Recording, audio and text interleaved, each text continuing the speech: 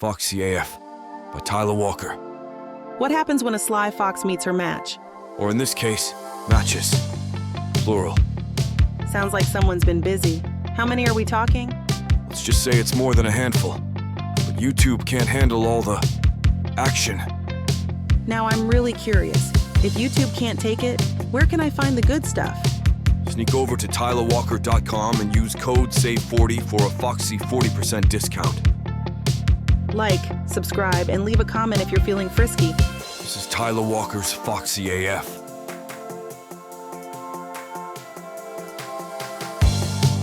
Chapter 1. Elsa. Excuse me, I say, as I head back behind the bar with some empties, dodging the customers as I go. As usual, 12 Dogs is packed, which, as the manager and person responsible for helping make this place what it is, makes me feel like I'm at least getting something right. Brandon, we need someone to clear the booths and the back tables, I say, as I dump the empties on the side. Sure thing, he says. And by the way, we're out of a few things. Notes on the side there. He gestures with his head as he continues serving a customer. Great. I thought I had everything under control. I like my bar to be stocked and ready to go for the whole night. But then I look around and it's easy to see how busy we are.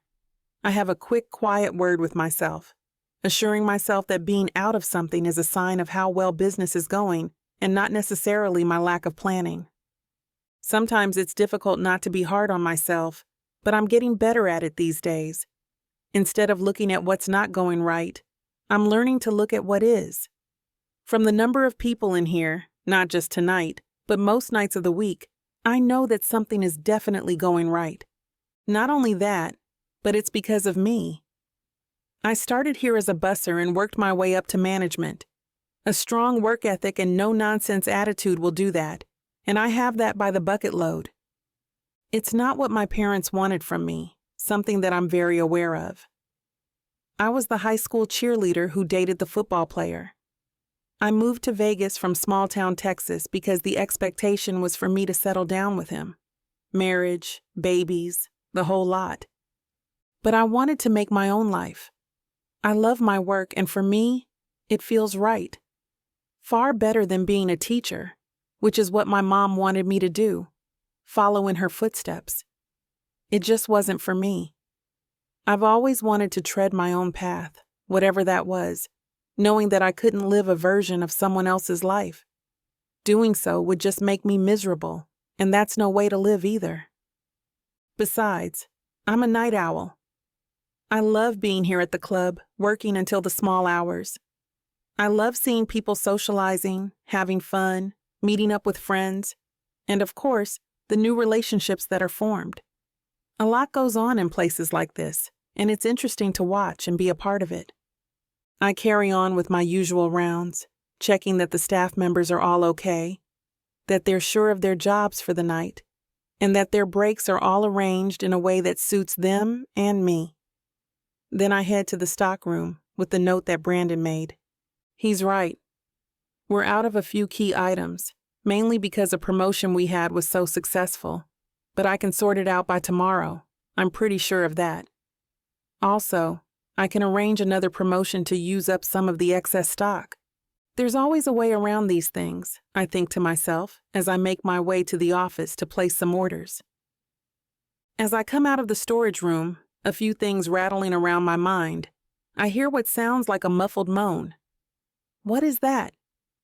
I follow the sound, trying to work out what it is and where it's coming from. The bathroom? I don't call out at first. I've been in this game far too long to know the types of things that can go down, so I make my way silently to the last door where the individual bathrooms are. When I try to open it, it won't budge. Something isn't right. This one is out of order and shouldn't be locked. Rattling the door, I decide I need to make myself known now, just in case someone is in there that might need help. Maybe someone has overindulged or had an accident. You never know when it comes to working with people. Anything can happen. Silence. My gut tells me something's up, and that what I heard wasn't just my imagination. This doesn't add up. That's when I hear the rustling of fabric and the click-clack of heels on the hard floor, followed by a loud thud. Now I'm putting 2 and 2 together, and I know I'm going to get 4 because I've seen this before. Still, my stomach clenches because I know what this probably means. I kick at the door, releasing it from the latch as it cracks against the wall. Rage and nausea hit me simultaneously as I see 2 assholes forcing a drink down a woman's throat. The first man gets another of my kicks, straight to the shin. I reach for the mop in the bucket beside me to smash the other asshole with. The poor woman falls to the floor coughing as I try to keep these guys at bay. "We have a situation in the back. I need backup," I scream into my comms headset, taking another swipe at one of the men. "Please, someone hear me." One of them lunges forward, and I stumble, but I'm relieved to see them run out and not lay into me. "You okay?" I ask the woman on the floor quickly. She nods at me and pulls herself up. Once I see she's unharmed, I follow after them, gesturing at the doorman to catch them. The bar descends into chaos, and it becomes obvious there are more than 2 of these bastards. I dial 911 as security does its best to get to them, but as drunk as some of them are, they manage to run for it. "Screw these assholes," I say under my breath. Then I turn to the staff, who are looking wide-eyed at the scene before them. "Make sure none of them ever get back in here again. You see their faces, you tell me, and you tell security. Got it?" Each of them nods. There's no place for assholes like that in my club. I just won't have it. Chapter 2. Mitchell. I take a swig of my favorite rum, swirling it around my mouth before swallowing. If you're happy to sit and people watch like I am, then the second-floor bar at Inferno isn't a bad spot at all. "Hey," I say, raising my glass to another member as he nods to me. I'm hoping he won't mistake my dry greeting for an invitation. Tonight, I just want to be alone, despite being surrounded by the super wealthy of Vegas. He raises a glass my way, and luckily, his attention is caught by someone else. This means I don't have to sit and make small talk, which is just fine by me. "Another drink, sir?" a server asks as he passes me, doing his rounds. "Yeah, I'll take the same again," I reply. I close my eyes and take a breath as my phone vibrates in the inside pocket of my jacket. I reach in and retrieve it, even though I'm done dealing with people today, and that includes whoever is texting me right now. Still, I check it out. It could be important. Mom. Great. Despite wanting to cut my parents out of my life, I don't seem to be too successful when it comes to her. I know she's not always good for me, but she's still my mother, and it's hard to just cut ties. Even so, I don't need to be harassed by her, and I refuse to go along with the game she feels we must play. But messages like these are a constant reminder of why I don't want anything to do with them. I heard from your cousin that you're hanging out in bars every night. What are you doing with your life? Respectable men don't go to bars. I'm in half a mind to reply with a photo of my drink, followed by another, and then maybe another, but that's just the anger seeping through. She's still doing her best to run my life. Or is it ruin my life? For a Christian, she sure has a funny way of treating others how she'd like to be treated. If it were down to her, she'd have me married off to somebody modest who dressed in cardigans and skirts below the knee. Someone with Christian values, who doesn't cuss or drink. Someone who might need to be past the smelling salts if she caught sight of a man's bare chest. A librarian, maybe. I'm not giving in to her, though. I ignore the message, deciding it's time I switched my phone off. Yet even when that's done, I still feel like my ass is on fire. The years of conditioning, the lectures, and the lessons have meant it's just not that easy to switch off everything else that they planted in me. Unfortunately, I have no way of being able to rid myself of those seeds of doubt, unease, and worthlessness. Even at the age of 34, and as the owner of a railroad production company, I still feel like a 10-year-old kid when she speaks to me like this. It's like nothing I ever do is good enough, and that it all reflects on them and how they look and are perceived. I mean, I'm just a guy making his way in the world, running a successful business, making money, and keeping myself to myself. If I was into organized crime, running drugs, or living some heinous lifestyle, I might understand, but I'm as clean-cut as they come. I even go to Mass every Sunday and confession every month.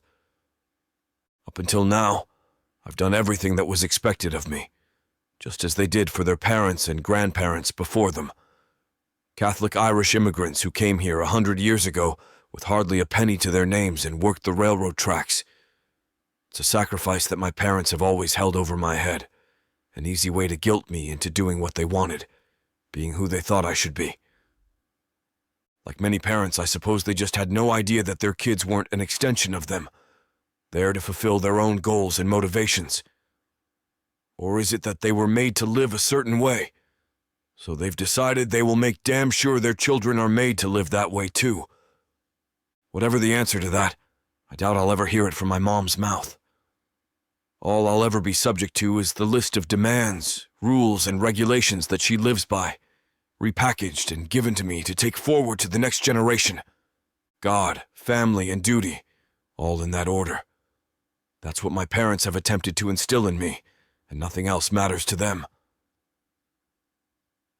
So, when I moved from Rhode Island to Las Vegas, Sin City, it was never going to go down well.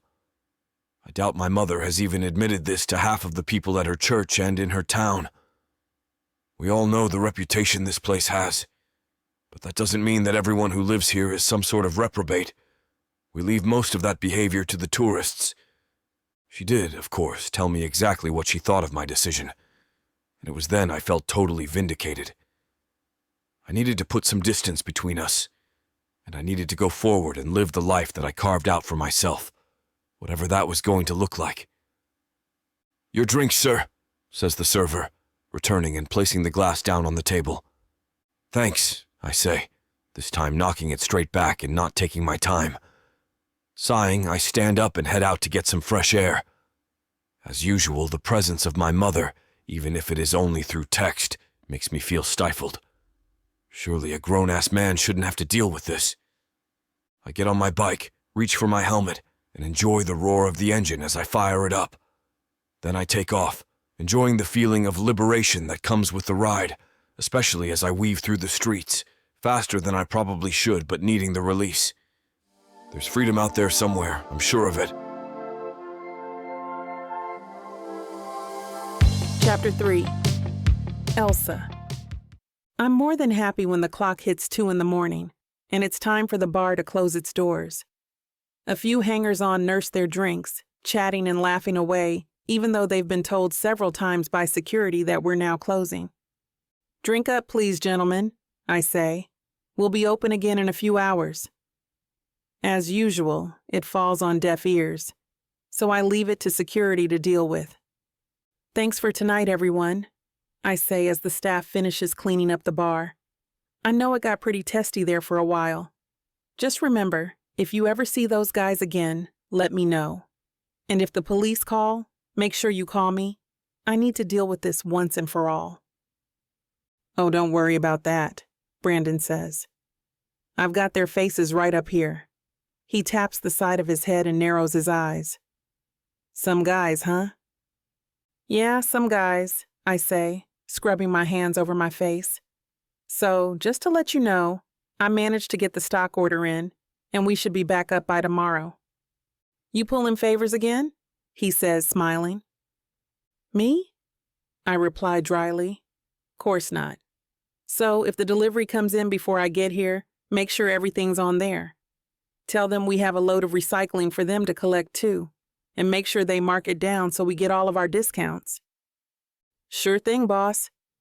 "That's everyone," says one of the security guys. "You checked the bathrooms?" I ask. "Yep, all done." "Okay, guys, that's it for tonight," I say to the bar staff. "Thanks again for keeping the show running after the crazy. Take yourselves home now, and security will lock up." No one needs any more convincing after that. It's been a busy night.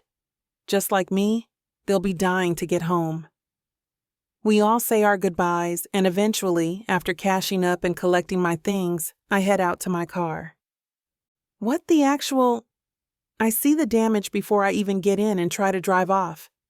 Not that I'd be able to with 2 slashed tires. Walking around to the other side of the car, I see it's actually all 4 of them. Suddenly my heart is thumping, and I can hear the sound of blood pumping in my ears. Certain that someone is staring at me, I look around but see nothing. What the hell?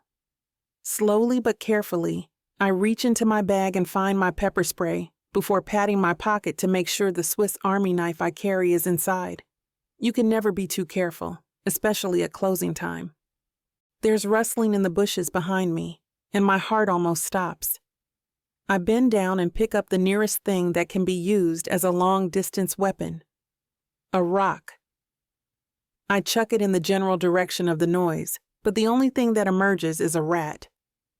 I take a deep breath to try and control my racing heart. Looking back at my car, I know there's not a chance in hell I can use it tonight. There's CCTV, so I can check that out tomorrow. It's too late to get into this now or disturb anyone else. Those assholes, I mutter to myself, certain it's the guys I kicked out earlier. I'll file a police report tomorrow, but right now I just want to go home and fall into bed. It's been a hell of a night. I think back to that poor woman in the bathroom and what might have happened if I hadn't heard her struggling. Tomorrow, I'll get right back on involving the police. This is something that is obviously becoming an issue around here now.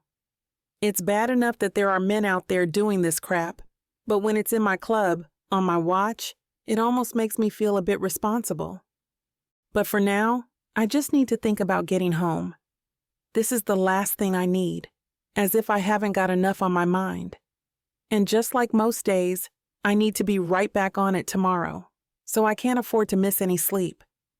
I book an Uber, but it seems to take forever to arrive, despite them telling me they could be here like 30 minutes ago. I constantly check the app, which is updating all the time, and yet I see no sign of the damn car. There are no cabs passing that I can flag down either. In the end, I decide I'm just going to walk.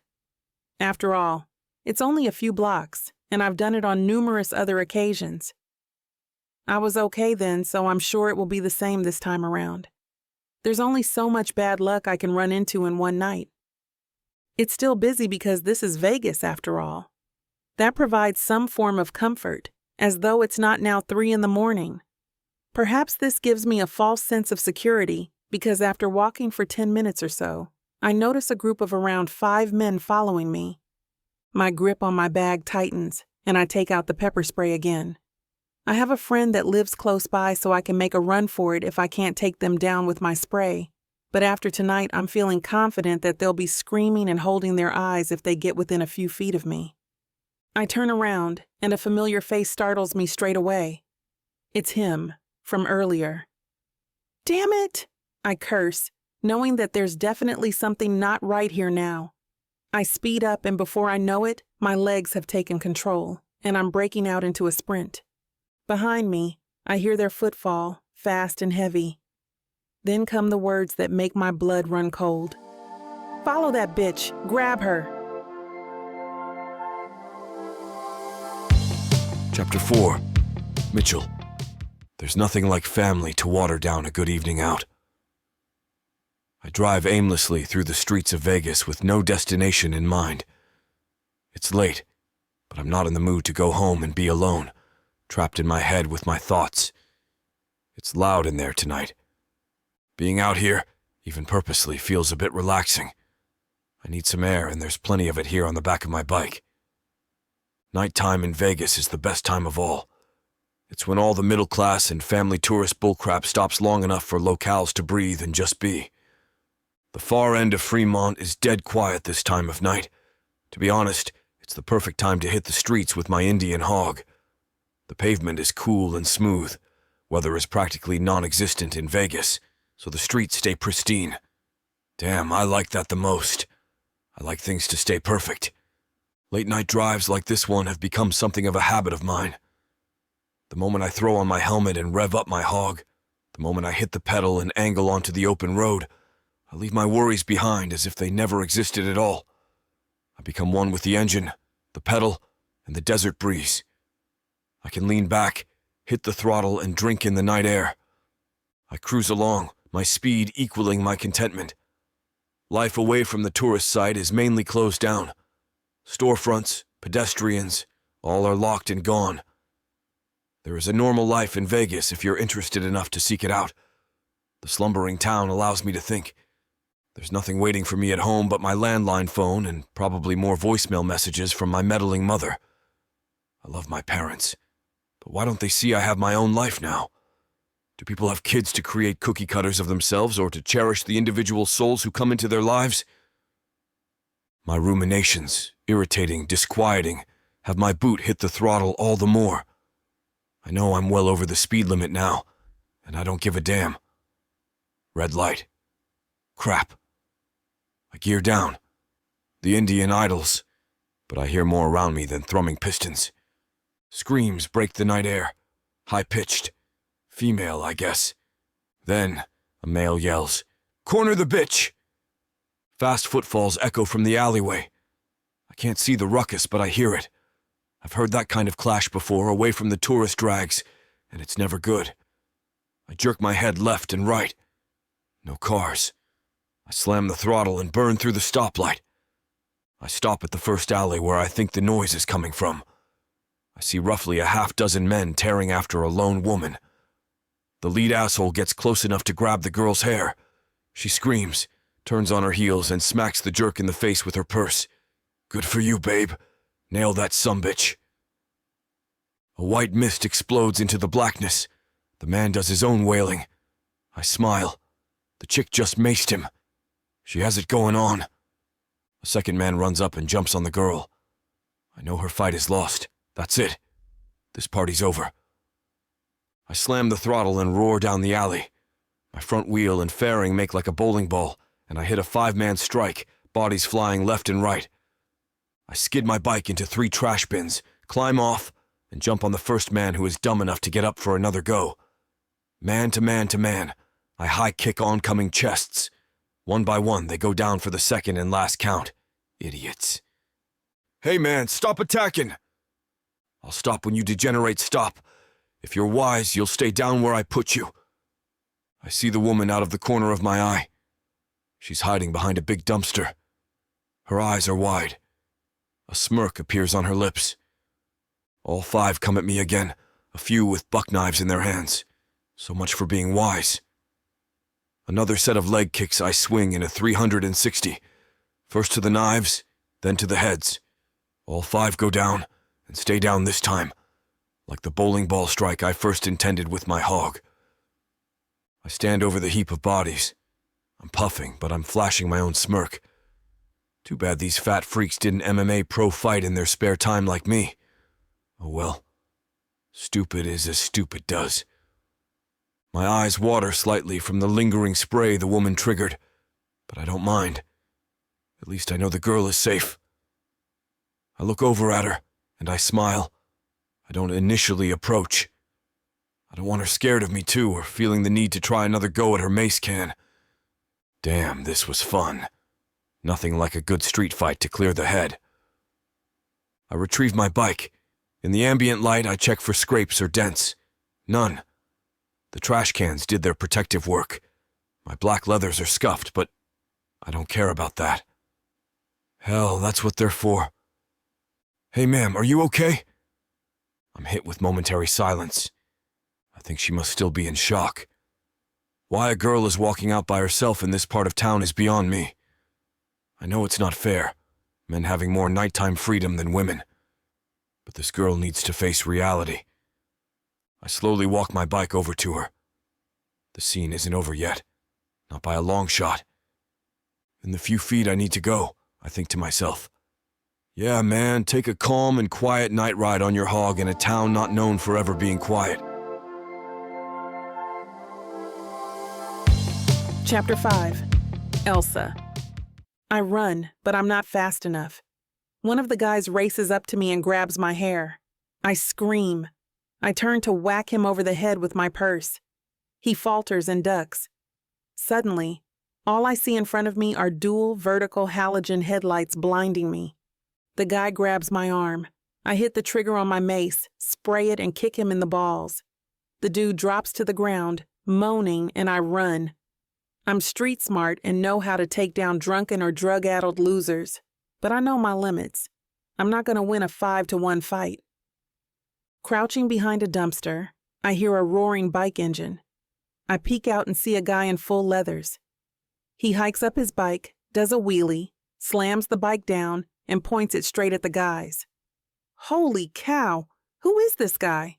Evil Knievel? I watch as the biker mows down my 5 pursuers like he's bowling for bucks. The front wheel and fairing hit my attackers. Bodies fly left and right. The guy rolls a 5-man strike. Even in my fear, I can't help smiling. I watch the dude dump his bike and go after all 5 guys with high kicks I've only ever seen on TV from MMA fighters. It's all good until the idiots get up and a few pull out switchblades. Look out! He has a knife! I scream at my rescuer. It's wasted breath. The biker doesn't need me to tell him what to do. Before long, all the knives fall to the ground with clinking sounds. Next thing I know, well-directed kicks to their heads have all 5 down and out in the alley. In my scared mind, the scene feels like forever, but the biker has the gang down and out in minutes, barely exerting himself. Damn, this guy is good. Before I can answer his question, if I'm okay, my savior on wheels starts lecturing me. What the hell? Listen, I don't know what you were thinking, but a woman shouldn't be out alone on these streets at night. Do you have a death wish? You being out here on your own is an attack waiting to happen. I approach the guy. I was going to thank him. Now all I want to do is slap him silly. Who are you to tell me where I should go and when? What are you, some kind of Vegas vigilante, going out and saving women from themselves so you can feel good about yourself? He shakes his head at me and smirks. I so want to wipe that smirk right off his face. Hey, lady, I heard your screams. I came to help, that's all. The biker puts up his arms as if to surrender the fight. Don't get mad at me for trying to save your hide. The warning I gave you is legit. Unless you want to get jumped. Right. Maybe I'm out here because of my job. You ever think of that? You ever think maybe you should get a different job? Like something during the day? You think it's safe for a woman to be working at night? Or you could at least have a guy escort you home? I listen to the biker's words, and I'm pissed. He's insinuating I need a man around me, so I'm safe and secure. Geez, I'm tired of people telling me what I can and cannot do. Who is this dude? He's acting like my parents when they shoved my ex in my face like some kind of safety valve. I get up into the biker's grill and look him straight in the eyes. I don't know what Neanderthal rock you climbed out from, but it's the 21st century, dude. I don't need a man to control my life. I could have handled those 5 guys. I didn't need your size 11 stomping all over the scene. The guy looks down at me like I'm a child. I'm furious. Yeah, I noticed how you handled things. He air quotes the word handled and throws me a condescending smirk. Okay, yeah, whatever. I flash dagger eyes at him. Thanks for your help, but no thanks for your lecture. I turn on my heels and walk out of the alley. I grab my cell and dial 911. 911. What's your emergency? I look back at the biker, who is throwing his hands up in the air like what I just said is impossible for the macho man to comprehend. I turn back and smirk. What a loser. I'll bet he does bike around town looking for damsels in distress. Sad man. Seriously sad. But there's a pinch of guilt even as I think it. Because deep down, I know I'm lucky he did.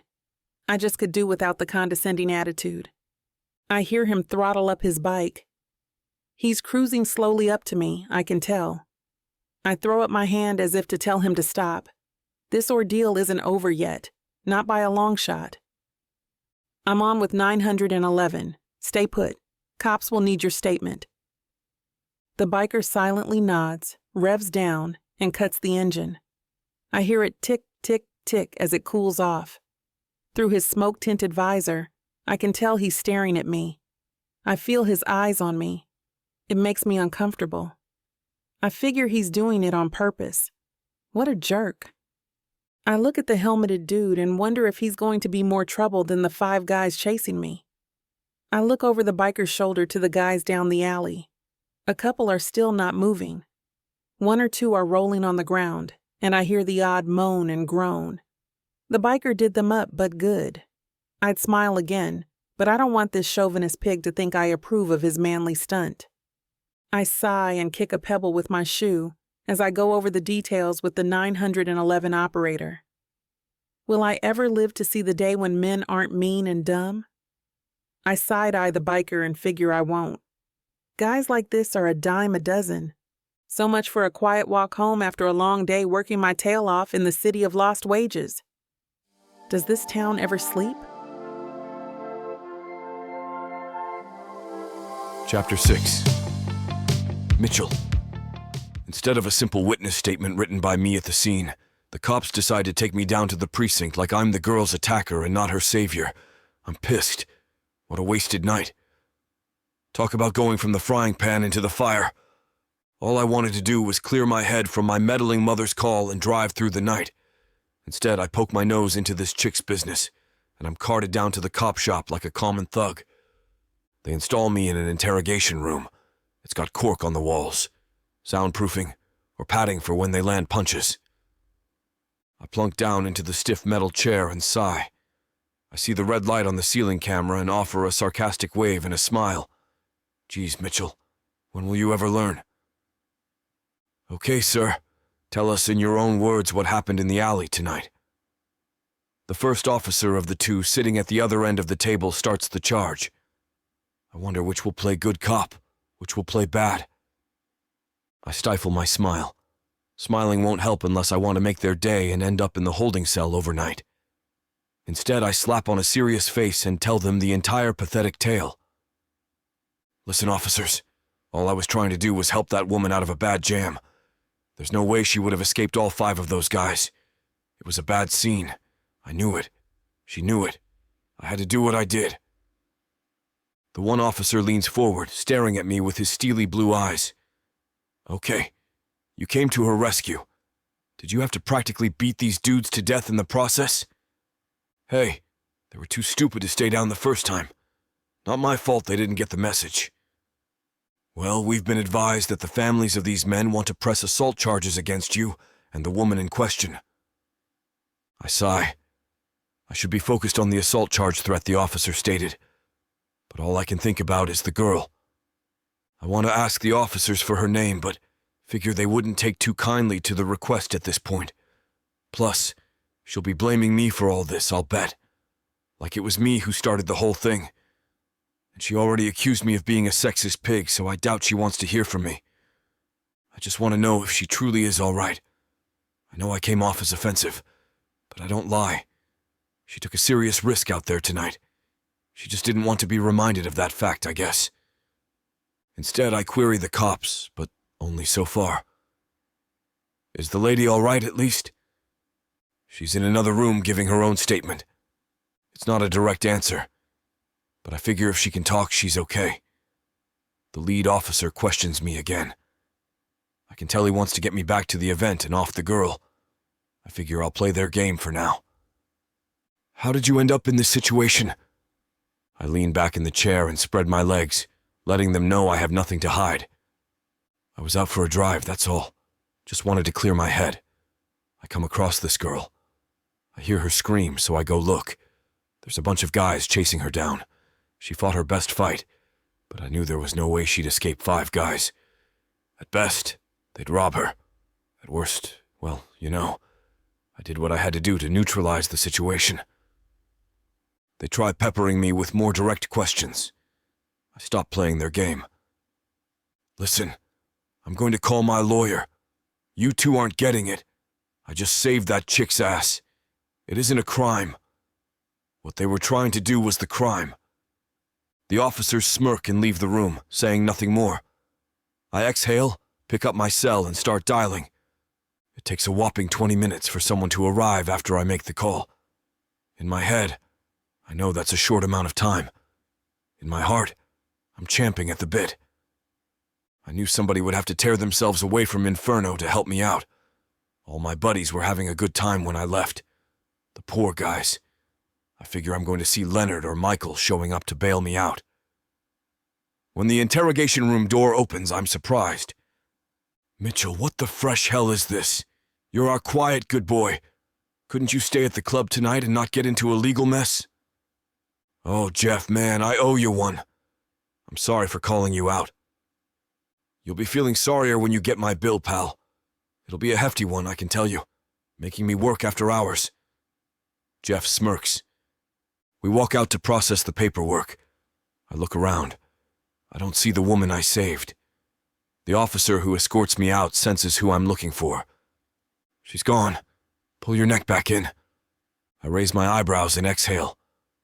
Man, she really didn't give a damn about me and what I did for her. Nice. I should have left her where I found her. I know that's a lie. Like a dumbass, I'd do it all over again for her. Jeff and I leave the station and head for the parking lot. Jeff, would you be able to get the girl's background info for me? The cops wouldn't tell me crap. Hang tight. Jeff gets on his cell. As a brief, I know he has access to private files. After a minute or two, he looks up at me and smiles. Bingo. Her name is Elsa McMahon. I furrow my brow. McMahon. Jeff, isn't that name on the roster of potential Inferno employees? Inferno has a complicated screening process for new hires that involves candidate names being posted up in a private spot in the club. If a member doesn't like you and voices it to the staff, you're off the list. When people say Inferno bends over to please their high-paying members, they mean it.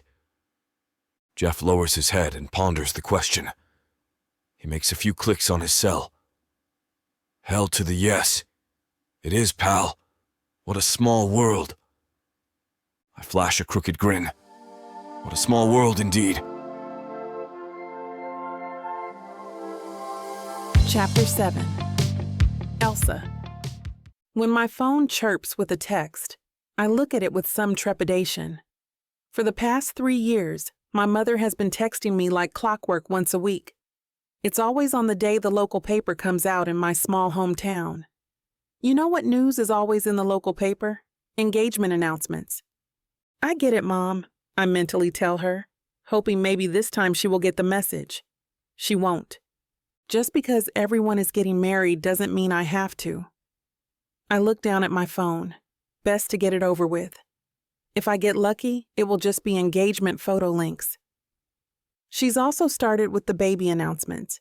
It's an unfamiliar number, and I breathe a sigh of relief. It's probably spam.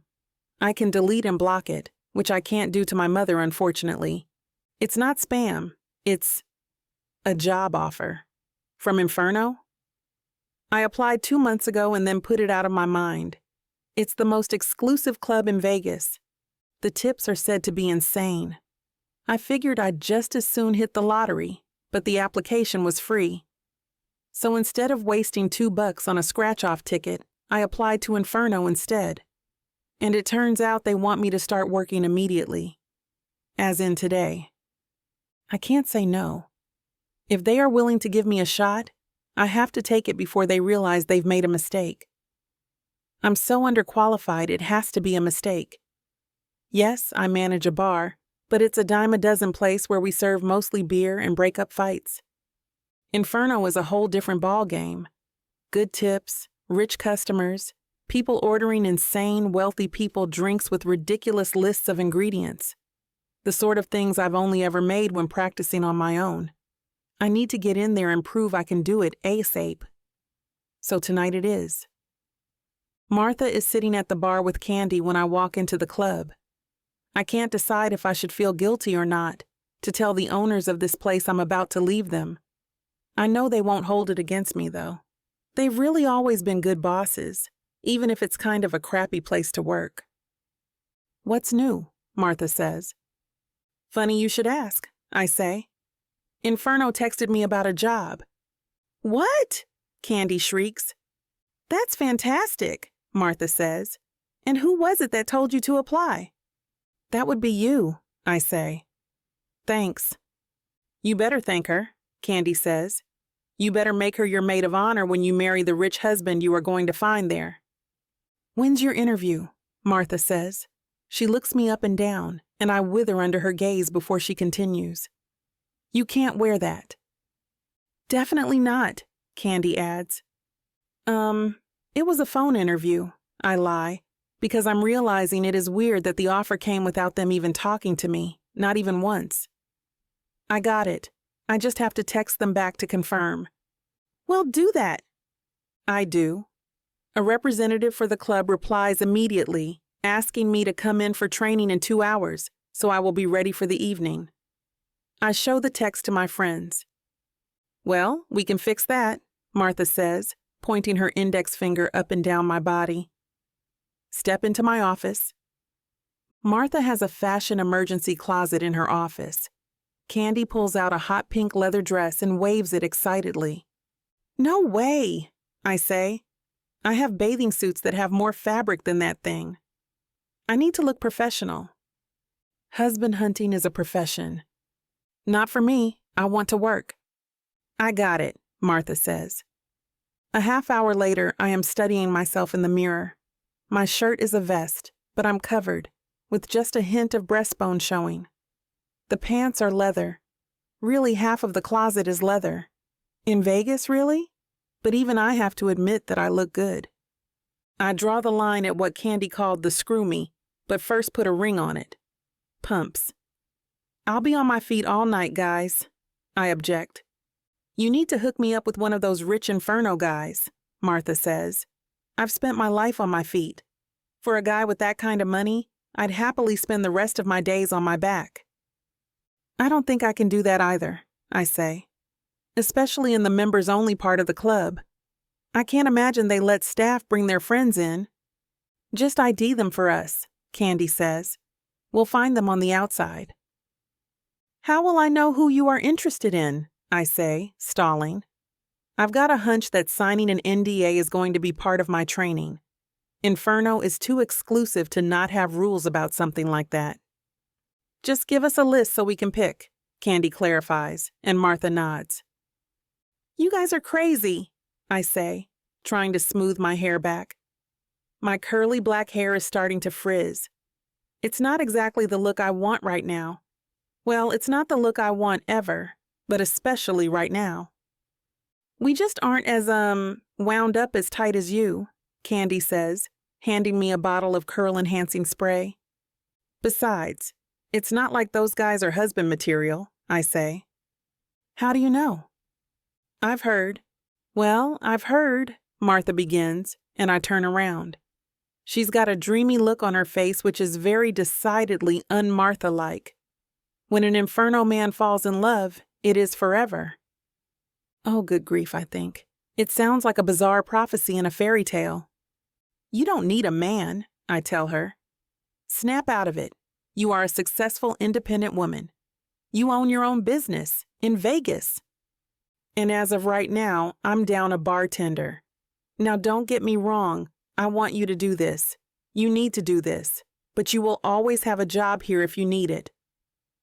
Thanks, I say and hug her. She pushes me away. I can put you on as a consultant, she remarks. You certainly are qualified. You know as much about running the business as I do. You're going to be great, Candy adds. We should have a toast. Martha agrees, and we head back out to the bar. She pops a bottle of champagne open, and I allow myself just one glass. I want to be sober when I show up at Inferno. Once I'm standing outside the door of the club, however, I really wish I had indulged in that other glass of champagne. When I first arrived in Vegas, I felt like a fish out of water, but I was able to blend. Vegas is full of people from all over, from all walks of life. And I certainly wasn't the only girl who ran away as fast as I could from small town, anywhere USA, to the bright lights of the Strip. But does a small town nobody really have a chance to impress anybody at a place as fancy as this one? I'm a black female bartender. God, it didn't always go well for me even at my crappy bar job. This one feels immensely over my depth. I try hard to not let my fears overshadow me. I don't have a choice. If I chicken out, I'll never have this opportunity again. Ready or not, I mutter and open the door. Chapter 8. Mitchell. Over here, Alfred calls. He's sitting across the street from the club. I head over and sit down next to him on the outdoor planter. I have a good view of the door. I'm here a lot, but tonight I have a purpose. I want to see Elsa again. When she walks by, I'm not disappointed. Admittedly, neither one of us was at our best the last time we saw each other. A back alley brawl doesn't improve anyone's appearance. The leather pants she is wearing are flattering, to say the least. She pauses in front of the door with her back to us. I admire the view until she heads into the club. I'm a little disappointed that the show is over.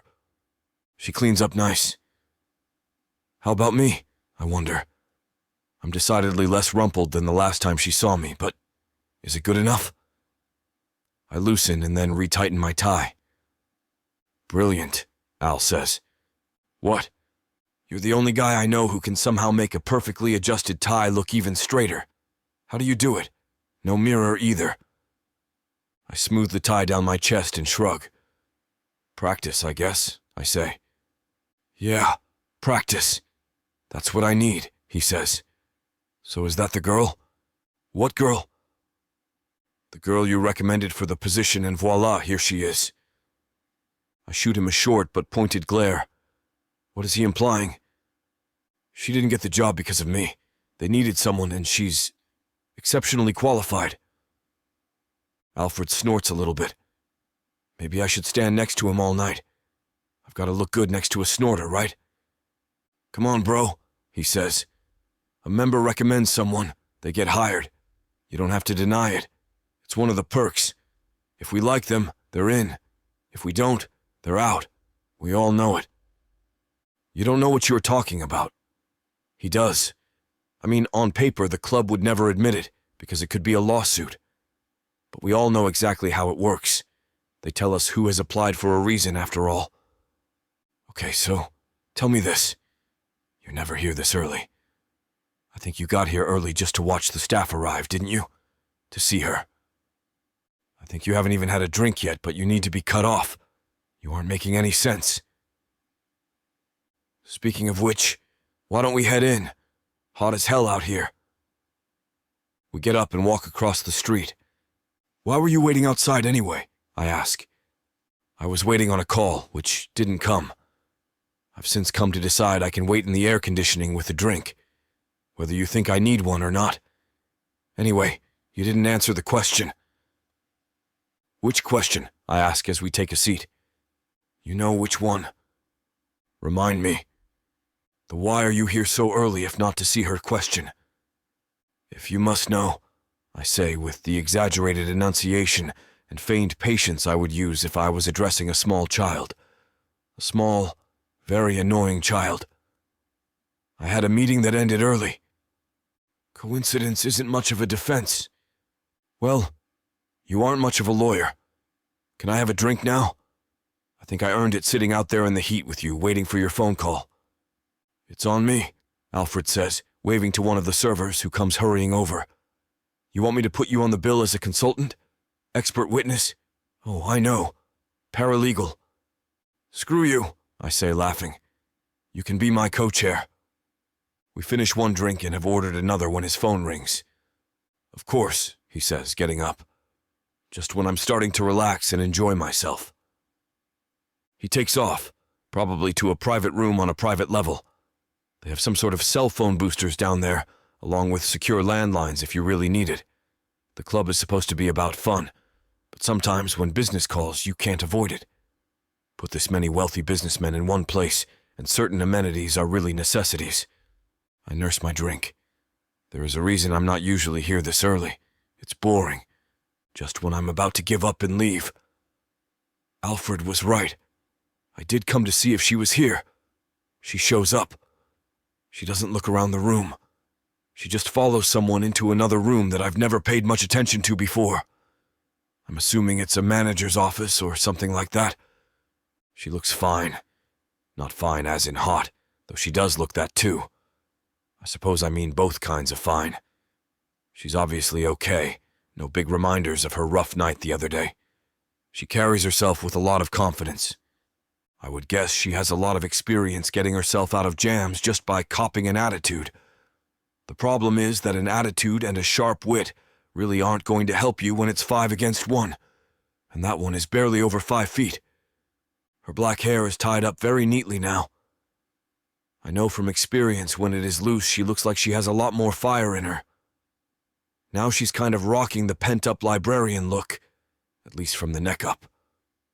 Below that, there's no doubt in my mind that body can handle some serious action. Okay, I tell myself. She's here and she's talking to the staff. That must mean she is starting tonight, right? Should I talk to her? She was so mad at me, but there is no doubt in my mind things would have gone very badly if I hadn't shown up. If she sees me, is she going to be furious? Maybe she isn't mad at me, I realize. It must have been pretty traumatic. Of course it was. I shouldn't remind her that she was helpless. Huh? I mutter. I'm surprised by my own insight. I'm not usually that sensitive to, feeling stuff. I should remember this for my next confession. Does sensitivity cancel out the impure thoughts? The first floor of the club officially opens to the public for the evening, and the first wannabes roll in. Elsa comes out and goes behind the main bar. I watch her check out the stock, familiarizing herself with everything. She serves one customer, then another. After the third, I decide to make my move. I'm not even sure what my goal is. I know she's okay. I don't want to remind her of her close call. I don't need to be thanked for saving her, but it would be nice for her not to be mad at me anymore. After all, that sexy pent-up librarian is a trope for a reason. As I walk up to her, I decide to keep it very simple. Hi. Chapter 9. Elsa. How is it that whenever I say to myself, I hope I never see that person again, that's the person I can't get away from? I don't know why it couldn't be that gorgeous doctor who was checking me out at the bank the other day. Nope. I get the annoying guy who wants me to be sure I know. As a woman, I'm lucky he was there to handle my life for me. But he's a customer, so I have to be polite to him. Hi, how's it going? I ask in the blandest tone possible. On principle, I refuse to say nice to see you, because frankly it's not. I'm good. Nice seeing you again, he says. Thanks. I pretend to busy myself with chores around the bar, restocking, cleaning, wiping. Anything but waiting on this blowhard, who took it upon himself to be a knight in shining armor despite no one calling in the cavalry. I told him then, and I hope I'm making it clear now, that the only protector I need is the one he's looking at, me. He orders from Lucy, the other bartender. I'm grateful not to have to talk to him longer than I'm obligated to. I eavesdrop a little on their banter. I just want to see if he's the kind of guy who acts like he's God's gift to women to everyone, or if I'm the lucky girl he's chosen for pulling pigtails. Yeah, Mitchell, things have been good here lately. Thanks for asking, Lucy says. He must be a regular by the sounds of it, or else he's really good at ingratiating himself quickly. Judging by how quickly he turned me off, something tells me it's not the latter. Hey there, could I get a drink? It's someone I haven't seen before. Absolutely. What can I get you? Something swanky? Pisco sour? Oh, that's a fun one. Sure thing. I'm new, so let me just check on where to find the egg whites for it. I go to the end of the bar, and two of my colleagues are whispering. It's Jan, the manager of the lower-level bar, talking to Lucy.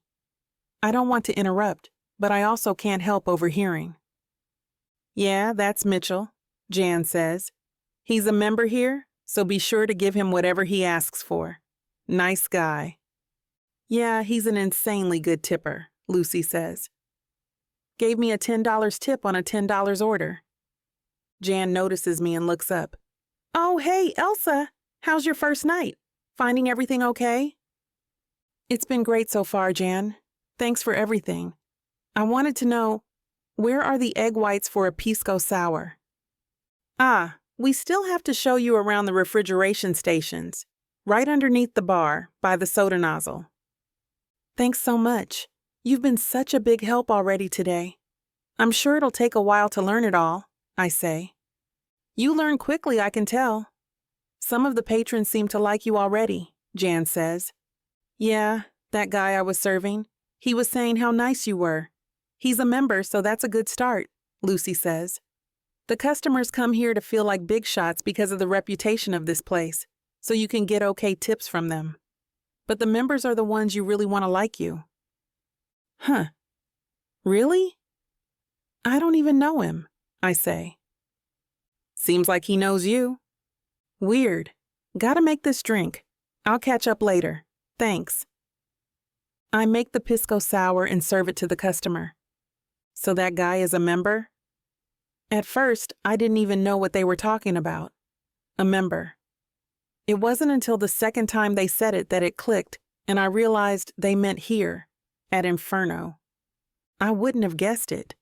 He just didn't have the look I expected, I guess. I don't know what I had pictured, though. That they'd all carry a sign saying they were rich and bad? Looking at him now, he does not seem like the type who goes clubbing. He seems like the type who just goes to board meetings and goes to bed early. I lose myself in thought, trying to remember my impression of him that awful night outside the bar when the assault happened. What was he even wearing? His bike probably wasn't cheap, but it also didn't scream out that he was loaded. Thinking back on it now, all that leather he wore probably cost more than my rent. He didn't seem to care about getting it a little dirty while he was wiping the floor with those losers.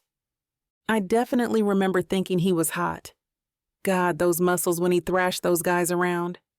They looked like mafia movie hitmen, but he still had no problem taking them down. But then, unfortunately, he opened his mouth, and there went his chances. If I found him attractive before, his personality was a direct antidote. You should know not to walk outside alone without a man. God, who says that? You should know not to stick your nose where it's not wanted, is what I wanted to say. I catch myself staring into space, unfortunately in the direction of this annoying Mitchell guy. He thinks I'm looking at him and smiles. You like what you see? He asks. I'm not seeing anything, I say. It's my first night, and he's really trying to use a line like that with me in front of my colleagues? He should have more respect than that. Like I'm going to just give in and say, take me now after such a bad attempt at flirting? I like him even less than I did before. I look around to see if my coworkers were in earshot. Unfortunately, it seems like they heard. Is he trying to get me fired or what? I hope they don't think I got the job here just because of this guy. Who knows what he told people about knowing me? If I had known that this would happen, I don't know if I would have accepted the job offer. It feels so uncomfortable to see my coworkers' questioning looks as they wonder what my involvement with this guy is. Or worse, maybe they think I'm lying when I say I don't know him, because I really don't. He's just someone who inserted himself into a situation he wasn't a part of without finding out if he was wanted. What an ego on this guy. I'm going to ignore him. Hopefully he doesn't stay here my whole shift. Still, the entire evening, I feel his eyes boring into me. What the hell is this guy's problem? And why does he have to try to make it my problem too? Chapter 10, Mitchell.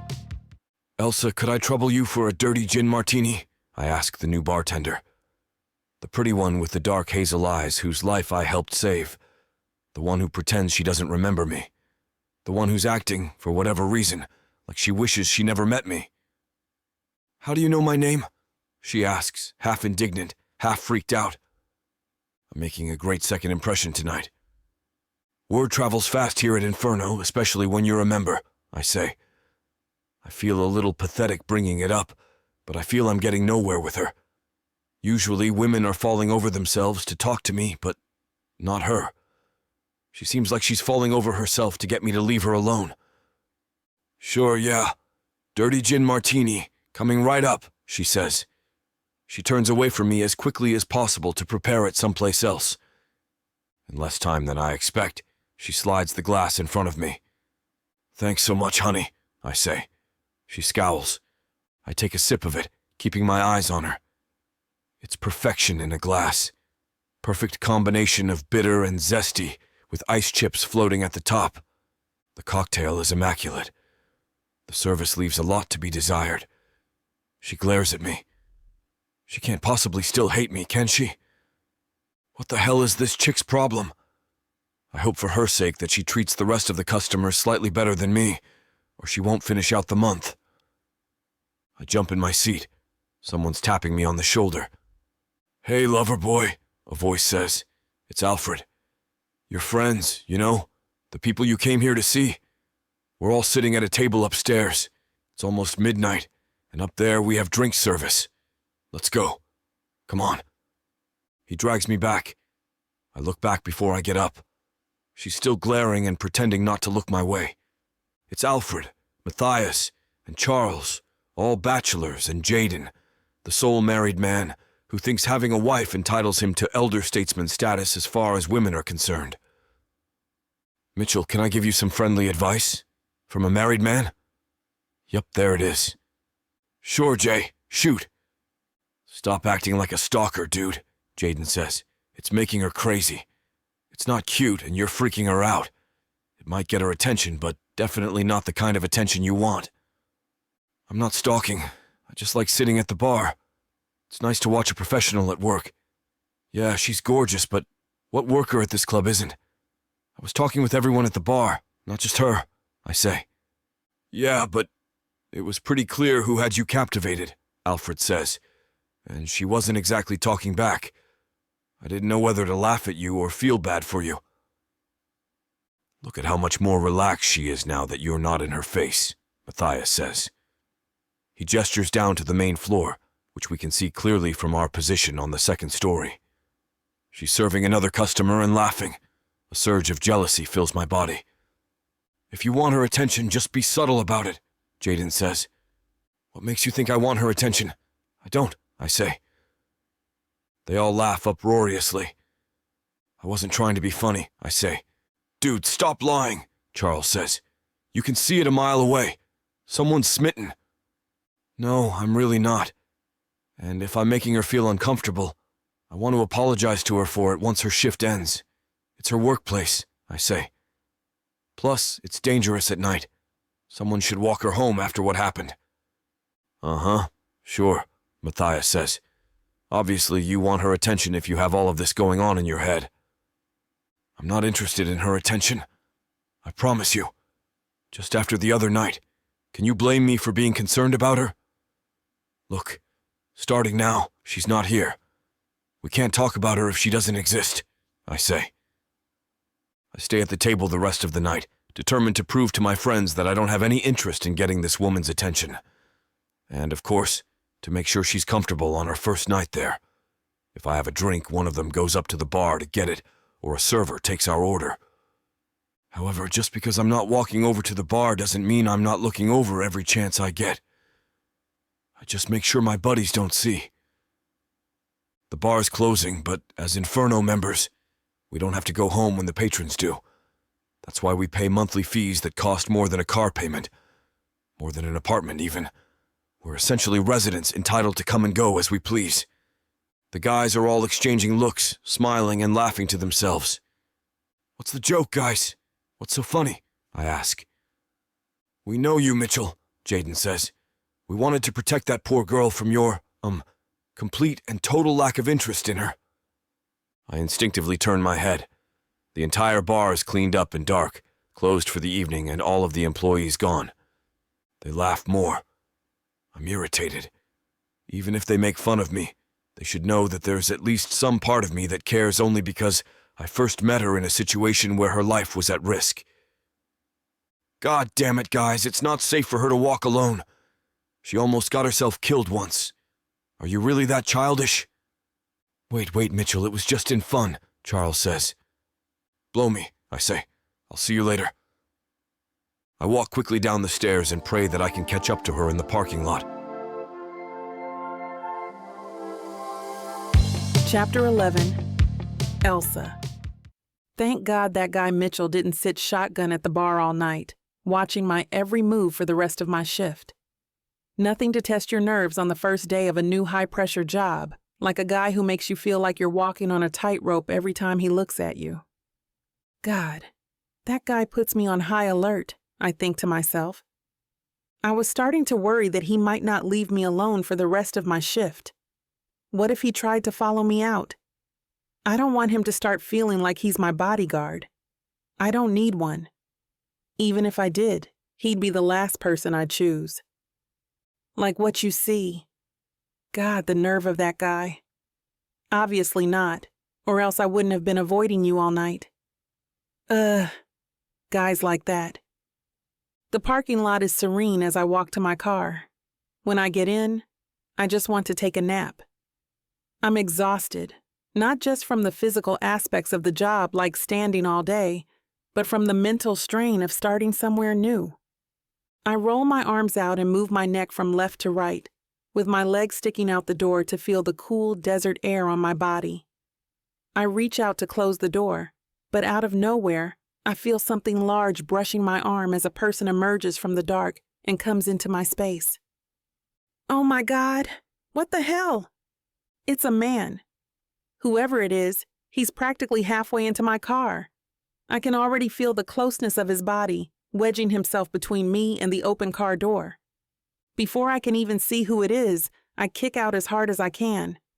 I grab my bag and smash it against his face, bashing over and over. I'm fueled by pure adrenaline, flailing however I can, barely conscious of my exact movements, just desperate to get this clown away from me. I manage to squeeze him out of the door opening and slam the door shut. I instantly lock the doors. I can barely breathe from panic. I'm hyperventilating and doing all I can to calm myself. My heart's racing. I feel like it will burst from fear. I want to disappear into the back seat and wake up safe in my bed, realizing it was just a dream. But trying to wake myself up doesn't work. I hear shouting outside the door. Maybe if I don't look, it'll just go away. But as much as I don't want to see who's out there, I force myself. What the hell is Dane doing here? He drove up from Texas? What the hell? I only just started working here tonight. How the hell did he find that out? Abusive ex-boyfriends going bump in the night are so much scarier than any monsters our imaginations can dream up. His eyes catch sight of mine. He can tell I recognize him. "Open up this damn door," he yells, pounding violently on the window with his fists. He's kicking the door now. I'm afraid he's going to warp the metal. "Look, I just want to talk," I can hear him say through the window, muffled. "Yeah, right. You think I'm opening the door?" I look away, pretending that I can't hear him. If I don't hear him, I don't have to answer, right? "Why did you smash my face in like that? That wasn't right of you, Elsa. That was messed up. We were in love, and that's how you treat me? My nose freaking hurts. I hope you know I'm expecting you to pay my medical bill for that," he says. My natural instinct is to laugh. I can tell this makes him even angrier. If anyone deserved to have their face punched in, especially sneaking up on someone late at night, it's this douchebag. I turn the keys and start revving the engine. I'm ready to disengage the parking brake when I see a blur of motion in front of me and hear a pounding against the hood of the car. "If you want to go anywhere, you're going to have to run me over first," Dane yells. It's tempting. But he's not worth going to jail for. He pins his arms to the front of the car as if he's trying to push it backward. He's not moving. I roll down the window a hair. "Dane, what do you want from me? You're being crazy acting like this," I say.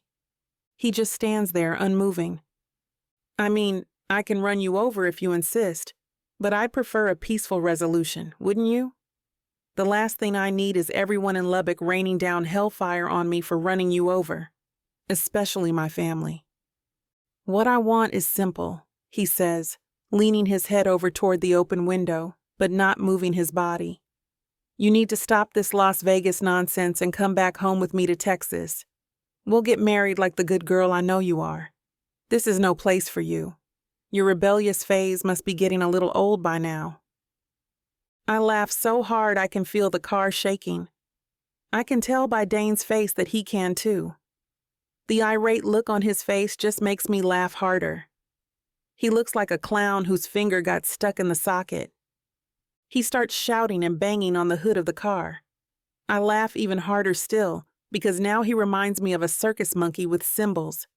Bang, bang, bang. I roll my eyes. What a joke he is. Another blur flies in the direction of the car. I turn to see what it is.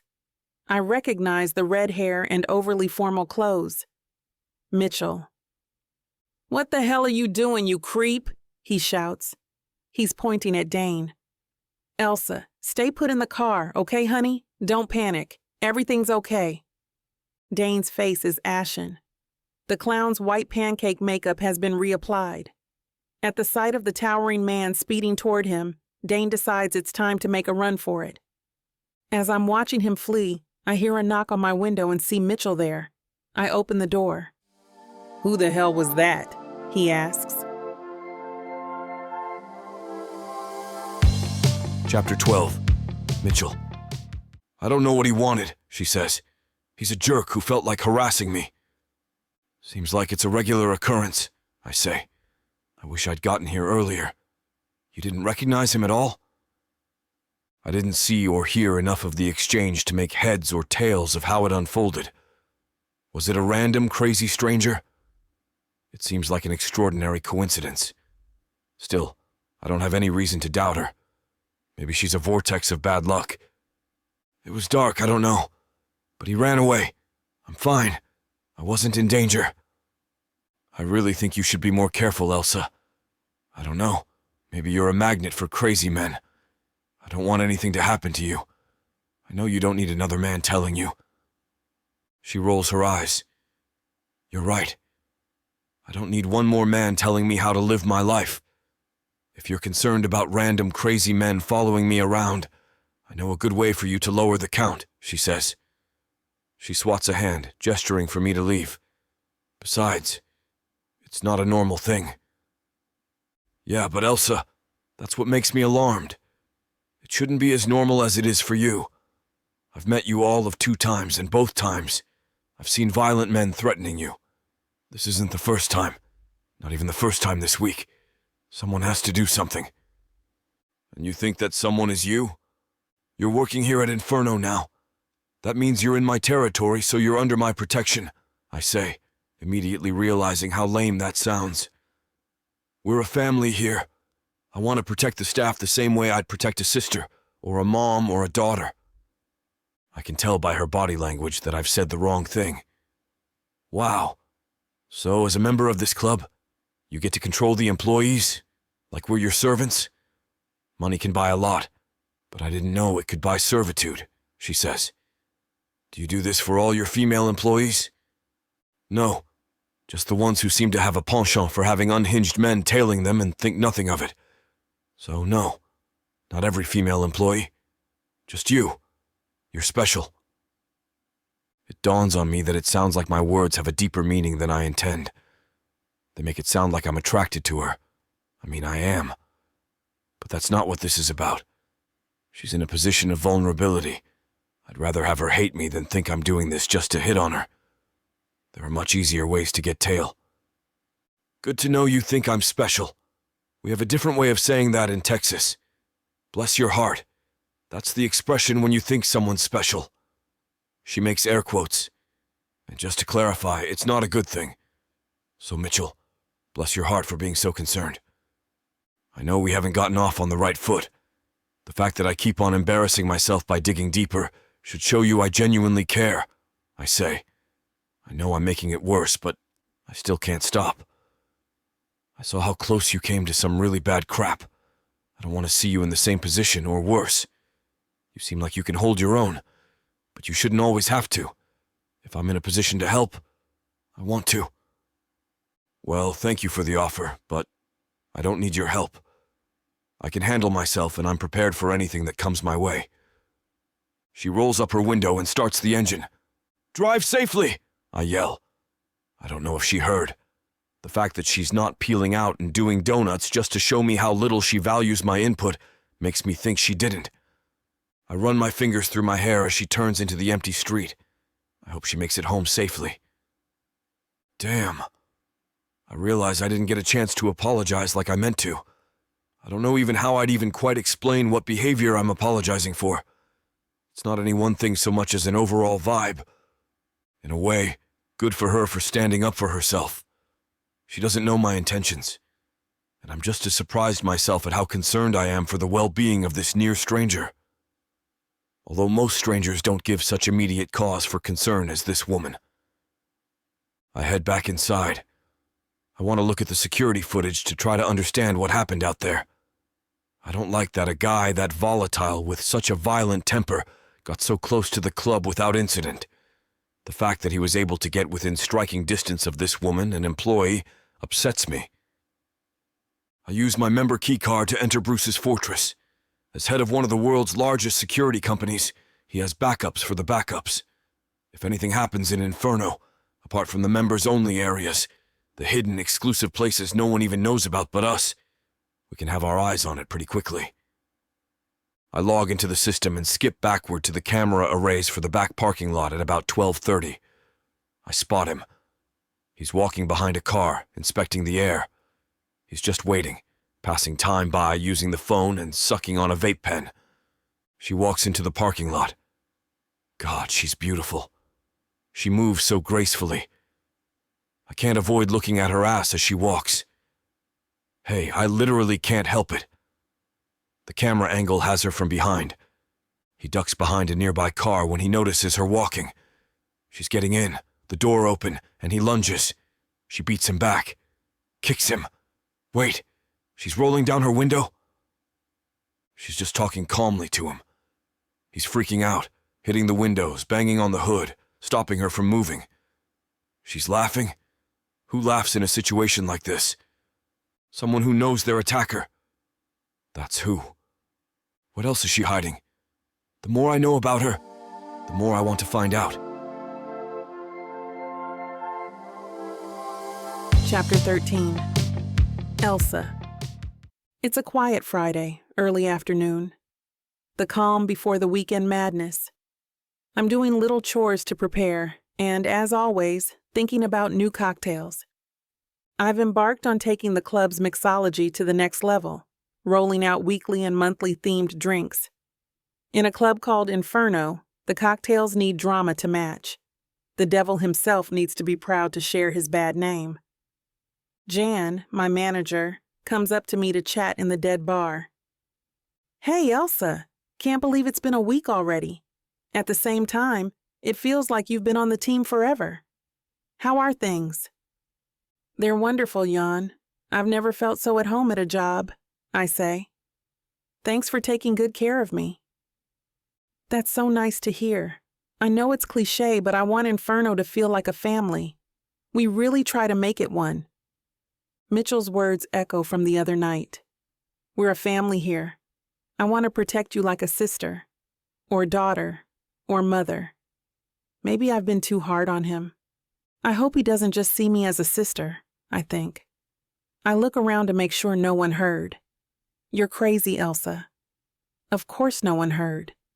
There's something about Mitchell that makes it seem like he can read my thoughts, even across the club, even when he's not here. Just wanted to see how things were going and let you know you're doing amazing, Jan says. The guests love you too, members especially. I've heard so many compliments on your drinks. The Dante's Inferno cocktails? Genius. On the Dante's Inferno list, Abandon All Hope, Ninth Circle, The Divine Comedy, and Lucifer's Wings. The Speak of the Devil menu has Idle Hands, Devil Made Me Do It, Sold Souls, Hell Frozen Over, and The Details. There's also the Lucky Devil. It's Vegas, after all. Thanks. I have so many ideas for new ones. Well, keep 'em coming. They're gold. Mitchell over there, he's super picky, and he's ordered practically all of them at this point. He just got the Divine Comedy, but I'm sure he's raved about them to you. I mentally go over the Divine Comedy's ingredients. Gin, chartreuse, Aperol, and seltzer, with a twist. I didn't know Mitchell was here. I'm glad he's backed off, but at the same time, I feel a twinge of something. Jealousy? Bruised ego? Missing him? Nah, I barely talked to him, I say. But you're friends, right? I've gotten this question so many times.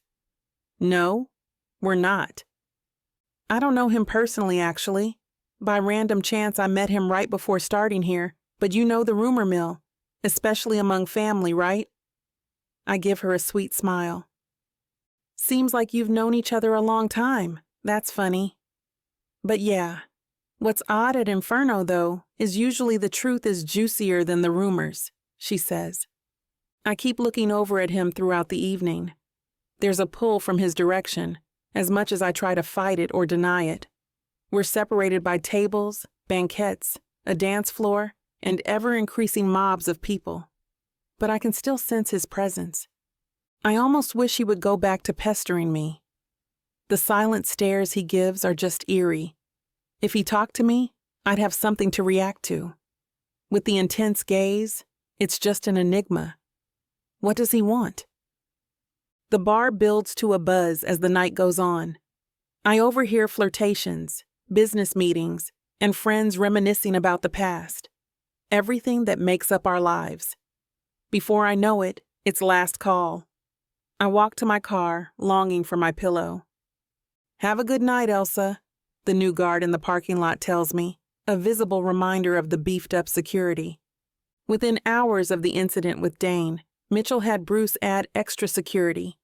I keep vigilant anyway, but I feel protected. The image of Mitchell's face accompanies that thought. I really like my job. I drive off in a haze. My body relaxes, knowing I'm a few minutes from bed. Maybe I'll sleep in my clothes. Then at home, I see it. The gaping, wide-open front door. Blood pounds in my head. My body tightens. I look around to check if anyone's there, then run toward the door. Hello?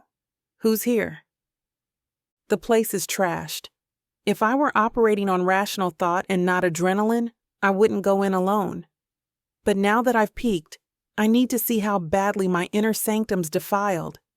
The TV's gone, so's my PlayStation. The bedroom's exactly the same. Is this connected to the other things lately? I dial the cops. They're on their way. I have some calls to make while I wait. Elsa, do you know what time it is? Dane says when he answers. Do you? What the hell did you do to my apartment? I don't know what you're talking about, Elsa. I really don't. Uh-huh. You threatened me at my job, then there's a break-in. Just coincidence? I don't think so. I don't believe you. We'll see if the police believe you. That's awful. Are you okay, Elsa? Is anything missing? Are you hurt? Why are you asking when you know the answers? I promise I don't, he says. Let me know what happens and what the cops say. Yeah, so you can keep tabs on whether they're going to nab your ass. Just leave me alone and stay away.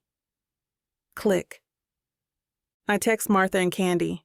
My apartment was broken into, freaking out a little. I'm fine. Everything's okay. Hate to ask, but can I stay with one of you? I write. OMG, of course, Martha replies. They're coming over. The police ask a bunch of questions. When I tell them about Dane, their alarm bells go off. They take all the information I have. I look out from my porch. How can the city I love betray me like this? Or maybe Las Vegas isn't the culprit. Maybe it's the people back home, coming here to haunt me. Will I ever feel safe in my apartment? What if the intruders come back? Candy pulls up and jogs out of her car. Oh my God, Elsa, what happened? Chapter 14. Mitchell. I've been going to Inferno so often lately, I should fill out a change of address form. I could claim to be an artist in residence. It's where my muse is, after all, according to the guys. I'm surprised not to see her on a Saturday. Hey, John, Elsa working today? Nah, she has the day off, she answers while fixing me a drink. Lucifer's wings. named after the freezing circle of hell where traitors reside. I paid attention in my literature classes, to everyone's surprise. Really? I didn't know bartenders ever took Saturdays off. She must be really good at her job. Or really bad, I think to myself. I'm more disappointed than I expect. I kinda miss her. With everything she's been through lately, 2 near assaults in the span of 2 weeks. I worry, as silly as that sounds. Not that she should be chained to her workstation or anything. I'm a little too excited by the mental image that follows. Mitchell, control yourself. You're not an animal. Although she brings it out in me. No wonder she thinks I'm a sexist pig. I probably would too. I amuse myself with the other members as much as I can. But she's my favorite distraction. Even without talking to her, she piques my stimulation. Hey, Mitchell, your girlfriend not here today? It's Matthias. The advantage to having an imaginary relationship is that if you break up, you don't have to divide your things.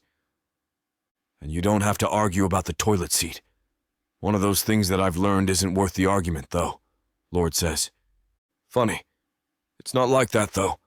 Sure it isn't, Jaden says with a wink. My question is, why haven't you made a move? I've never seen you this shy before. I'm not trying to date her. I'm just looking out for her safety. I mean, I've been there twice when she's been attacked, and I've intervened both times. You get protective. If it was one of you clowns, I'd be just as concerned.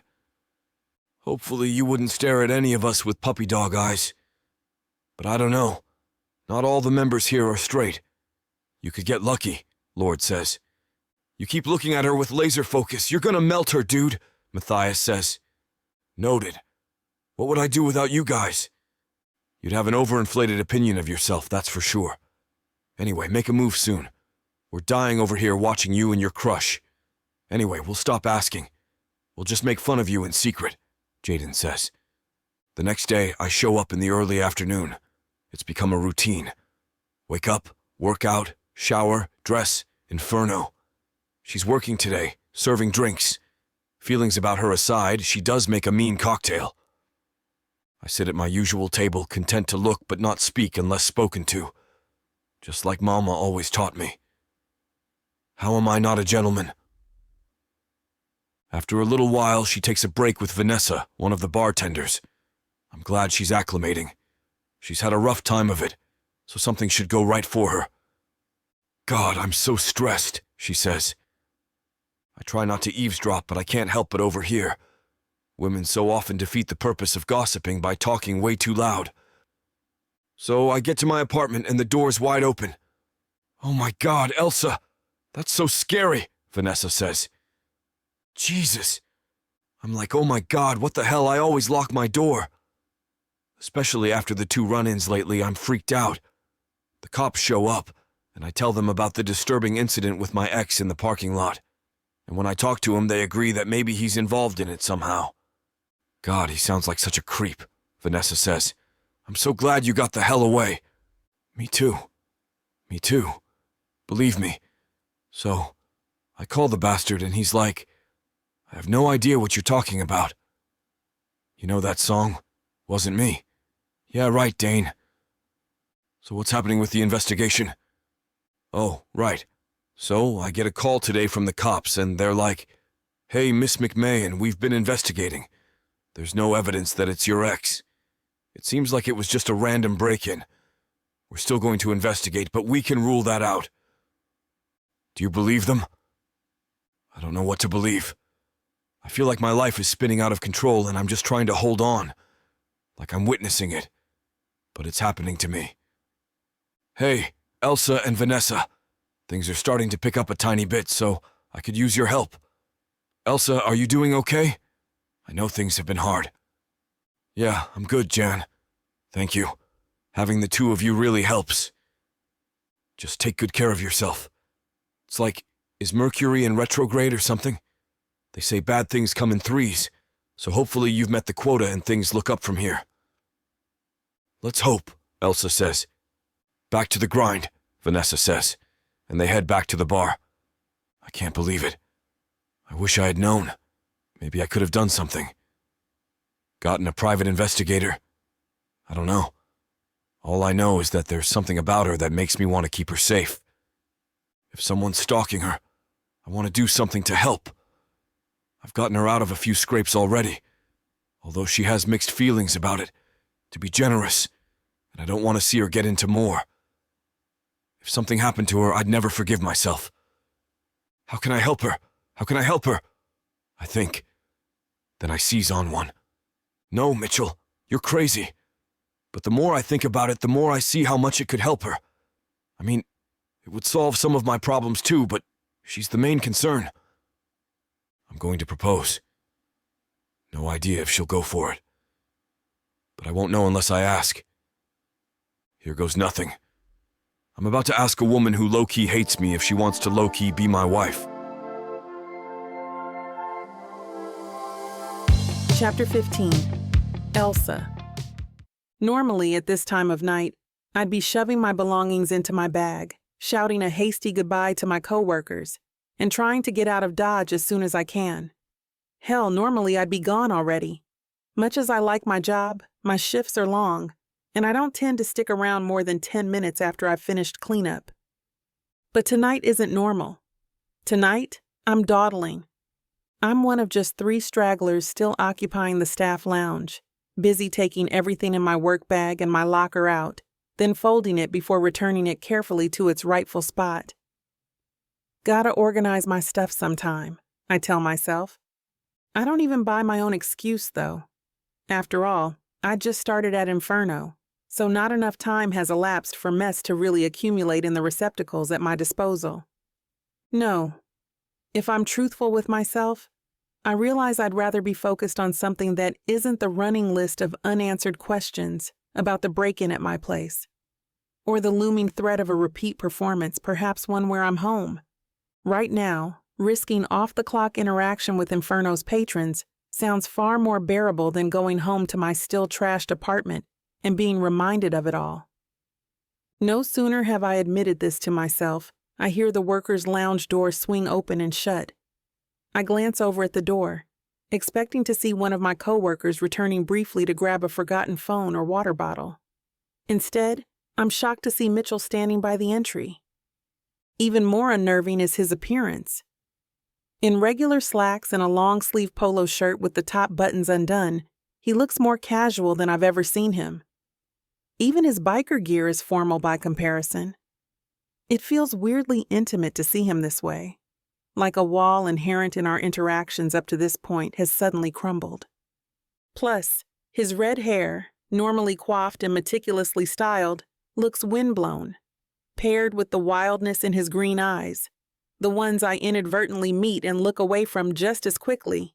He looks almost ferocious, and so hot. Blood rushes to my face and to my core, and I mentally admonish myself for being so attracted to him. This is the same weirdo who watches you work every night but doesn't even make polite conversation. And when he does talk to you, he tells you you're living your life incorrectly. I swallow hard and make a concerted effort to focus on my folding, trying my best to ignore Mitchell's steely emerald gaze. My other 2 coworkers pick up their pace as I slow mine down, hoping, praying that he'll leave. I bite the inside of my cheek as they hurry out and force myself to keep my eyes trained on the task at hand. When at last I've folded every possible white button down I can, I look over at him. He's leaning casually against the wall with one foot braced against it, his knee bent. His arms are folded across his chest, and he's still watching me intently. My heart thumps wildly in my chest, his simultaneous ease and intensity sending a new rush of blood to my core. It's clear he's here to talk to me, but why? What does he want? My arousal quickly turns to anxiety as the questions swirl in my head. I take a deep breath, stand up, and brace myself. I can't be emotional about this. I may have punched out already, but this is my place of employment, and I'm nothing if not professional. Hello, Mitchell. How can I help you? I ask in my best customer service voice as I make my way toward him. He gives a small scoff. Okay, cut the crap, Elsa, he says. I'm not the one who needs help. What did he just say to me? I beg your pardon, is all I can muster. You're dealing with more than you can handle by yourself, and you clearly need help, he says matter-of-factly. I let my jaw drop at his presumptuousness before I regain my self-control. I don't recall asking you for anything. Certainly not for your help, and not for your input either, I say. It's curter than my usual sing-songy, "What can I get you today?" But I am off the clock. Besides, I'm not finding his white knight routine particularly charming. Mitchell scoffs again. No? Then your conversation with Vanessa about how your apartment was vandalized, the police don't know who's responsible, and you're worried it's your crazy ex? That was what? Small talk? He says accusingly. This time I don't bother to pick my jaw up off of the floor. I'm sorry, I say. Were you eavesdropping on my conversation? I don't even let him answer. I'm too angry. You know, you have some nerve coming in here and telling me I need your help, Mitchell. Even if I were in a position where I did need help, do you really think I'm going to come running to you? I have watched you beat up other people. I have listened to you condescend to me about my life choices at every turn. And now you violate my personal privacy by listening in on a conversation that was not intended for you. For a moment, I think I see a flash of hurt on his face, but his dubious expression returns with a vengeance before I can be sure. All due respect, he starts flatly. You weren't really being cautious about who might overhear your discussion when you launched into a full retelling of the break-in in a totally public place, he says. He's not entirely wrong, I realize, sighing. A small twinge of guilt bubbles inside me for using the fight incident against him too, especially since he probably saved my life that night. Look, I will concede that I should be more careful about what information I give out and when. Extremely careful, he corrects. But it's still not okay to listen in on people. The appropriateness of my behavior is not the point. No, that's actually the whole point. No, it's really not. Elsa, you're a magnet for trouble. You can't bury your head in the sand and hope it goes away. You have to take steps to protect yourself. You need help. Listen, Lancelot. If you knew the whole story, you would know I've already gotten the police involved. They're working on this as we speak, I say, irritated by his fixation on helping me. I'm not a charity case. No, they aren't. They ruled the incident a random act of violence. By their account, the robbery, the break-in, it wasn't your ex. It wasn't even targeted. You're a coincidental victim. I almost yell at him about investigating my life again and the nerve he had looking into the matter further, but the gravity of his words hits me. Any safety I'd felt in the ongoing investigation is squashed. Instead of anger, I'm left gawking at him in confusion. Why? I finally ask him after a long silence. Why what? Why me? Why are you so interested in what happens to me? The questions come out of my mouth in a small voice that's almost a whisper. Mitchell shrugs. I don't know, he says.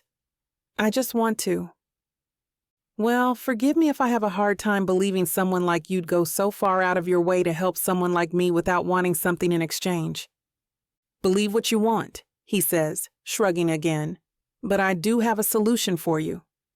I just raise my eyebrows, knowing he's going to offer it whether or not I ask. Marry me, he says plainly. I feel my eyes widen. What? I ask, incredulous. Seriously? Us getting married is his solution to my predicament? Is he deranged? Marry me. If this is your ex, he'll ditch you when he finds out you've chosen another man. And if it isn't your ex, you still have a resident bodyguard for the foreseeable future. Great! So in order to get rid of one controlling chauvinist, I have to marry another, I shout. This is ludicrous, I tell myself, right? Call me a chauvinist, but it'd be a fake marriage with a deadline. Really, what do you have to lose? He counters. I guess I could ask you the same thing, I mumble, mostly to myself. I pinch the bridge of my nose and squeeze my eyes shut, trying to process this. Crazy as it sounds, Mitchell's plan might work. I've seen evidence that he can hold his own against a bunch of burly nutjobs, and I know all too well that sometimes the best way to get rid of a guy who can't take a hint is to involve another guy. Of course, there's always the risk that the other guy is crazy too, but I don't feel like my physical well-being is on the line with Mitchell. He's weirded me out, sure, but he's never made me feel unsafe. If anything, he's helped protect me from the get-go. So, my gut tells me this isn't a fake marriage where our arrangement expires, and he forces me to stay married to him indefinitely. Still, this leaves Mitchell's motive unaccounted for. And what do you get out of this arrangement? I ask. A fake marriage can have its upsides. Besides, it's my life, and I can fake marry who I want to. So, are you in?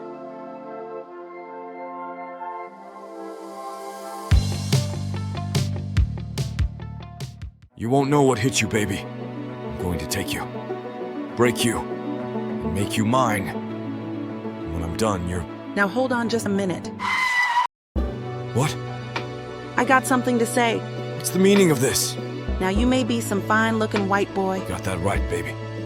It takes hard work. And you might got the money. Fat stacks, baby, to spoil you with. But that doesn't mean I'm going to give it up to you without a fight. A fight? You want some limp wilting flowers? Go to historical romance, baby. But you want sassy and spicy strong black queens that tame their alpha male bad boys? I think our listeners do. Then you go on and look at Miss Tyla's Bougie Brides and Billionaires audio bundle.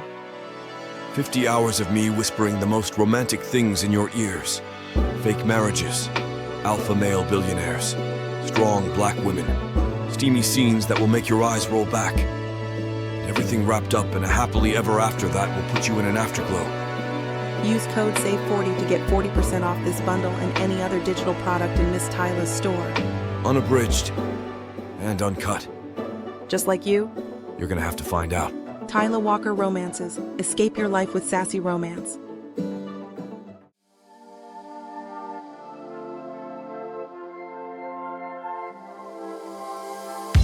Chapter 16.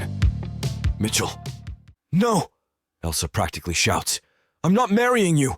Under any circumstances! The look on her face is equally as expressive as her words, the intensity of her frown telling me just how crazy she thinks I am. I sigh, though I can't say I'm surprised.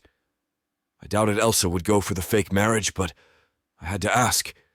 It's the best option available to get to the bottom of this. The only option, really. Think about it, I tell her. You don't have to make a decision right this minute. The incredulity on her face deepens, and she shakes her head. Unbelievable, she mutters, brushing past me and out the door of the employee lounge. I follow her out and then freeze, watching her dark tresses disappear behind a corner as I try to decide if keeping an eye on her in the interim is worth my while, or if doing so would have the opposite effect and send her running for the hills. Just as quickly as I stop, though, I decide to drive her home. Instinctively, I go jogging after her, not wanting to risk anything while she makes up her mind about a more permanent solution. At first, I don't see her as she's moving quickly, eager to lose me before I try to make her see reason again. Fortunately, I spot a few black curls out of the corner of my eye and follow them, and Elsa into Inferno's main lobby and out the front door. I stay a few paces behind her as she marches through the parking lot, trying not to seem intimidating to her, but close enough that she knows I'm there and could jump in were something to happen. We're halfway through the lot when suddenly, Elsa spins around and shakes her index finger at me reproachfully. What the hell do you think you're doing? She demands. Driving you home, I say honestly. Are you serious? She sounds more tired than angry. Has a heart attack. As a matter of fact, you shouldn't be going back to your place anyway. If this is your way of trying to pick me up, it's the worst one I've ever seen. And I'm a bartender, so I've seen my fair share.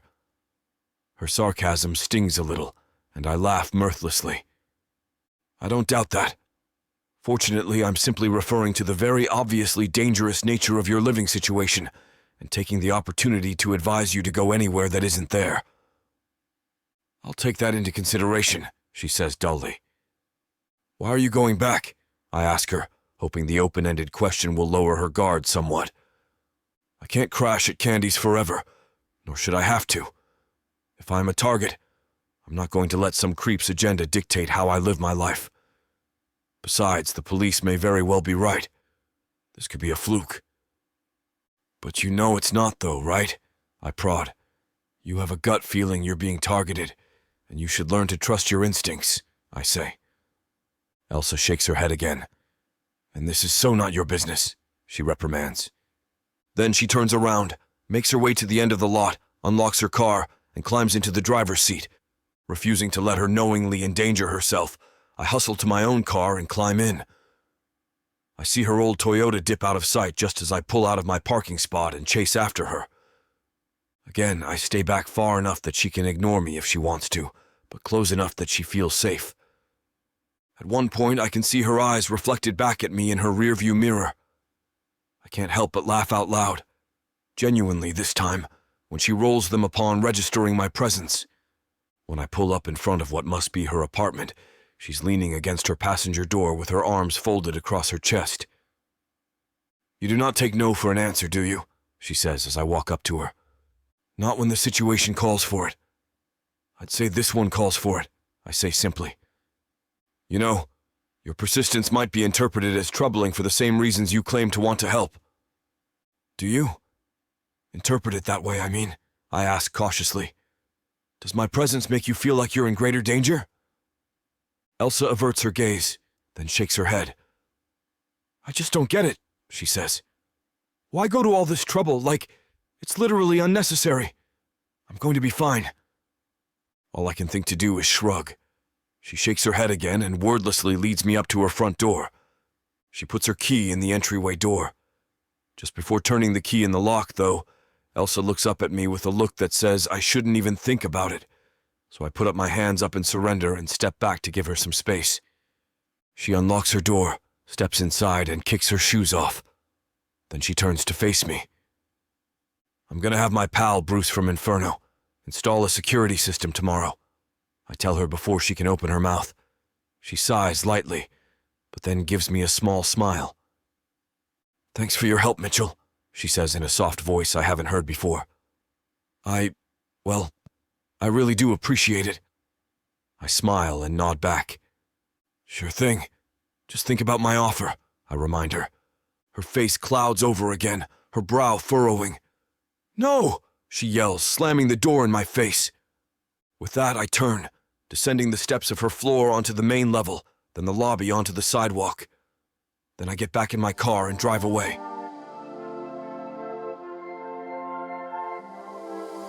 Chapter 17. Elsa.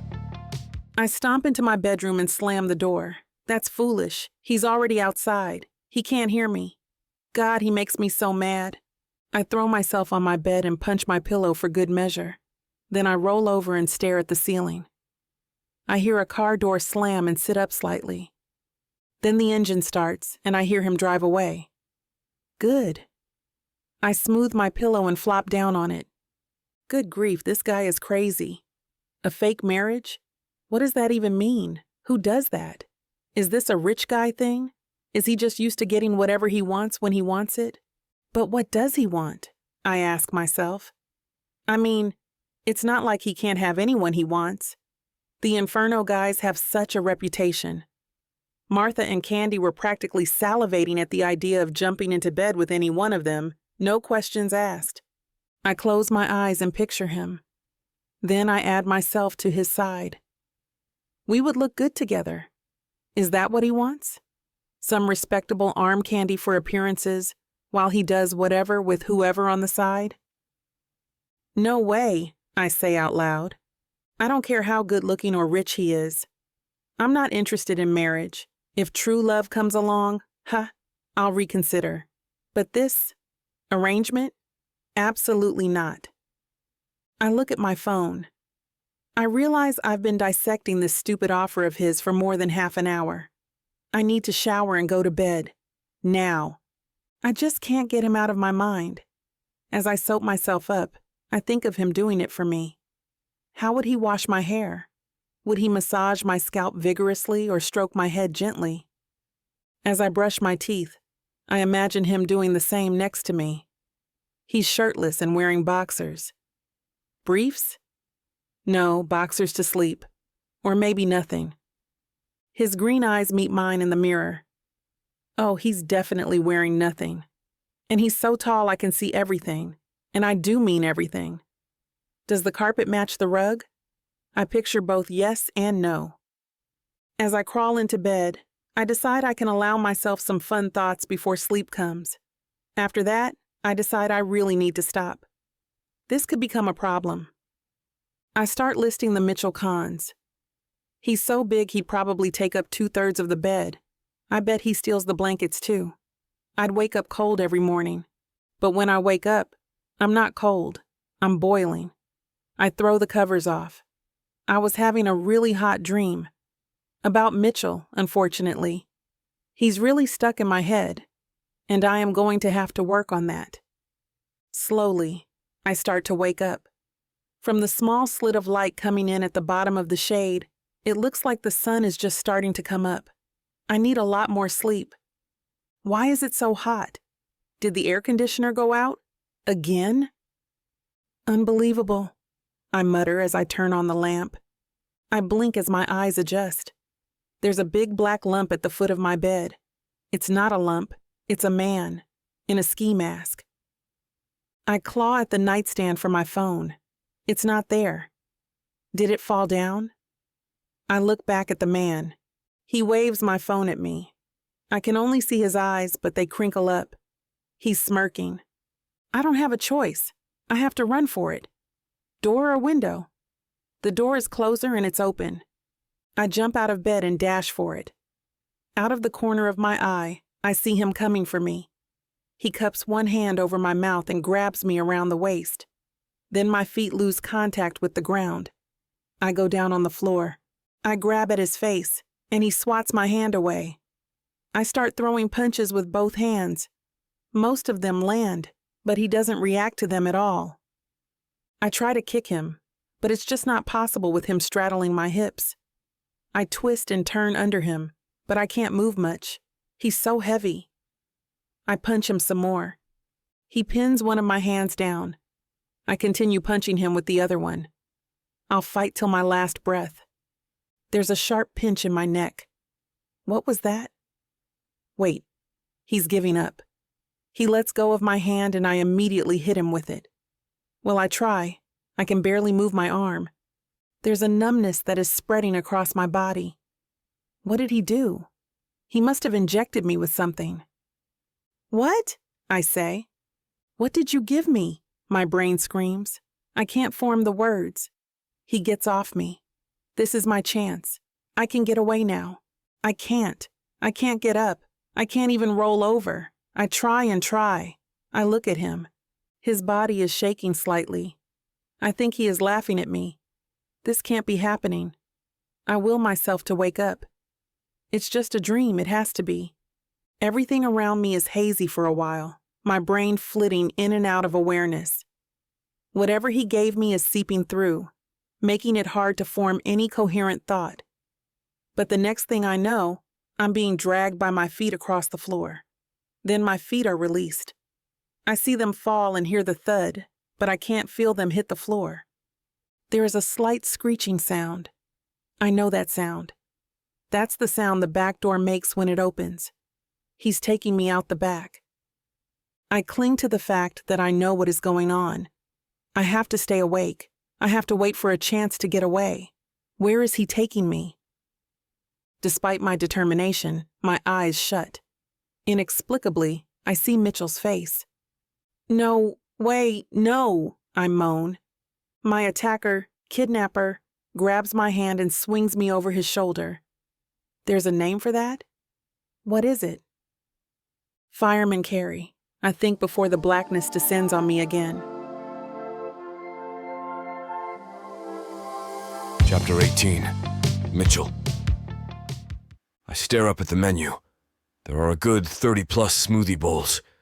How on earth am I supposed to pick something, especially for someone I barely know? Ebony, Christoph's wife, raves about this place. I always tuned her out because who the hell cares? Now I wish I had listened. Luckily, I guess, the line is huge. I have time to peruse all the options.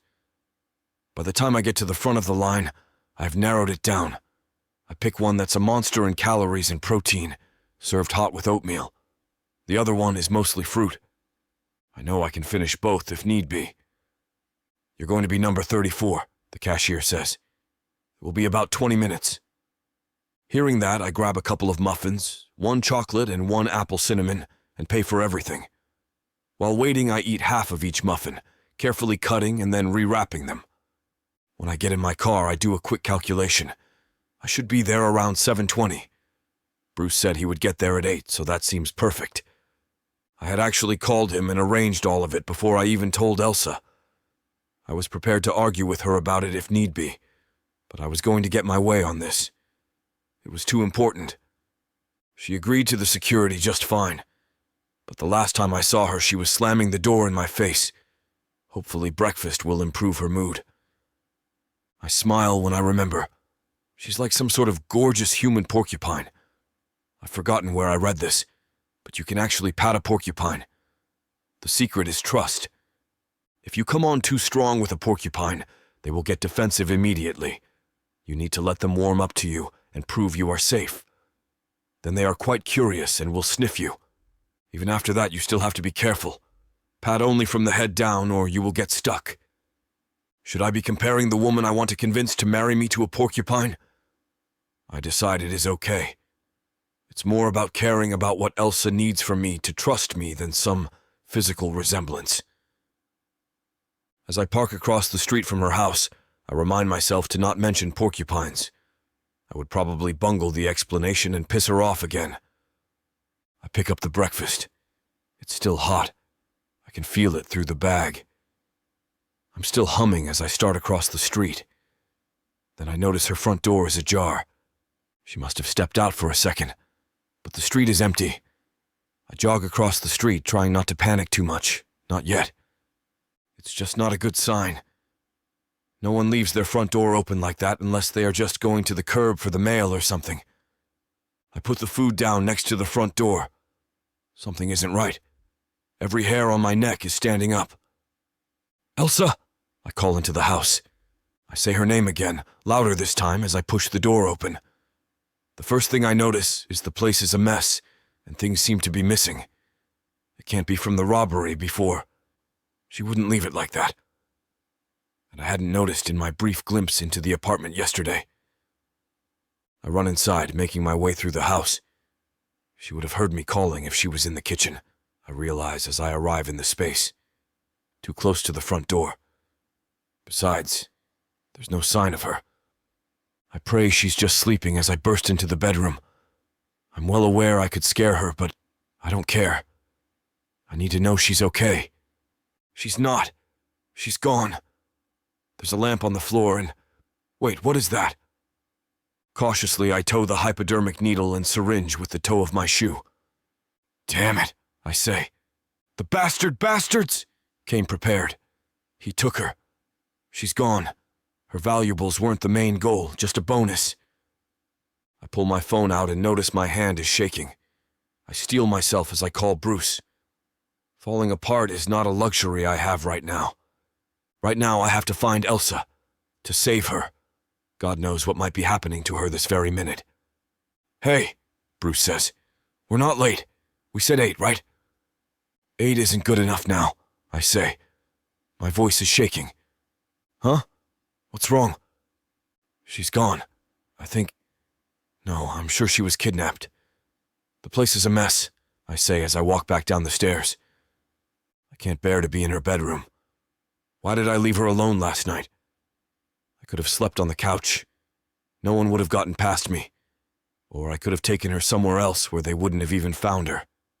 Mitch, calm down, man. You aren't making any sense. He's right. I need to calm down. I tell myself to focus.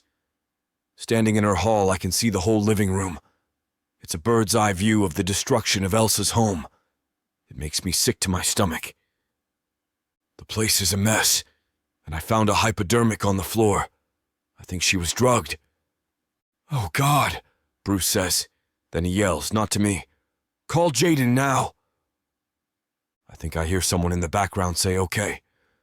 Okay, I'm bringing up her address, he says and rattles it off to me. I confirm it. We're on our way, Bruce says. Hang tight. Probably don't touch anything. Wait outside. Will do, I say and hang up. I walk more like stomp out the front door. I see the bag with our breakfast sitting there and I resist the urge to kick it. Would she have been happy to see me? Would she have invited me in and offered me coffee? Would we have eaten at the table, out in the back? It's early, not too hot to be outside yet. I'll never know. The gnawing in my stomach grows and spreads throughout my body. It's like my blood has turned black. It courses through me, poisoning me with the one thing I do know. This is my fault. Chapter 19. Elsa. When I wake up, I'm on a cold, damp floor. I feel around cautiously. It feels like metal. I open my eyes. It's dark, but not pitch black. I'm in a big metal box that appears to be moving. Some sort of truck or container? What the hell? Slowly, I remember what happened. The masked man. Being dragged out of my house. He drugged me. Injected me with something. Stay calm, I tell myself. I need to assess what is going on. I take deep breaths and listen. I can't hear anything else. It appears I'm locked up in here alone. That's good. For now, anyway. Slowly, I sit up. I wait for my eyes to adjust to the dim light. I practice making fists and stretch my arms out all the way. The effect of whatever I was given seems to be wearing off completely. That's another point in my favor. I look around and, as I realize what I'm seeing, I jump to my feet. All my stuff has been stolen. Again. I grit my teeth as I think about all the time I spent replacing my valuables the last time I got robbed. Which was like, what, less than a week ago? Later, I scold myself. It's just stuff. I need to see if I can get out of here. I balance and feel the movement of the vehicle. It doesn't appear to be moving that fast. If I can get the door open, maybe I can jump out. At the very least, I can hang out and wave for help. I carefully inspect the back wall, feeling everywhere for some sort of latch. I come up empty, but I don't give up. I do the same to the side walls and the front. Nothing. But I find a crowbar. There is just nothing to pry open. I make another pass around the container just to be sure. I keep my eyes peeled for the smallest thing I can pry at. Anything gap I could try to open wider. There are no options. There is no way out. I guess that is why he left me alone here. That or he's acting alone. Option 2 is good, though. 1 against 1 is better odds. I'll swing this thing as hard as I can at him, I think, testing the crowbar in my hand. Then I take a few practice swings. I almost lose my balance as the truck turns. I sit down towards the back and wait. When he comes in, I'll jump him. Hit him in the balls with this thing. Or maybe his head. His head is probably the better option. I need to focus on getting away. Head it is. Hopefully I can knock him out cold with one blow. I start making my way forward, planning to crouch down near the door. Instead, I tumble over almost immediately when we go over a large bump. I decide to sit where I am and wait. Once we get to wherever he is taking me, he will have to get out and walk around back to let me out. I sit down and urge myself not to pass out again. That fear, it turns out, is completely unnecessary. My body is absolutely throbbing with adrenaline and wide awake. Once I get away, and I will get away, I could probably run for 20 miles without stopping. So I wait. We stop a few times, and I get to my feet and tense up. Then we get moving again. I assume that there were traffic lights or stop signs. I double my resolve to be ready when the opportunity arises. Finally, after what seems like hours, I realize I have lost all concept of time. We stop again. I listen carefully, but when the cab door slams shut, I can actually feel it. This is it. We're here, wherever here is. I tighten my grip on the crowbar. Bring it, I growl. I hear footsteps, and I remind myself to wait. Timing is everything. I need to get a clean shot at his head. I may only have one shot at this. In fact, I almost certainly only have one shot at this, but I try not to think about that too much. I raise the crowbar like a major league slugger as the footsteps get closer. The door doesn't open. Cautiously, I put my ear to the wall. It sounds like they are getting farther away. What now? I start counting. When I get to 60 Mississippis, I start over. It's been 3 minutes, give or take, when the torture of the silence is broken. There is shouting. Now there are more of them. That can't be good. I strain, but I can't hear what they are saying. Suddenly I'm terrified. What if they are arguing about what to do with me? What kinds of things could they be considering? Crap, I say. The tears start welling up in my eyes, and I look around. There is nowhere to hide. Even if there was, they would find me in seconds. I have no choice. I have to fight. The container starts rattling. It's like someone is pounding on the outside. The terror inside me grows. I wouldn't have thought that was possible. I am not going to be a match for whoever is banging away out there. The best I can hope for is to inflict some very painful injury on them. And I'm going to do just that. Mark my words. I step up to the door and plant my feet firmly on the ground. When I swing, I'm going to put everything I have into it. Elsa, can you hear me? Elsa, stay away from the door. I'm almost in. Elsa, can you hear me? Stay back. The voice is strong but kind. I can hear the concern in it. I just can't believe who it is. Mitchell. Elsa, can you hear me? Yes, I say, but I can barely get the words out. I hear him say something to someone, but I can't understand it. Mitchell, I scream. I hear you. I'm okay. I'm not near the door. The door opens, and the light from outside blinds me. I don't care. I just run at the outline of Mitchell I can see and throw myself at him. He catches me. Chapter 20. Mitchell. Elsa flings herself into my arms. I barely stay standing. Her force to cling to me is so strong. I don't expect this kind of reaction. It's so automatic and, if I'm honest, so welcome. I keep her head close to my chest. Elsa, oh my God, are you okay? Did he... Elsa fights for words in between hyperventilating. No, nothing. I'm okay. Honestly. A smile paints my face when I hear her say those comforting words, but my spidey sense isn't altogether convinced. I stroke her hair and brush my thumb against her cheek. Part of me doesn't want to let her go. Another part is mightily disturbed by having her so close. The need to protect her and keep her safe is as strong as the first night I saved her from those men, and the arousal is undeniable. I sense Elsa's legs go weak. Come with me. You need to sit down. We are in, of all places, a public park. Not exactly the typical place I envision cornering a kidnapper. But I don't care. Elsa is safe and in my arms. That's all that matters. I walk Elsa over to a park bench and throw my leather jacket around her to ward off the shock I know she's experiencing.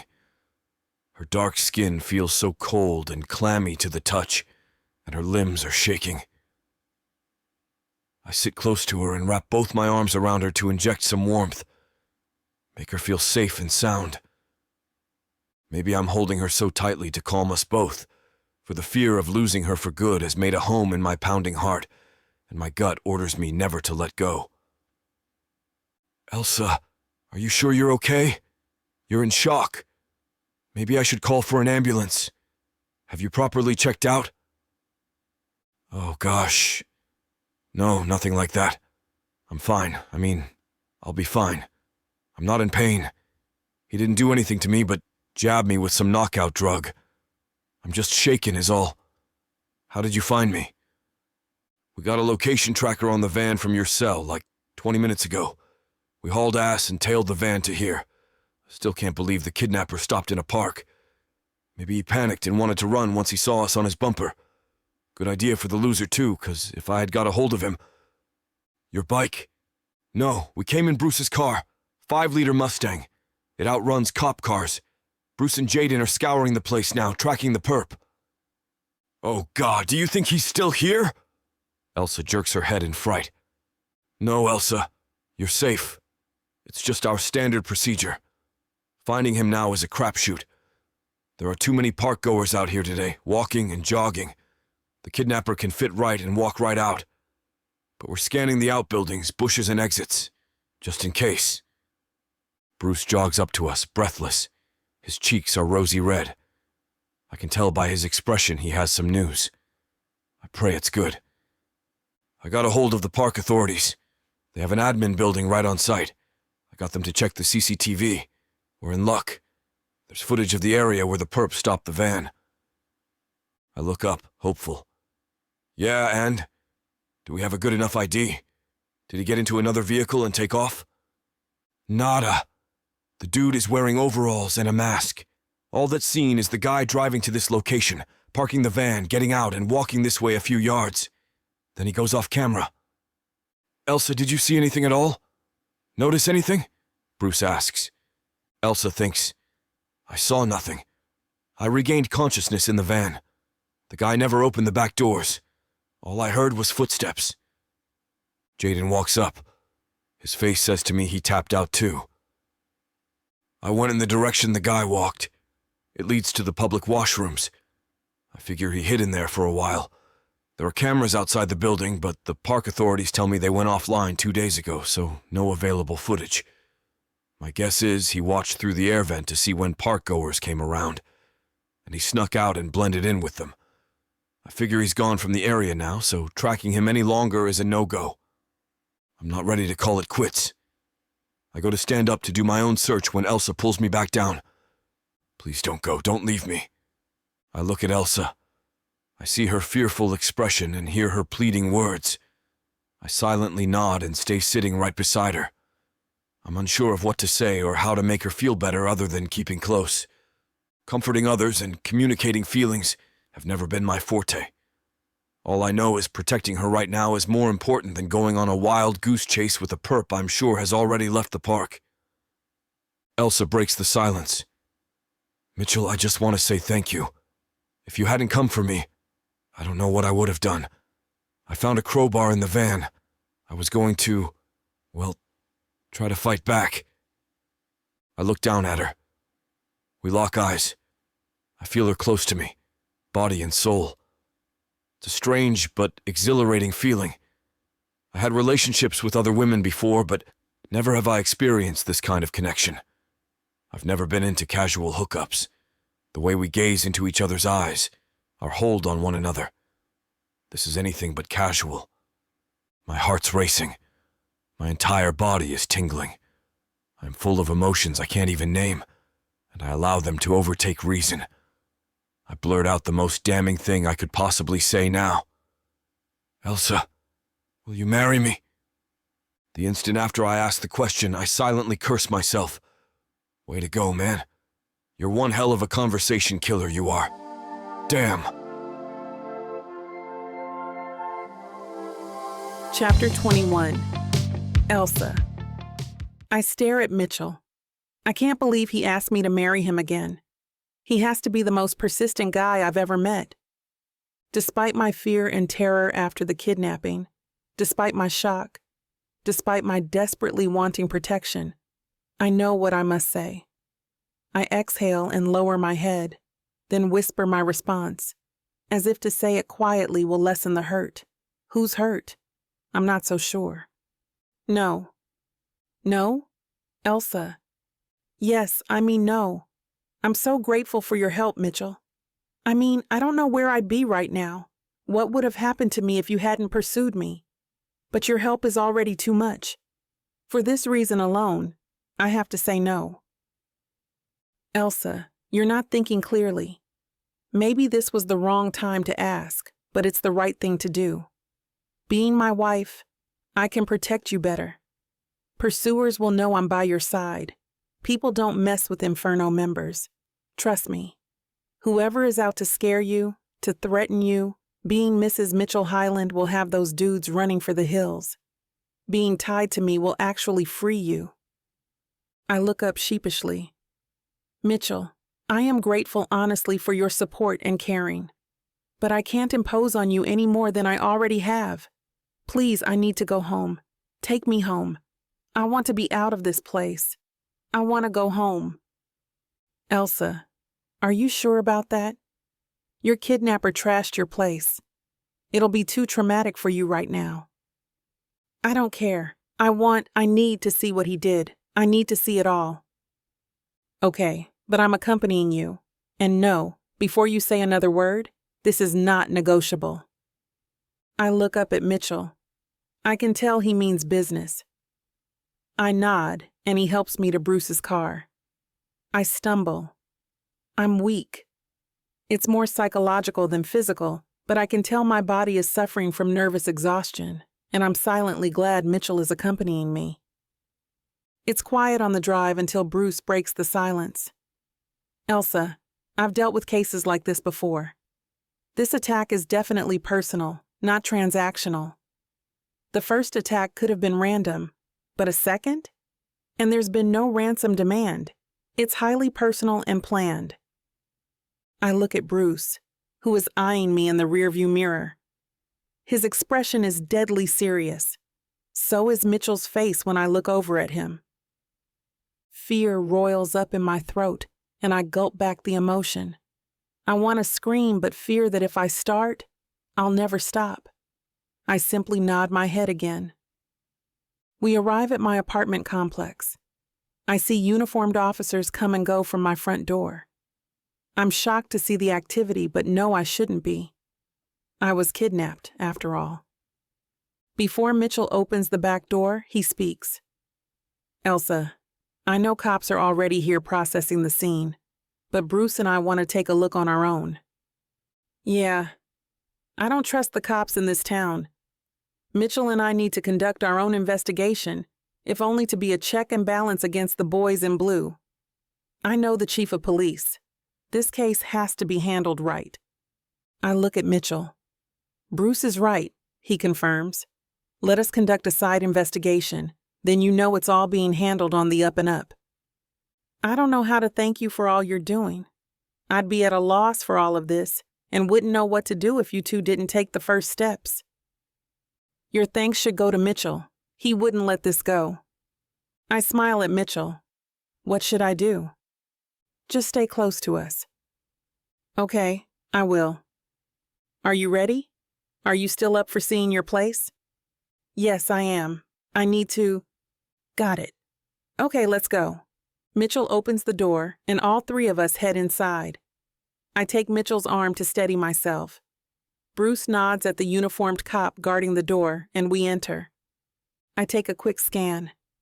It's worse than the last time, and tears start flowing even before I think to stop them. Oh my God, this is all too much. I can't believe this. Why me? Mitchell grabs both my arms. Elsa, is there anyone who you think would want to do this to you? I don't know. I mean, the only people who are angry with me are my family and my ex. They might want to get back at me for disobeying them, for going my own way, but going as far as kidnapping me? That makes no sense. What would they gain by doing that? I fall into Mitchell's arms, sobbing. He quickly finds a chair and guides me into it. All my energy is gone. I can't face another morsel of this nightmare. Hey, bud, I'll head outside, okay? Says Bruce. Yeah, man, thanks. Bruce and Jaden leave us alone, and I'm grateful. I hate to crumble like this in front of Mitchell's friends, and thankfully the guys sense this. Mitchell? Yeah? Mitchell kneels in front of me so we can talk quietly and not be overheard by the police guard. This isn't a joke anymore, is it? I really am in danger here. And the kidnapper, whoever it is, he failed, so he'll come back for me again, won't he? Mitchell looks up at me with a sober expression. His lack of words proves I'm right, and I sob even more. The fear is palpable now. It's no longer tangential or theoretical. It's real, and it's growing. I look around my place, and I picture what could happen next. The visions in my head are horrible. In my mind, I'm cornered and deadly scared. I look down at Mitchell and ask the only question left in my mind.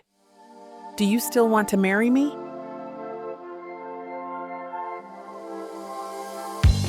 Chapter 22. Mitchell. Yes. I don't have to think about it. The word just comes out. As soon as it does, I know it's right, though. Elsa smiles at me. She is beautiful, even when she is angry at me, which, come to think of it, has been most of the time we've spent together. She was beautiful when she jumped out of the truck into my arms. But this is different. She's absolutely radiant.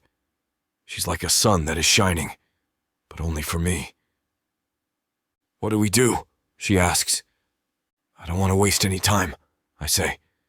The faster we do this, the better. Yes, she says, nodding. I hesitate. The next part is tricky, but I know I have to address it. I think we should go see my attorney. You know, draw up a contract. A contract? For the rules of our marriage, our agreement. We can hammer out all the details. She doesn't say anything, but then she nods and claps her hands together. That's brilliant, Mitchell, she says. It is? Yes, think about it. Shouldn't everybody do this? It makes perfect sense. It would be even more useful in a traditional marriage. If you're going to spend the rest of your life with someone, shouldn't you make sure you agree on the details? Huh? I say. I thought the contract would be a point of contention, not an asset. How many disagreements could be avoided? It just seems so simple. A list of rules and both people agree to them. Okay then, I say. Let's go. I'll drive. No, I say. We need to get your car inspected. Make sure he didn't do anything to that as well. Okay, she says. You drive. I wait until we are on the way to bring it up. I want her to know what I expect of her, and perhaps even more importantly, what I don't. Listen, I say, trying to think of how to phrase it delicately. Screw it, I think. She's not delicate. She gets it. She gets me. You don't have to sleep with me, I blurt out. I don't expect that. Not even in the same room. She chokes back a laugh, but I don't mind. Good to know, she says. I mean it, I say. I won't do anything you don't want me to do. Not even... What? Well, I can't think of anything now, but if you like the toilet paper roll facing the back... Absolutely not, she says. And now she's really laughing. That's crazy. Only feral people would arrange it that way. I steal a look at her. Well, I'm glad we agree on that. We can leave that off the contract. Lawyers charge by the hour, you know. I know, she says. I have something for the contract. It's important. What? I don't want your money. If you're going to be my wife, you need to look the part. I know, after. This is just until... We are sure you are safe, I finish for her. Really safe. Right, so that's in the contract? I'm pretty sure ironclad prenups are a specialty of my lawyer, I say. No worries there. I pull into the parking lot. She reaches for her door handle, but I reach across her and grab her hand. It's so small compared to mine and soft. It makes me want to touch the rest of her. Leaning this close to her, I can smell her too. Despite her ordeal, she smells amazing. Kind of extra Elsa-y. I'll get the door for you, I say. I don't expect her to wait, but she does. I sprint around the car and open the door for her. Then I hold out my hand. She takes it and steps out of the car like a celebrity arriving on the red carpet. This is going to be fun, I tell her. She wraps her hand around my upper arm as we head into the building. I wait until we are in the elevator alone to bring up my request. Are you willing to appear with me, as my wife? I ask. Should the situation arise that, it makes sense for us to be seen out together? That sounds okay, she says. Anything else? We're almost there. Yeah, Tell me. Remember, we need to put it in the contract. If you don't tell me, I won't know. I don't like people in my business, if you know what I mean.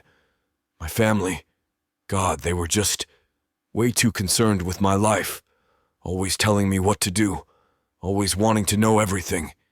And I mean everything. I get it, I say. We don't need to do that. The only thing we really need to talk about is the case. Really? Really? If you don't want to tell me something or if I ask too many questions, just tell me to stop.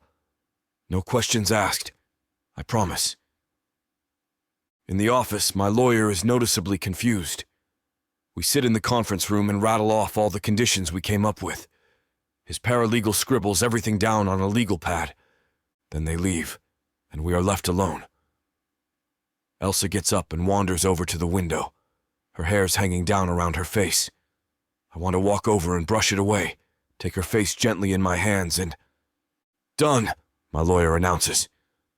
That was fast, Elsa says. Thought you guys charge by the hour. They also charge a premium for emergencies, I say. But I don't care. I was happy to pay it. She said yes. Another idea is forming in my mind, but I wait until we are done signing to announce it. Back with the copies in a minute, my lawyer says as he dashes from the room. Elsa offers me her hand and I shake it. This is it, she says. A deal's a deal. Legal and everything. When should we get married? I'm glad you asked, I say. I was just thinking about that. And what were you thinking? Tonight, I say. I was thinking tonight. Yes, she says, nodding. Okay, let's do it. She's positively beaming, but her eyes are fierce, determined. She looks like she's ready to go to war, and it's sexy as hell. Chapter 23, Elsa. Should I wait for you? Mitchell says. No, I say. I'll get a ride, or an Uber. He gives me a big smile and waves as he drives off. I turn and march into my old bar like a woman on a mission, which, of course, I am. Back so soon? Candy says. Another fashion emergency, I say. A big one. Martha! She yells as she gets off her stool. My former boss appears at the door to her office. What? She says. Did you get fired? No, I say, deciding to have fun with my friends. I'm here for a wedding dress. I'm getting married. In about 3 hours. Martha and Candy look at me, then each other, then they start shrieking. I follow Martha through her office to the closet. She pushes the clothes aside, and we head deeper into the closet, to the bridal fashion emergency section. I look around and gulp. Martha? I ask. It's been a while since I've been back in here, and there are more dresses, a lot more. Don't start with me, she says. I have issues. Lucky for you, huh? So, what are we looking for? A-line? Mermaid? Hold up, Candy says. I want to know what the hell is going on here. Yes, explain, Martha says, but she's wasting no time. She pulls out one dress.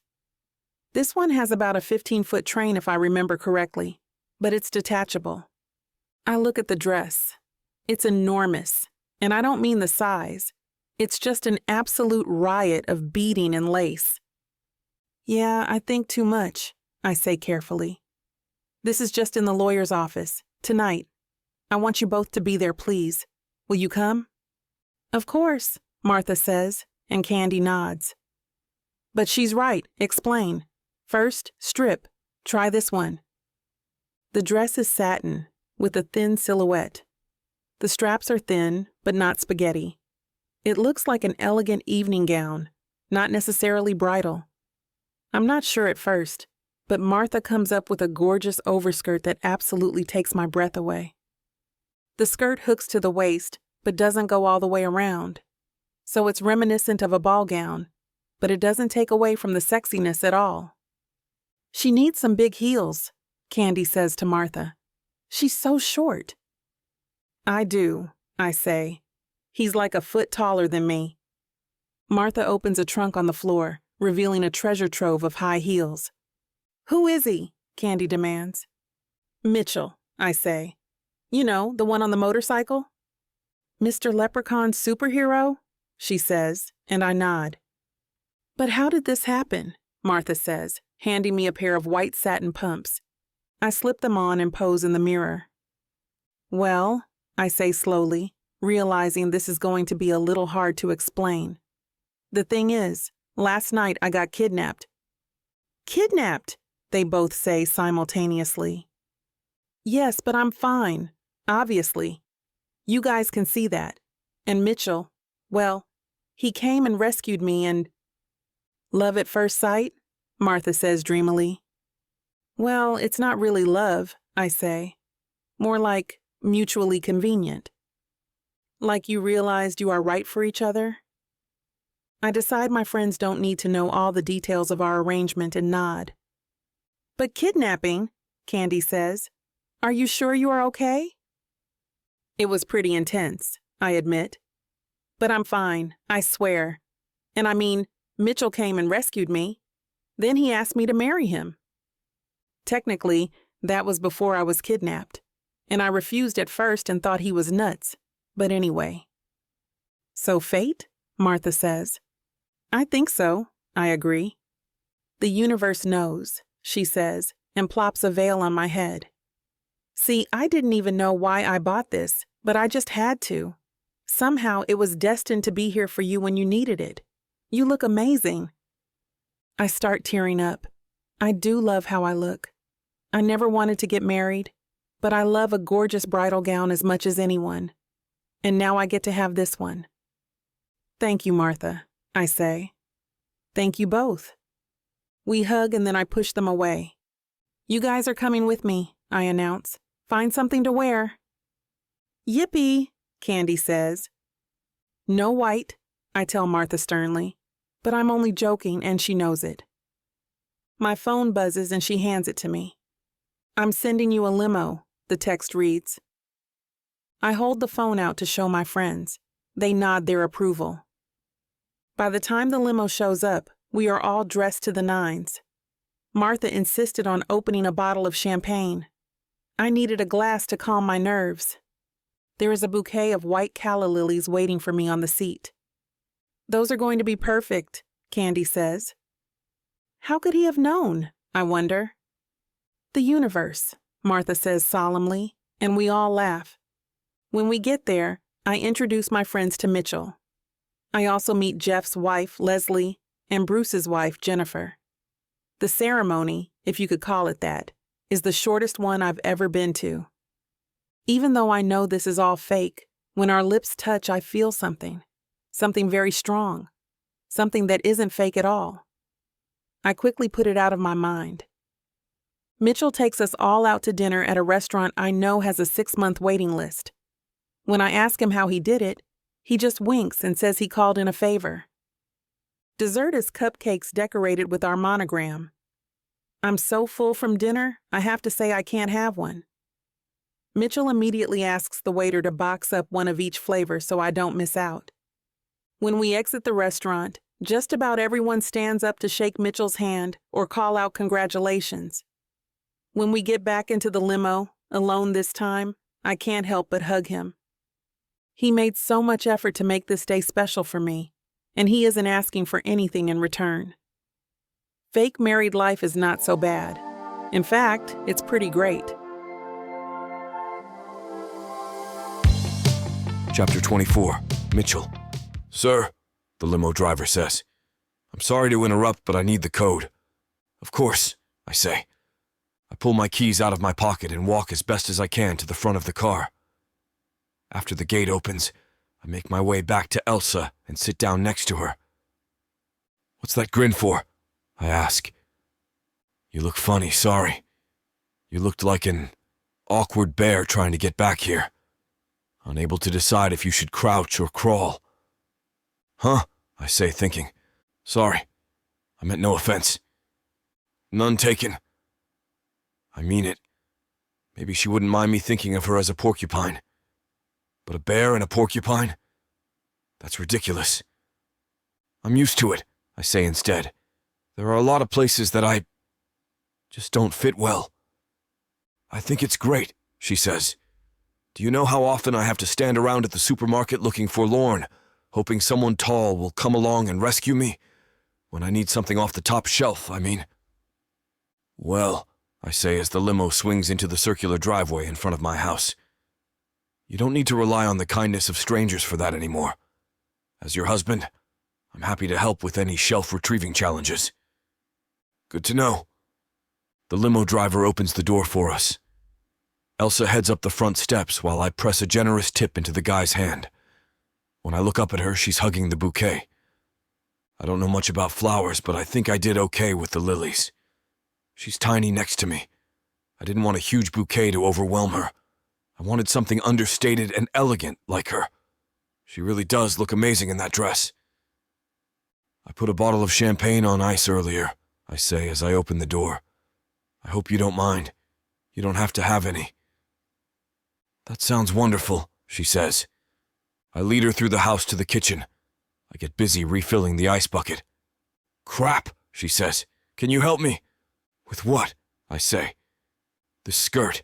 I can't reach the hooks in the back. I shove the bottle back in the ice and go to her. She shows me how the skirt hooks on, and I undo the back for her as gently as I can. The hooks are tiny. I guess they have to be invisible, and my giant fingers feel way too clumsy for the task. Perfect, thanks, she says when I'm done. Wow, I say as she walks away from me. What? She says, turning around. I can't say what I'm thinking. That her ass looks amazing. I never knew a skirt could do that, I say, wincing at how stupid I sound. It's like a convertible wedding dress. God, I sound like an idiot. She smiles and nods. You are so right. I liked how it looked kind of princessy and kind of... Not? I offer, and she laughs again. I go to open the champagne, then pour 2 glasses. She grabs hers and I raise mine. A toast to our... arrangement? I nod. We clink and drink. Do you have anything you need at your apartment? I ask. You should move in here after all. But if you don't want to go back there, we can buy whatever you need. No, she says. Remember the contract? I don't want your money. That includes you buying me stuff. Thank you for the calla lilies, though. I love them. Can I put them in water? Do you have a vase? I do, I say. Somewhere. As I get one out of the cabinet and she jokes that she won't be able to reach the top shelves, I swallow some disappointment. I would like to buy her things. I said I wanted to take care of her, and I meant that in every sense. Plus, if she needs clothes, I could... Well, I wouldn't watch her try them on, but I could see her in them. I get a vision of me sitting in a store while Elsa pops out of the dressing room in a variety of outfits. Short skirts, short shorts, bathing suits, lingerie. I'm going to have another glass if you don't mind, she says. Let's sit in the family room, I say. I don't know why I call it that. No family. But that was what it was called on the floor plan, so... Ugh, here I go again, I think. But she saves me. How long have you been a member of Inferno? 3 years, I say. I met some of the guys through my business. Which is... I supply a number of peripheral products and services for the railroad business. I grew up in that industry, but I wanted to make my own way. She nods like she truly understands. It's hard to explain, but I was always hearing about problems growing up. I did a mock business plan in college, and my professor was so impressed he hooked me up with a few venture capitalists. I bought them all out a few years ago, so it's 100% mine. That's impressive, she says, and raises her glass to me. We drain our glasses, and I refill them. You looked very pretty today, I say. I can't believe you're my wife now. I'm finding it hard to believe, too. Maybe... What? Nothing. Tell me. It's just... when you kissed me. That was our first kiss. But everyone was watching us, you know? I do know, I said. Kind of awkward for a first kiss. I have an idea, or maybe just a wish, about where she's going with this. I inch closer to her on the sofa. I feel kind of cheated, to be honest, she says. I want a first kiss that I can remember. Do you? I say, leaning into her. She leans back away from me. It's not like she's trying to get away from me. It's more like she's inviting me to come in closer. I put one hand on either side of her and look into her eyes. Elsa, I say, can I kiss you? Do you want to? Very much. Yes, she whispers.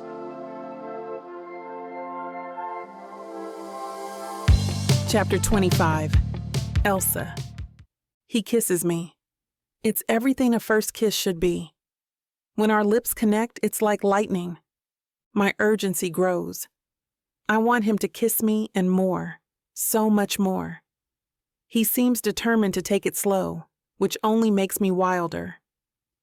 After our tongues mingle in each other's mouths for a long, delicious while, he pulls away. I think he's going to stop. I don't want him to stop. He doesn't stop. Instead, he plants slow, delicate kisses down my neck. Then he goes lower. The V-neck of my dress ends right below my chest. He takes advantage of every centimeter of skin that is showing. He kisses my lips again and pulls me into his lap. I want to straddle him, to grind against him hard. The aching between my legs is unbearable. My dress is too tight to climb on him. While he kisses me, I start unbuttoning his shirt. He slips his hand inside my dress and cups my flesh, gently stroking my bud with his thumb. I moan against his mouth. It's too much. I can't stand it. I can't even remember how to undo a button. I just want him, need him, now, desperately. I push him away and stand up. His shock is obvious. I'm sore. I lean over and kiss him. Then I grab his hands and place them on my chest. Now it's his turn to moan. Are you sure? A little voice in my head asks. Every other cell in my body tells it to shut up. Uh-oh, it's getting a little too hot for YouTube to handle. Find all the unabridged, glorious details at TylerWalker.com. Using code SAVE40 will yield you a fantastic deal on all the goods. Now, back to the show. I feel the heat rising to my face, and I fuss with my dress to cover my embarrassment. He gets up. We have an agreement, he says. I'm prepared to honor that. Nothing has changed. You have every right to say no. Then he walks out, closing the door behind him. He takes care to shut it gently. I wouldn't blame him if he slammed it. I want to slam it. How could I have been so stupid? I rush to the door. I should apologize. Yeah, right, the voice in my head says. It's right. I do want to apologize, but I also want to make it up to him. I lock the door so I won't be tempted. I wander aimlessly around the room. When I peek into the bathroom, I decide a shower is just what I need. I need to wash all my stupidity away. How could I have done this? The shower is a mixed blessing. First, I smell the combination of the two of us. Then I grab the shower gel and scrub myself vigorously. Satisfied I've done all I can, I crawl into the bed. The bed smells like him, and the heat races through my body again. I groan and punch the pillow. Chapter 26. Mitchell. I shut the door behind me as gently as I can and force myself into the guest bathroom. There I strip naked, turn on the cold water in the shower, and climb under the chilled spray. Only then do I replay everything in my head. Elsa's lips on mine, my hands roaming her body, her climbing on top of me. Then, my moment of hesitation, the horror on her face, my stupid attempt at wit, nothing my right hand can't fix. I grimace as I think back on it. The moment we kissed, things had the potential to get awkward, but once I mentioned jerking it, awkward became a fait accompli. Dumbass, I think to myself. Will these guys make it to the finish line? Find out by heading over to TylerWalker.com to access all the unabridged content that's too hot for YouTube. Use code SAVE40 for a great deal on an ever greater story. The moment I get a handle on my breathing, though, I feel the tension I thought I'd relieve seep back into me as I realize the inevitable. I have to face her again. The next morning, I'm pouring batter into the waffle maker when Elsa comes shuffling into the kitchen. "Good morning," I say, looking up at her. I stifle a chuckle at her appearance. Her hair sticks out in every direction, and the wrinkles from her pillowcase are still pressed into her cheek. "Don't laugh," she grumbles. "I need my bonnet. And coffee." I nod toward the full coffee pot at the other end of the counter, and she makes a beeline for it. "Mugs are in the cabinet directly above. Also, we can grab your stuff later if you're up for it," I offer. "That'd be good, thanks." I pull the griddle top down as Elsa pours herself a cup of coffee. I'm thanking my lucky stars she seems too tired to rehash yesterday's lapse in judgment. After tossing and turning for most of the night, I gave up on sleep at dawn and took a run. I decided then that I'd rather pretend our little tryst never happened. I even convinced myself during strength training that actively avoiding the topic would be the best course of action. Truthfully, I'm wigging out just standing here at the counter making breakfast, but I do my best to keep a poker face. "There's milk in the fridge and sug." I stop mid-sentence, watching as she plops down on one of the bar stools at the island and takes a huge swig from the mug. When she's drained the cup, she explains. I like to say I take my coffee caffeinated. Anything else is just bells and whistles. I smile to myself. Even her coffee order is very... her. She sits quietly at the counter while I finish a few more batches, only getting up to refill her mug. The absence of noise, short of the waffle maker's slight buzz, gnaws at my psyche a little bit. It's as if the silence is coaxing me back into memories of our moment last night, taunting me to address it. "What moment?" I ask myself, half impressed with my own clever reply and half annoyed. Elsa's brow furrows as I place a plate stacked high with waffles in front of her, minutes later. "I guess I should have asked what you like for breakfast," I say as she eyes the tower dubiously. Then she glances up at me and her face softens. "It's not that," she says. "I'm just trying to figure out where you learned to cook. Waffles are pretty straightforward. Besides, for all you know, I used Bisquick." "Did you?" "No. My parents made sure I knew the basics," I say, plating a few waffles for myself. "Huh?" she says, processing the information. Then she grabs a fork, cuts off a piece, and stuffs it in her mouth, chewing furiously. "It's really good," she says, her mouth full. "You're a knockrule." "Thanks. Perk of living alone. You get comfortable feeding yourself." I start in on my breakfast as we discuss the weather forecast and how she wants to move her things. "You could just drop me off," she offers at one point. "That would defeat the purpose of our whole arrangement," I say, inching dangerously close to the elephant in the room. Fortunately, Elsa just nods in acceptance. Once I've loaded the dishwasher and she's disappeared to get ready, I feel more relaxed. Not as relaxed as I'm playing it, but getting there. "You ready?" Elsa asks as she marches back into the kitchen. "Yeah. You?" "Yep." "Okay, meet you there." We agreed to take separate cars so we could fit more items per trip, and I'm relieved to be driving by myself. I'm sure I could make 20 minutes of small talk. I just did, after all. But now I don't have to. Instead, I enjoy the car ride by myself, mouthing along to the sound of the radio. Elsa beats me back to her place. When I find her in the apartment, she's surrounded by cardboard boxes, half of them already assembled, packing tape and sheets of bubble wrap. This girl means business. "Wow, you really are not messing around. You must be really excited to move in with your hot new roommate." The joke tumbles out of my mouth before I even register the implications. Elsa looks up at me, her eyes wide. Before I trip over a back pedal, though, she helps me pull my foot out of my mouth. "He's actually my personal chef, so, yeah, pretty stoked." Her reply hangs in the air between us for a moment, daring us to elaborate on her new roommate. But before either one of us does, I start to laugh. And not just a little chuckle, but a full, honest-to-goodness belly laugh.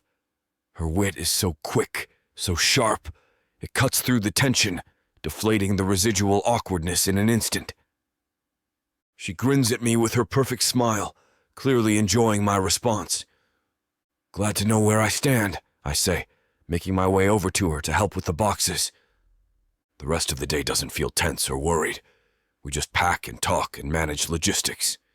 She doesn't have too much stuff, and my place is already furnished, so we're able to get everything squared away within the day. By the time we leave her apartment in the evening, the sun slinking beneath the Vegas skyline, I've made another decision. I'm gonna let Elsa be the witty one.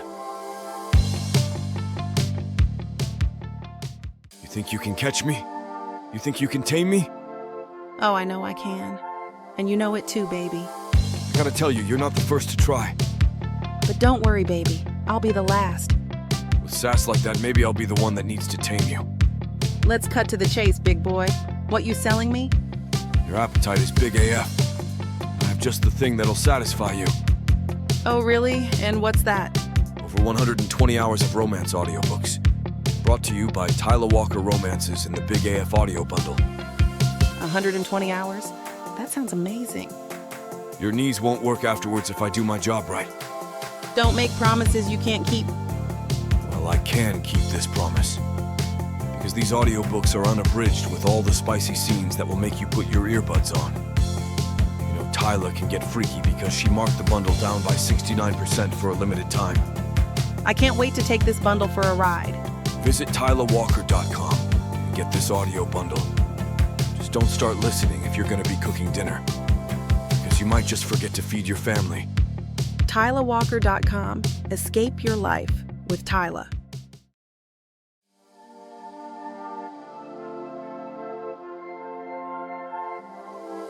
Chapter 27. Elsa. It is a long day. Mitchell and I don't finish moving my stuff in until 6 o'clock. On my last box-carrying trip, I hesitate outside. Instead of coming in, I lean on the car hood, staring at his mansion. The sprawling estate is massive. My mind can't digest what it's taking in, and I'm having to take in a lot. In what feels like an instant in time, I've gone from normal life as a bartender at a no-name bar to a high-end mixologist at Inferno, the most chic lounge in town. Now I'm living the high life with a man I hardly know. I inhale and exhale 3 long, slow breaths, like I need to expend more effort to breathe. As I walk into the massive foyer, I know I'm crossing the Rubicon, from a normal and average life which was my own, to a cloistered one under someone else's control. With every step, I feel freedom ebbing away. "You coming, Elsa? Follow me." I nod. I follow, but I want to run. I don't. Yet the thought of handing over my life to a man is suffocating me. I ran from Texas to avoid this very fate. My head knows reality prevails. To go back to my place and risk life and limb is no option either. With every step, I breathe deeply. I can't falter now. I drop my box full of personal papers just outside Mitchell's kitchen, unsure of what to do next. "Are you okay? Is something bothering you? It's a lot to take in, I'm sure. But consider this your home, Elsa, please. Okay? Everything will be okay while you're here." I smile. A bit of my apprehension melts. His eyes bleed sincerity, and he's welcoming me like I had never been welcomed by my own family. I guess I'm unaccustomed to receiving such warmth. I take a seat at the dinette and watch Mitchell unwrap the takeout dinner he bought. "You know, I never pegged you as a fast food guy." Mitchell chuckles. "Hey, it's moving day. Who cooks on moving day? Besides, I love KFC. It's finger-licking good." He flashes a toothy smile. I laugh. My cheeks stretch. It feels good to laugh again. We barrel through the chicken bucket with our bare hands and gobble down the salad sides like ravenous wolves. He likes extra gravy on his fried rice too, just like me. He loves KFC as much as me. Neat. Man, that was good. Why does food taste so good after working hard? Mitchell licks his fingers. I guess everything is better when humans earn it. I smile and hand him a napkin. I don't know about you, but earned or not, I'm beat. I have just enough energy to find the remote and watch some Netflix. How about you? I smile as I start to put away the dishes in the sink. You read my mind. Mitchell guides me to his great room, where a wall-sized screen lowers in front of a row of theater seats. I see off to my left a popcorn maker and a display case with an assortment of sugary snacks. I chuckle when I see a pop fountain near the wet bar. This guy knows how to live. What's so funny? Mitchell looks up from his reclining chair, smiling. Oh, nothing. I've never been in a room like this before, that's all. Well, get used to it. I believe in full experiences in life. I can tell. Is there anything you don't have in this place? Stay here long enough with me, and you can let me know if I've missed something. We laugh. I take a seat next to him, and he hits the remote. Mitchell picks a rom-com, which I'm sure he picks for me. I don't like rom-coms, but I keep that to myself. I don't want to deflate the guy's ego on my first night anyhow. The ceiling pot lights lower and quit, and the movie begins. I look over at Mitchell. He's all in on the cinematic adventure flickering on the screen. My focus ends up being more on him than the show. After a while, Mitchell pauses the flick so we can get a drink and some snacks. Mitchell, I'm so sorry for being so reluctant to accept your help. Hey, I get it. I do. It's a big step, right?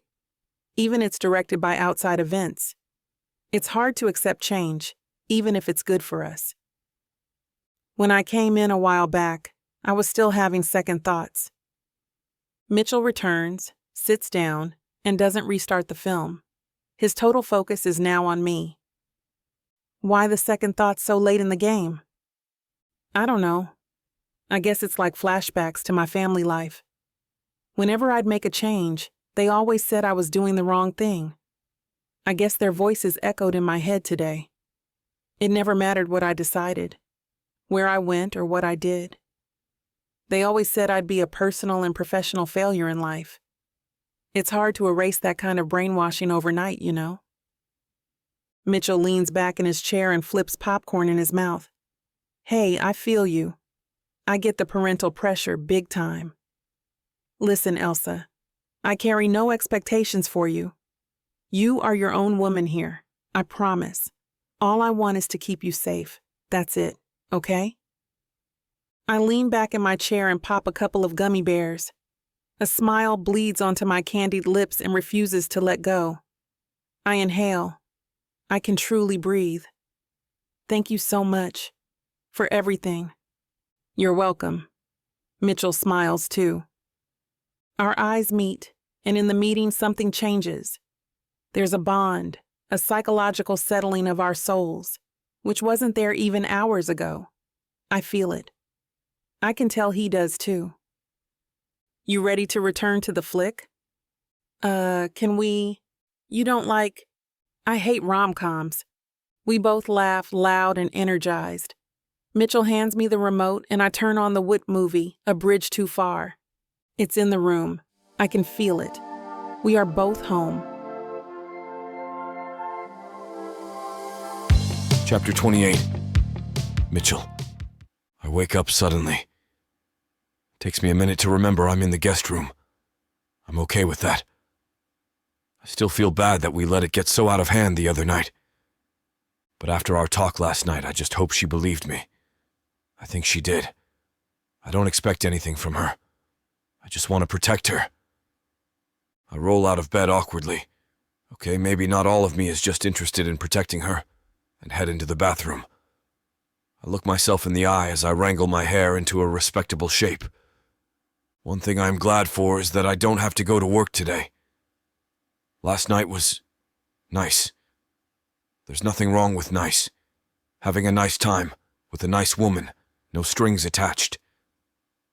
The door to my regular bedroom is open, so I dash in and grab some clothes from my closet. I change in the guest room. When I head downstairs, the smell of coffee greets me. Good morning, I say as I walk into the kitchen.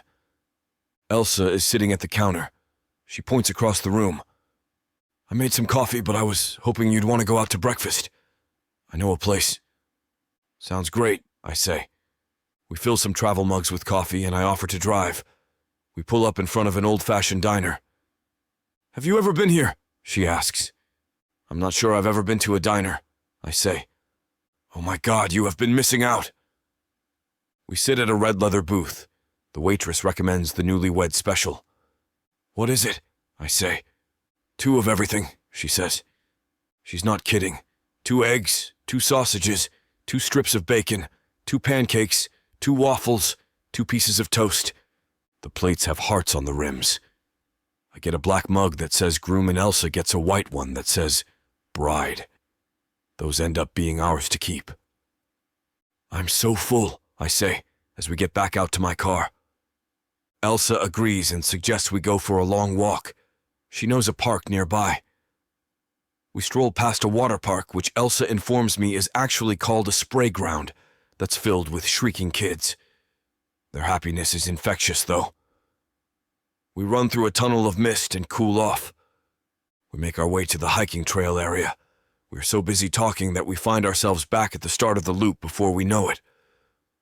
We can do this other loop too, I say, studying the map, and she agrees. We fall into a comfortable silence. Nothing but the sound of our feet against the path fills the air. I realize I feel more relaxed than I have been in years. I look at Elsa and catch her looking at me. We smile at each other. I'm not sure what we are smiling about. Maybe it's nothing. Maybe it's everything. Either way, it's nice. It's nice we don't have to define it. We can just be. Now I am hungry again, she says when we finally head back to the car. Where should we go? Home. I mean, your house. I'm going to make you lunch. Okay, I say. I offer to help, but she insists she wants to do it all herself. I excuse myself when she starts sautéing onions. Then I have to run back to the kitchen when the smoke detector goes off. I think I ruined the pan, she says. Nothing a good soak can't fix, I say, taking it from her and dumping it in the sink. Then I pull out my phone. How do you feel about Chinese? We like the same appetizers, but we each choose a different entree. While we wait for the delivery, I challenge her to a game of chess. I wish we had bet on this, she says when she checkmates me. You were really good, I say. High school chess club, she says. Really? Really? I had to sneak it in. Wasn't something the cheerleader who was dating the star quarterback was supposed to be doing, you know? My family wanted me to be a pretty homemaker, so I wasn't allowed to admit I had a brain. We eat our late lunch out of the containers, with our feet up on the sofa. She grabs the remote and puts on her favorite soap opera. During the commercials, she brings me up to speed on all the storylines. How do you feel about the daytime horror genre? I ask. What's that? Oh, hang on. You are in for a wild ride. I grab the remote and put on my latest favorite. What did you think? I ask her when the credits start rolling. That was terrifying, she says. I'm actually glad it's getting dark out. That feels far less scary now. Want to go out back? I say. Should be cool enough now, and it will be pitch black soon. Let's do it, she says, jumping up. She heads over to the sliding door. Oh, look at the moon. It's huge, she says. I move to stand beside her. The backyard is completely lit up. I don't bother to turn on any of the outside lights. We go outside and she helps me load up the fire pit. I hand her the lighter and let her do the honors. Beer or wine? I say as she sits down on the love seat. I have both. Beer, she says. We have one beer, then another. We talk about everything. My family, her family, my job, her job. What about your dreams? She says over beer number 3. Well, when I was a kid, I wanted to be an astronaut, I say, stalling. I have dreams, of course. I want a wife and a family filled with love and kindness and understanding. I want burnt onions and screaming wet kids, walks in parks. I want every day to be like today, to be with someone who I can just be me with. That is my new dream. But I can't say any of that to her. We might be married now, but she'll think I'm insane. We have an agreement, a contract. I can't ruin it with anything ridiculous like catching feelings for the woman. Except I think it might be too late. Mitchell? I can't talk. I can barely breathe. I lean in to kiss her, hoping and praying she doesn't pull away. She doesn't.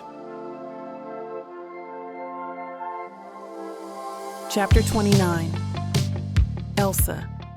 Mitchell's face is impossibly close to mine. His hooded gaze shifts between my eyes and my lips, and the heat of his breath tickles my cheek. He's waiting for me to scream, or to bolt, or to stammer awkwardly about what a bad idea this is. To be honest, I'm waiting for it too. My heart hammers away in my ribs, rattling me from the inside out. Butterflies dance fiercely in my gut. I know, my whole body knows. This is risky. I know I might regret it, but I'm willing to take that chance. So, I don't holler, I don't dart away, I don't make excuses. I just wait, letting the static crackle in the air, hovering between us like the smell of ozone before it storms. At last, lightning strikes. He leans in, the tip of his nose resting lightly against my left cheek, and he brushes his lips against mine. I barely move but press my lips towards him to urge him on. Mitchell responds by moving forward, dragging his right knuckles along my cheekbone and pausing to let his fingertips float at my jaw. My movement is less subtle now as I lean into him, applying more pressure to his lips. He lifts his left hand to my right cheek but lets it hover, seemingly fearful that if he moves too suddenly, I'll spook and run away. To assuage his fears, I place my palms on his shoulders, where his collarbone meets his deltoids, and kiss him a little harder, slipping my tongue just past his lips. A soft moan escapes his lips. He reciprocates, moving his tongue to tease mine. Planting his hands on either side of my face, he draws me into him. I rise from my seat, finally breaking the kiss to slide my hands down his chest and drop to a seat on the ground. I immediately miss the sensation of his lips, but know the pause will be worth it. What's going on with our favorite characters? Are you dying to find out? We've got all the goods over at TylerWalker.com. If you use code SAVE40, you'll get all the sordid details you can handle for a great price. On with the story. Chapter 30. Mitchell. Only a dozen, she says sadly, pushing her lower lip into a pout before cracking up. Let's start out with 12, and then we'll see if you have room for more, I say, in a low voice with bedroom eyes, staring up from between her knees still. Maybe your eyes are bigger than your stomach. These two can't get enough of each other, and we can't get enough of them. Find all the unabridged, glorious details over at TylerWalker.com and use SAVE40 for additional money off your purchase. Thanks for reading. Chapter 31. Elsa. The sun pokes its way in through any small crack in the curtains it can find, and I wake with a sense that all's right with the world. Well, my world anyway. Beside me, Mitchell stirs, and I turn to watch as he starts to come to life. It's the weirdest feeling, and that's saying something given everything that's gone down over the last couple of weeks. But it seems like I've known the man sleeping next to me for years. In reality, it's been 20 days since we met, and I don't think I've ever felt happier. "Morning, handsome," I whisper. He pulls me towards him and kisses me, his big, strong hands holding me close before running up and down my back. "I hope you're ready for some fun today," he says. "I'm always ready for fun," I respond playfully. "Especially with you." "Good." He throws off the sheets and flies out of bed, leaving me slightly startled as to where this is going. Not where I thought, obviously. "What's happening?" I ask, sitting up, slightly disappointed we're not staying in bed. "We're going out." There's a tone to his voice that is so masculine and reassuring, like he wants to be in control but not in a domineering or offensive way. It makes me think of how he started to pursue me 15 days ago at Inferno. But this time I'm not saying no. If you say so. I do, and I know you're gonna love it, he says, smiling. It's not long before we're in the car, and I feel like I'm being treated like royalty as we head out away from the city and suburbs and towards a very exclusive area that I've only ever heard of. In the distance, I see light bouncing off a large body of water, and I turn with a smile. You like it? He asks, seeing how happy I obviously am. Because there's a boat out there with our name on it for the day. You kidding me?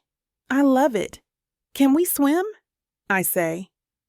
As excited as a child because I love swimming and rarely get a chance to do it. You can do whatever you want, he replies flirtatiously. You get to spend the day on a yacht before normal life resumes. I'm not sure life will ever be normal again, but that's another matter. Thanks.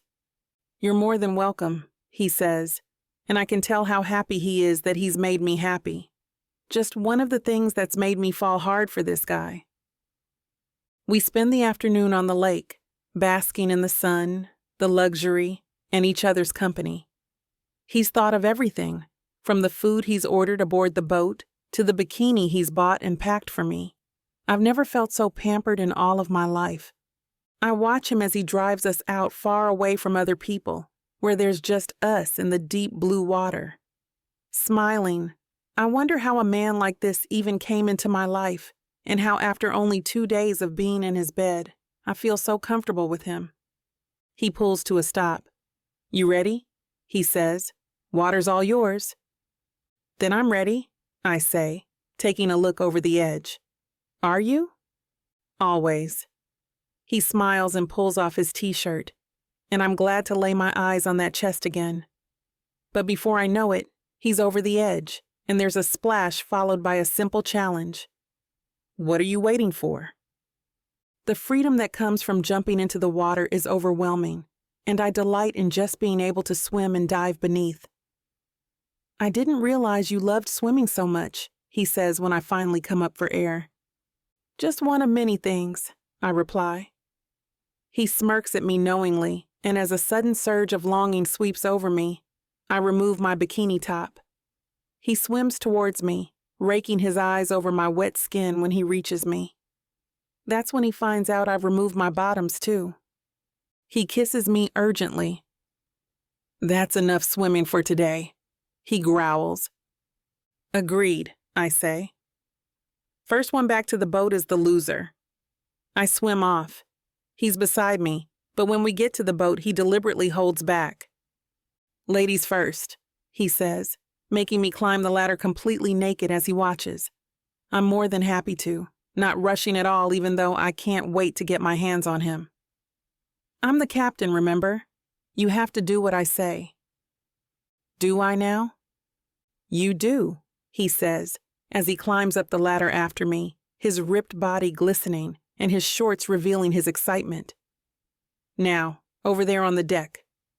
Sorry, friends. We'll have to pause the story for a bit here, as it's too hot for YouTube. Find all the details you're craving at tylawalker.com and use code SAVE40 for a great deal on some hot content.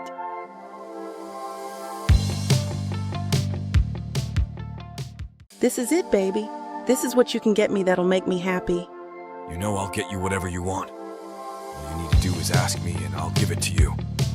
This ain't just it. This is everything I could ever want. Now I'm curious. What does a strong, sassy woman like yourself want so badly? Baby, you know what I want? I can't wait to hear. The Big Baddie Bundle from Tyler Walker. It has everything I need. 20 ebooks with over 1 million words of sassy romance and spice that'll keep you on your toes. 10 audiobooks containing over 60 hours of that seductive voice telling me naughty things all night long. You don't need an audiobook for that, baby. Right here. You may be fine and all, but no one tells it like the way Miss Tyler does. And I need her in my life. The Big Baddie Bundle is everything you need. You can get it for 80% off. Go to tylawalker.com to browse the bundles that earn you the best deals. It's time you treat yourself. Because you deserve it. Escape your life with Miss Tyla.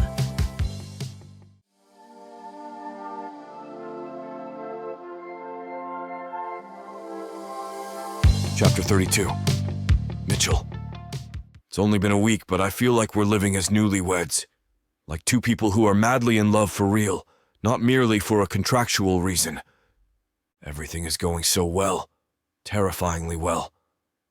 I'm afraid I'll do or say something wrong to jinx it. Maybe that's my parents haunting my mind, but the fear is there. Elsa is the most beautiful thing in my life.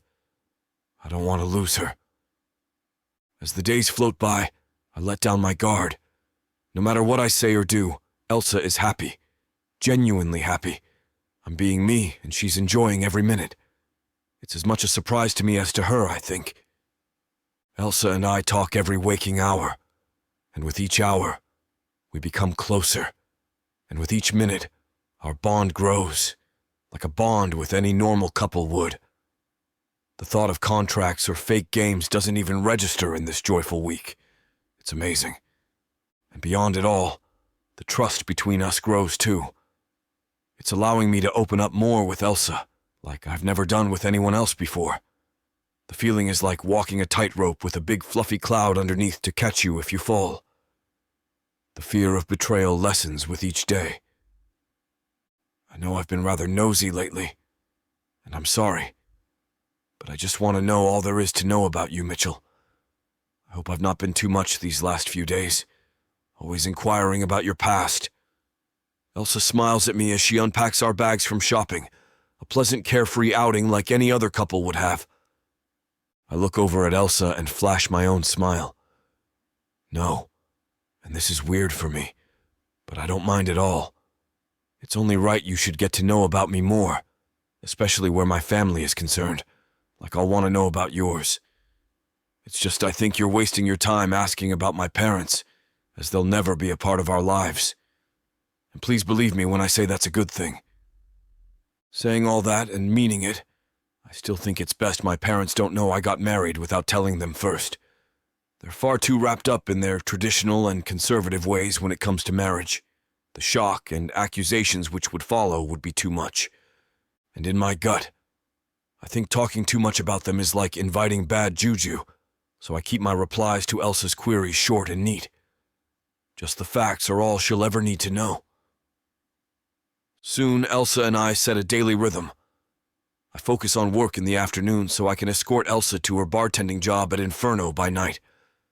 I can't get enough of watching her do her mixology magic for the patrons. Plus, I breathe better knowing she's in my safety zone. The mornings are ours and ours alone. It's our time to have a leisurely breakfast and luxuriate in being a couple.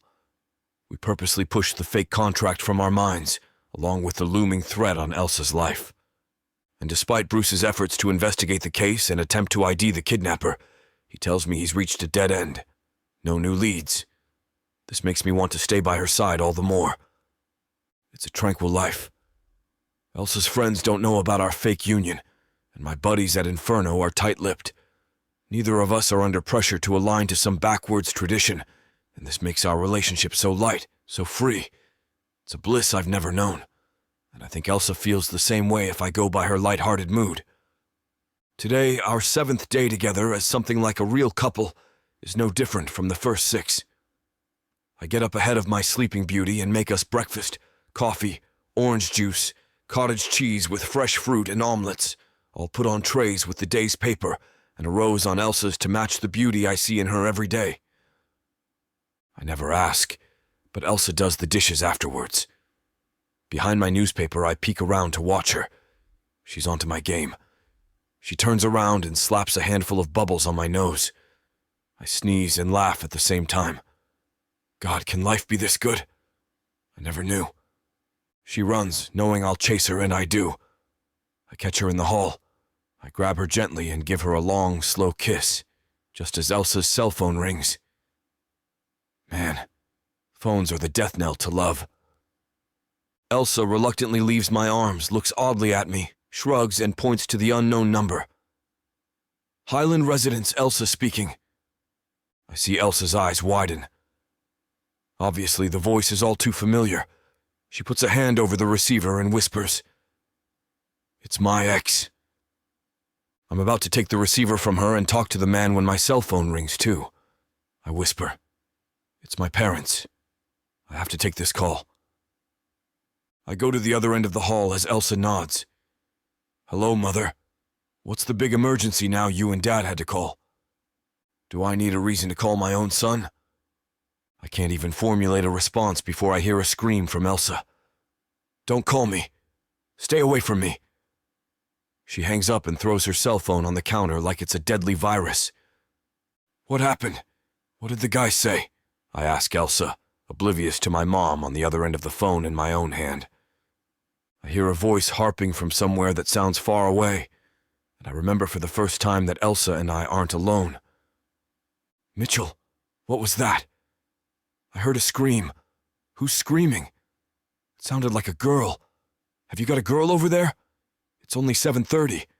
What's a girl doing at your house at that hour? It's too early for visitors. What's going on over there? Mom, nothing. Mitchell, now you tell me the truth. Do you have a woman staying in your house? Chapter 33. Mitchell. Oh my God. Will this woman ever leave me alone? And what kind of witchy power does she have, always calling me at the worst time? If I were two, I'd have a tantrum. Instead, my neck veins throb, and my face grows red. I curse myself, wishing my mother hadn't overheard our conversation, but there's no turning back time. I sigh and pick up my cell once again, trying to somehow put out the motherly fire. Mother, listen. It's not what you think, okay? You've got your wires crossed, which is what happens when you eavesdrop on my conversations like you always do. Mitchell, you know me. I'm a lady. Ladies do not eavesdrop. You say it's not what I think? What am I supposed to think? You have a strange woman in your house at the crack of dawn. I wasn't born yesterday, mister. I can do the math, my dear boy. Your father won't like this math one bit once I tell him about your scandalous move. Scandalous? Mom, you realize it's no longer 1952, right? And as for Dad, then don't tell him about what you heard. Easy peasy. And while you're at it, don't jump to conclusions either. You don't have a clue what you're talking about. Mitchell, I'm your mother. This much I do know. You are shacking up. Oh my gosh, I can't believe I had to say those words out loud. With a woman who is not your lawful wife. How can you sully our good name like this? Acting like some 1960s San Francisco hippie. She sighs so loudly it makes my ear ache. Your father and I didn't raise you to act like this.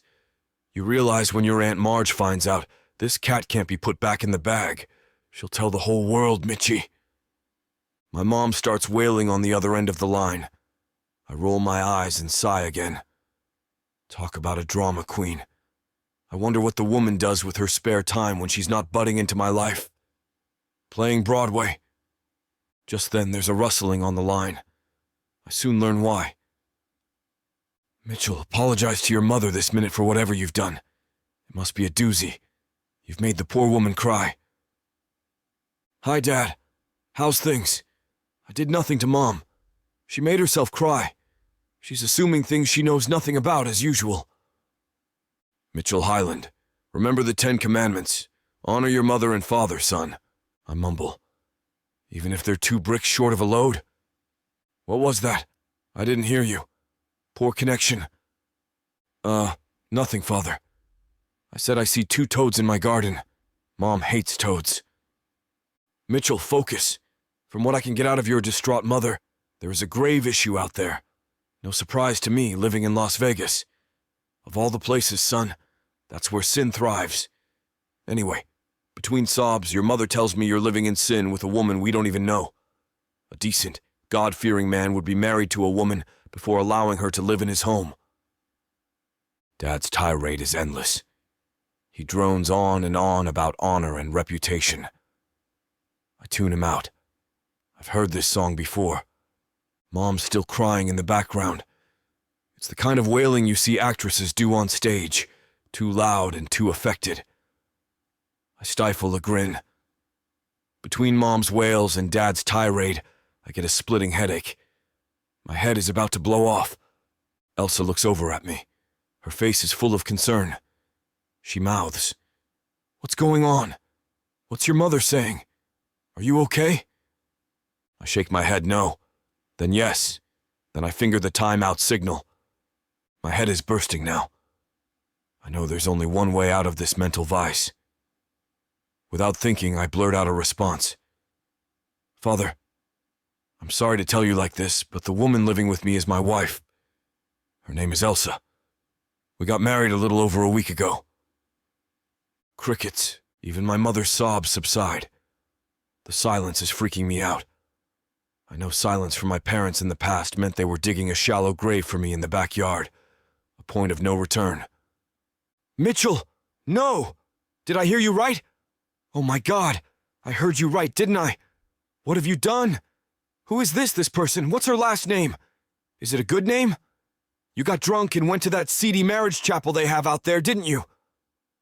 Oh, please tell me she's not one of those topless dancers," Mom yells to Dad. Nick! What has our baby boy done?" Mom! Settle down! You're talking nuts!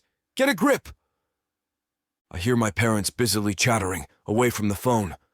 Finally, my mom comes back on the line. "Okay, fine. I'll try to remain calm, if only so I don't get your father upset any more than he already is. I pray this news doesn't give him a heart attack. You know how touchy his blood pressure is, Mitchell. Who is this girl? Are annulments legal out there?" I hear a scuffle on the line once again. "Mitchell." "Yes, Father." "We're coming to Vegas. I'm booking tickets for later today." My eyes pop. I stop breathing. I'm about to blow a mental gasket. Elsa looks over at me, dead worried. She mouths, What? You're coming today? What? Dad? No." Dad hangs up on me. I sigh and quit the call.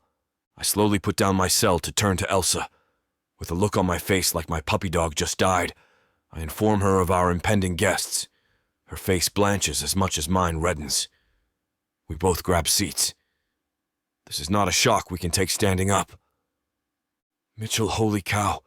What are we supposed to do now?" I inhale. "All we can do is play the game. We're married, remember? That's it. No contractual ties. A perfectly normal marriage." Elsa nods. Both of us look like we're headed to our own executions. I half-heartedly wonder if there's an instant acting for dummies book I can buy. Chapter 34. Elsa.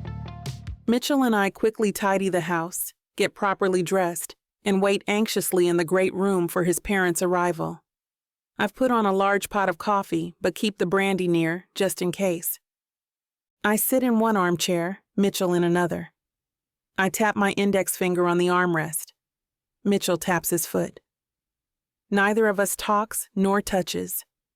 I think we both feel if we did, our carefully crafted world would collapse. Mitchell is right. We have to hunker down and try to survive through the storm. I'll try doing it with a smile on my face. I'm more unsure of Mitchell. The wall clock ticks. There are no other sounds. Soon those ticks erupt like explosions in my ears. I must break the silence or go mad. "Mitchell, shouldn't you have gone to the airport to pick up your parents? Isn't it rude to leave them there all alone?" Dad hung up on me before I could ask what flight they'd be on, and frankly, he hates being driven by me. He says no son should drive his father. What backwards lunacy. Whatever.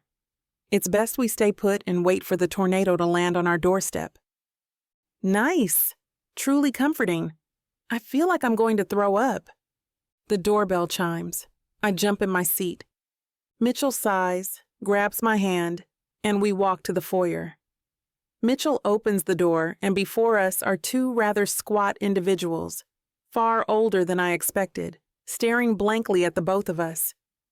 My brain snaps into gear, kicking into greeting mode. I slap on a welcoming smile. "Here we are, son. Now, will you do us the honor of introducing us to our new daughter-in-law?" Mr. Hyland removes his Homburg hat, puts it to his chest, and reaches out for my hand to lightly kiss it. My body goes into autopilot, and I simply play along, extending my hand. No man has ever kissed my hand. I feel like I'm playing a scene from the Netflix series, The Crown. Mrs. Hyland nudges her husband out of the way to give me a careful hug. I hear the pucker of lips which never touch my cheek. I fake a kiss back. Mom, Dad, please come in. No, son, you come out. I still have to pay the driver, and you can help me with the luggage. You know your mother and her countless bags. Mitchell shrugs his shoulders at me and follows his father outside. I smile and guide my quasi-mother-in-law inside to the great room. I know this will be a formal meeting, no matter how Mitchell's parents frame it.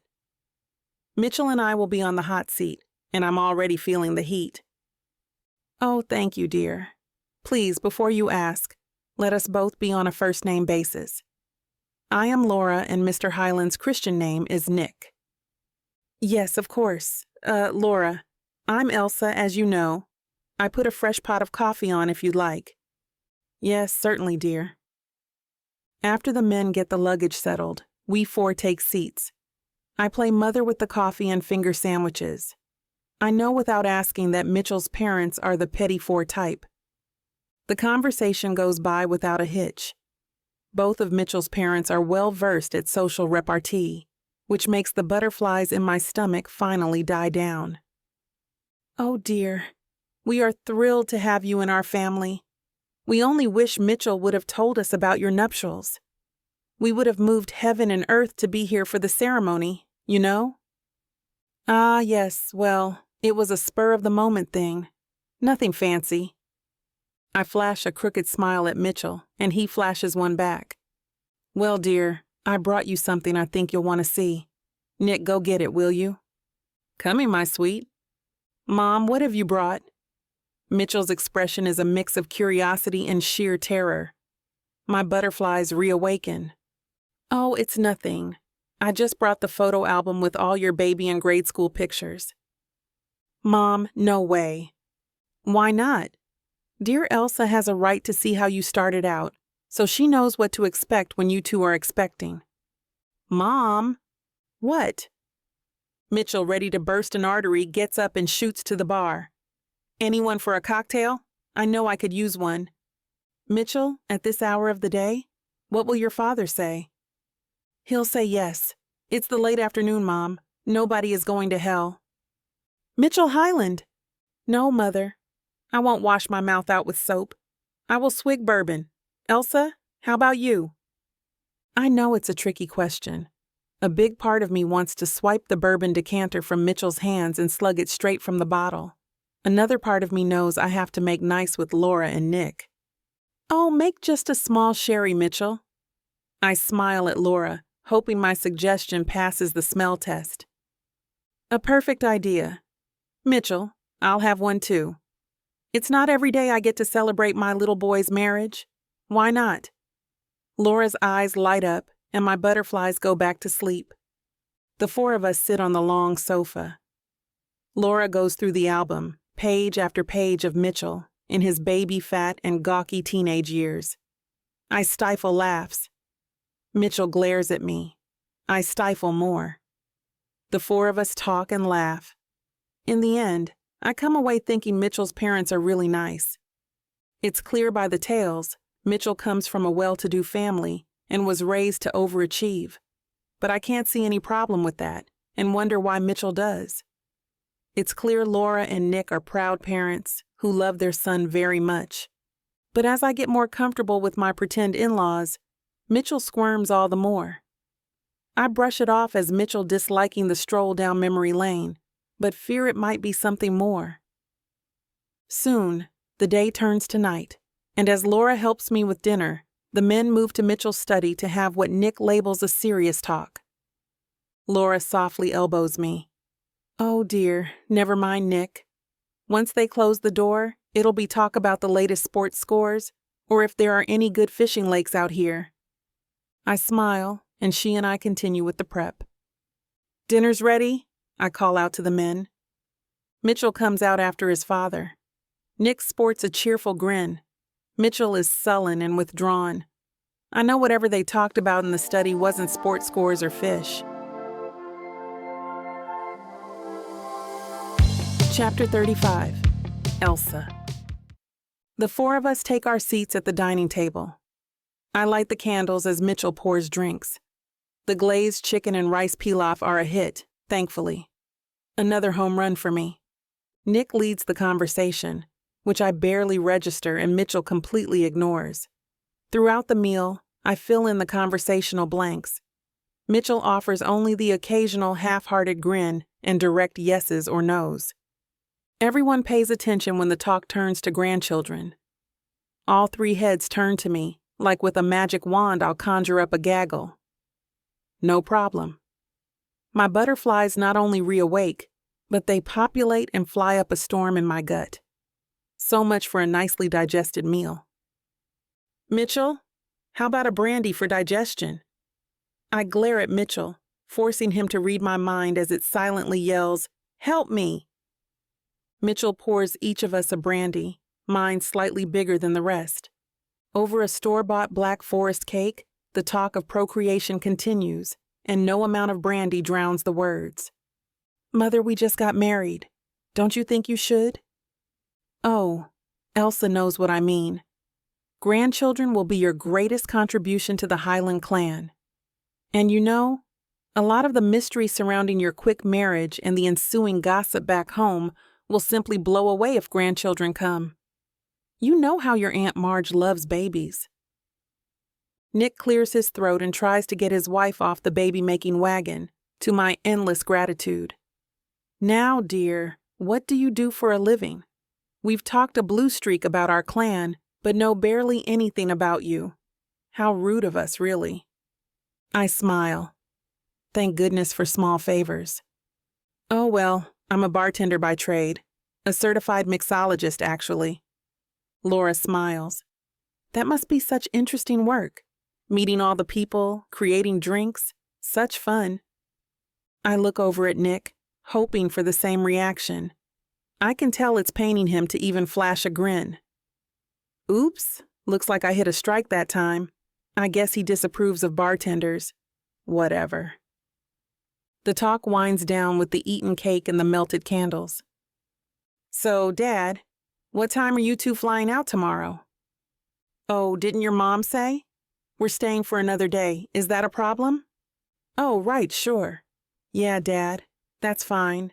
Isn't it simply fine, Elsa? Mitchell glares at me. I clear my throat. Absolutely. The more the merrier, I always say. More time to get to know one another. How lovely. I don't know how I forced out the words, but I did, and without barfing. As Mitchell, Laura, and Nick clear the table, insisting I stay put, I stay sitting at the table and stare at the dwindling candle flames.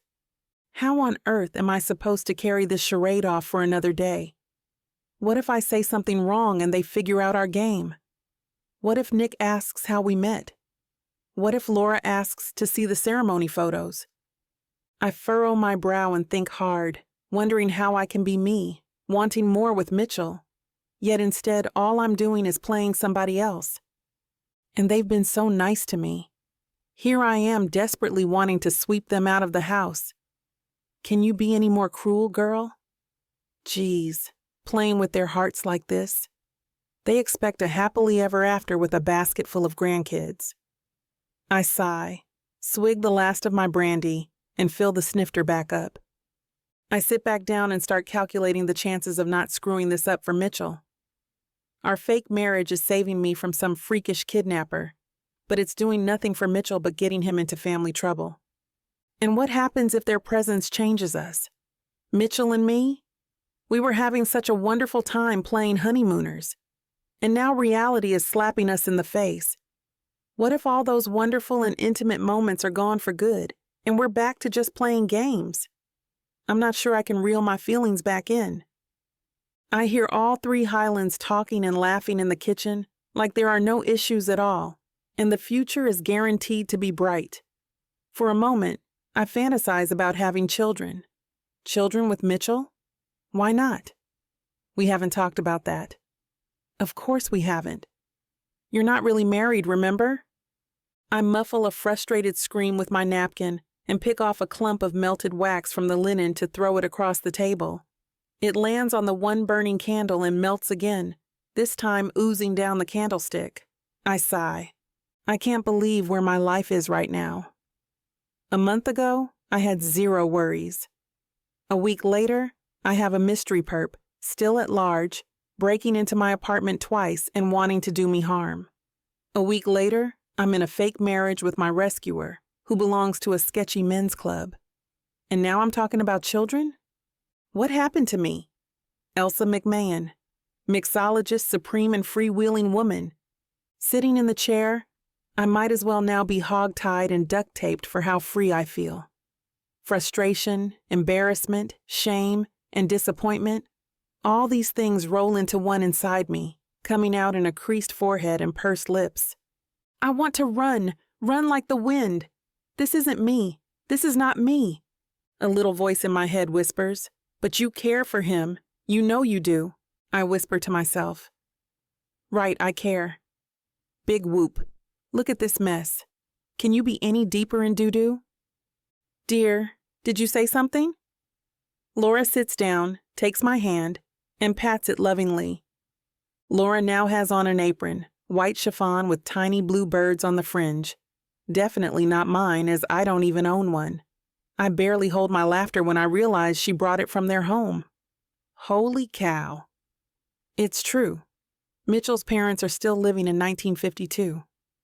Hilarious! The little voice starts whispering again. Not so hilarious if they make you live back there with them. Chapter 36. Mitchell. I drive Elsa to her shift at Inferno, any excuse to get us both away from my parents who seem to eye our every move. I sit back, sip a drink, and watch Elsa work. Beyond being beautiful, no one can say she's not a professional at the job. You about ready for your break? Elsa looks at her watch. Yeah, I am, actually. How about you meet me for a drink at the booth? Do I have to fix it myself? She winks. I laugh. Go sit down. I'll bring ours over. Nestled into the booth, it takes no time for us to wander back to the topic at hand. Elsa, I just wanted to apologize for how my father reacted at the dinner table. I know it's not ideal having them living with us. This is the first time I've had a private moment with you. I thought my house was large. Turns out not large enough. Those two are on us everywhere we go in the place. Elsa takes a sip of her gin and tonic, maybe out of thirst, maybe to think of a response. Mitchell, please don't worry about it. It was fine. No, it wasn't fine. He doesn't know how much focus and knowledge goes into your job. The certification, the experience you have. My parents are so cloistered from the real world. It's pathetic. I'm not offended. I kind of thought the same thing myself, actually. They are from another time, and you know what they say about older dogs. And despite your father's views, your mom seems really nice. She's been exceedingly kind to me on this visit, considering the shocking news of our marriage. Yeah, listen, about that. I'm sorry about that too. They weren't supposed to know. I let my parents push my buttons. I reacted, and it all just came out because I didn't want them thinking poorly of you. And they were. I had to put a stop to that. I got that from the gist of the conversation. Yes, but in no way did I tell them so they'd instantly show up at our doorstep. I don't want them injecting themselves into our life. In no way will I let them interfere with how we live our life either. I take a big swig of my drink. I'm not thirsty. I'm pissed at my parents. Liquor helps. I don't think they mean to interfere, Mitchell. Your mother seems excited. And your father, well, he's... Hey, you don't have to say it. I know. Dad is an overbearing man who is set in his ways, and he demands the best from everyone, and his definition of best doesn't equate to the modern century. Is that where you get your drive to be the best? Yeah, maybe. I was expected to conquer everything I tried. I guess it's hard to quit the habit of a lifetime. My entire being is always focused on a goal, always fighting to gain, to arrive, to be number one. Sometimes I look at myself in the mirror and glimpse my dad in the reflection. And believe me, it's shocking. I can tell Elsa is thinking, by her faraway stare and the automatic sipping of her drink. I'm simply too afraid to ask her what's on her mind. I keep sipping my drink and match her distant stare. I'm not sure I should ask this, but what did you two talk about in the study before dinner? You came out looking like you'd been hit by a bus. Okay, now I know what she's thinking about. Makes sense. Yeah, that was an unpleasant half hour. Dad is as traditional as you can get. I think he expected me to court a girl from an upwardly mobile family, have at least a 6-month engagement, time enough for the families to sniff one another out. So let's just say our instant union was less than desirable from where the old man stood. Me not measuring up, or the decision to marry, or both? I laugh and wrap my arm around Elsa's shoulder. About the marriage, really. He gave me a crash course on how love and marriage are supposed to play out, and how you and I did the exact opposite. Wasn't that nice of the Neanderthal? Elsa smiles. It's a fake smile. I sense she's hurt inside. So, what did the conversation boil down to then? A simmering silence. Hey, I'm going for a second round. Be right back. I have to get away from Elsa. I need time to think. Hey, another round, please.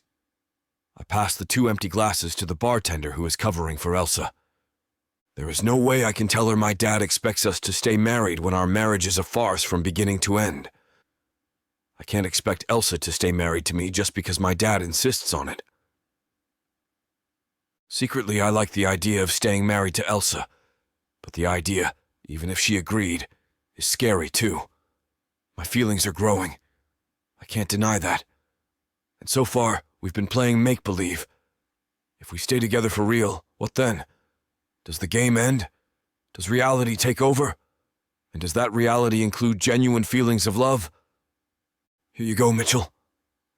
Thanks.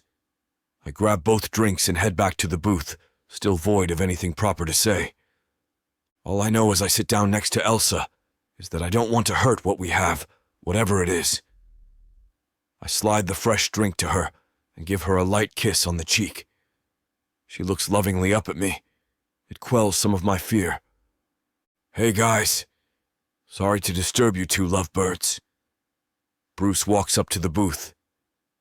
Have a seat, Bruce. My break is almost over anyway. Elsa slides over. What's up, pal? I ask, thankful for the interruption. There's an update on Elsa's case. I thought you two should know. Do you have a minute? Chapter 37. Elsa. Sure, Bruce. I still have a few minutes left before I head back to work. Fill us in. I lean forward and stare into Bruce's eyes. I'm so eager to get any update, anything that gets us closer to finding out who is after me and how we can stop them. Okay, I have good news and bad news. What do you want first? Hit me with the bad first, then I can recover with the good.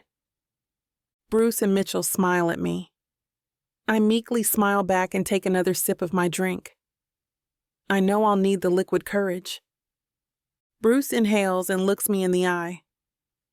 We've hit an investigative wall in the case, Elsa. I wish I could say otherwise, but you're not in the clear yet with whomever is terrorizing you. I sigh, lower my head and stare at my cocktail. I watch the ice cubes bobble and crack in the glass. But Elsa, there's good news too. Your family members are cleared. None of them are involved in your kidnapping or the break and enter. I pop my head back up and flash Bruce a thrilling smile. Mitchell leans over and hugs me tightly. What a relief. Oh, Bruce, that is good news. I was truly scared they were involved. I know how they can react to things I do. I worried they had gone off the deep end. What about my ex, though? To date in our surveillance and background checks, we have found nothing suspicious about him either. I smile and give Bruce a light hug. Thank you for all you're doing for me, Bruce. I mean that from the bottom of my heart. Bruce nods and smiles back. Anything for you, Elsa. Listen, boys, I have to head back to work now. The men nod, and I get up and float back to the bar. I'm so lighthearted and relieved. The rest of my shift goes by fast, and I'm all smiles and cheery banter with the club members for the rest of the night.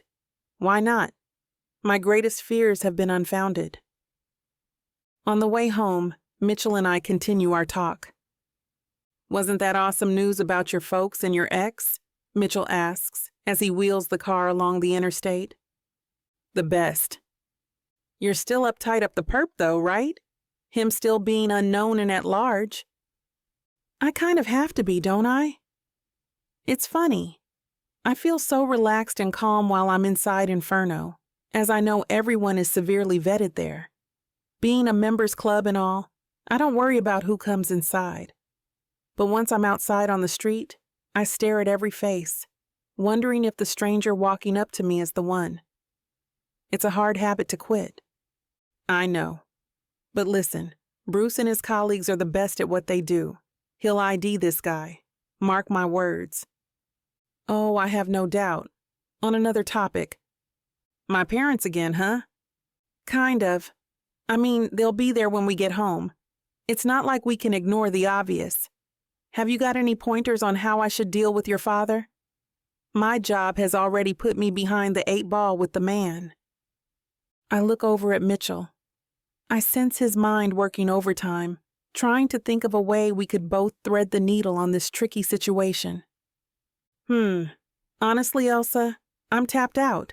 I really haven't a clue. Okay, well, maybe tell me more about your childhood living with your parents. If I know more about how they treated you, then maybe I'll have an in with them. There's not much to say, really, other than they were extremely strict with me. I had to dress properly at all times, join the right school groups, and the right sports. I had to be seen by their social circle at the right places, including church every Sunday and confession every month, I explain. I take one hand off the wheel to rub my face. Geez, those damn confessions.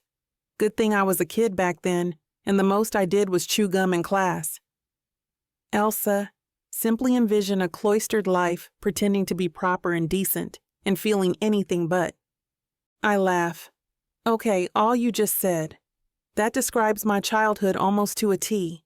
Maybe with less money in the family coffers, but all the same expectations. Family image above everything else. What a laugh, huh? I lean over and give Mitchell a hug.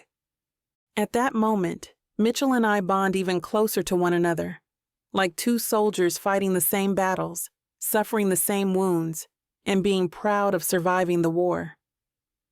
Do you think we're overthinking this? I mean, you and I know you can't change a tiger's stripes. Your parents are set in their ways. It's not like us forcing them to view life in the modern times will change that. Mitchell sighs. He keeps his left hand on the steering wheel and stares out the windshield. But I know he's seen more than the open road. I know you're right.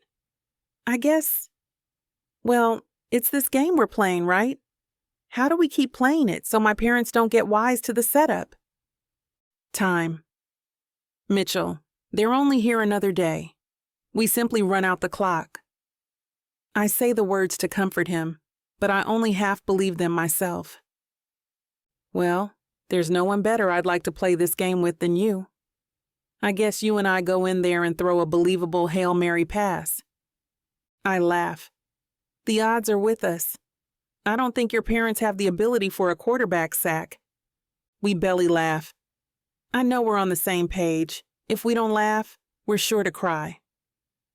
Mitchell stops the car in the driveway, and before we get out, he holds me tightly and kisses me softly, gently, more passionately than before. I know we're growing so close. I'm loving it, and I'm fearing it all the same. What if this feeling or permanence is truly just temporary, like the game we're playing? Will everything turn out okay? Do we both have a chance at a happily ever after despite it all? Chapter 38. Mitchell. I'm so sorry, dear ones, but your father has been ordered back to work. We have to fly out now instead of tomorrow. We'll have to miss our dinner engagement. Mom looks at me with sorrowful eyes. I'm shocked. I think she's truly sad. It's okay, Mom. Elsa and I are working really hard right now, so it's probably not the best time for a prolonged visit. What Mitchell means is we are sad to see you two go, but look forward to our next stay. Me as well, dear. And maybe next time you two will have good news. Laura winks at me. What do you mean, Mom, by good news? What other? That you two will be expectant parents, of course. Mom, please. I frown. Elsa grins and elbows me in the gut, reminding me to play the game. At least one of us has discipline and can placate my mother's fantasies, even if I don't.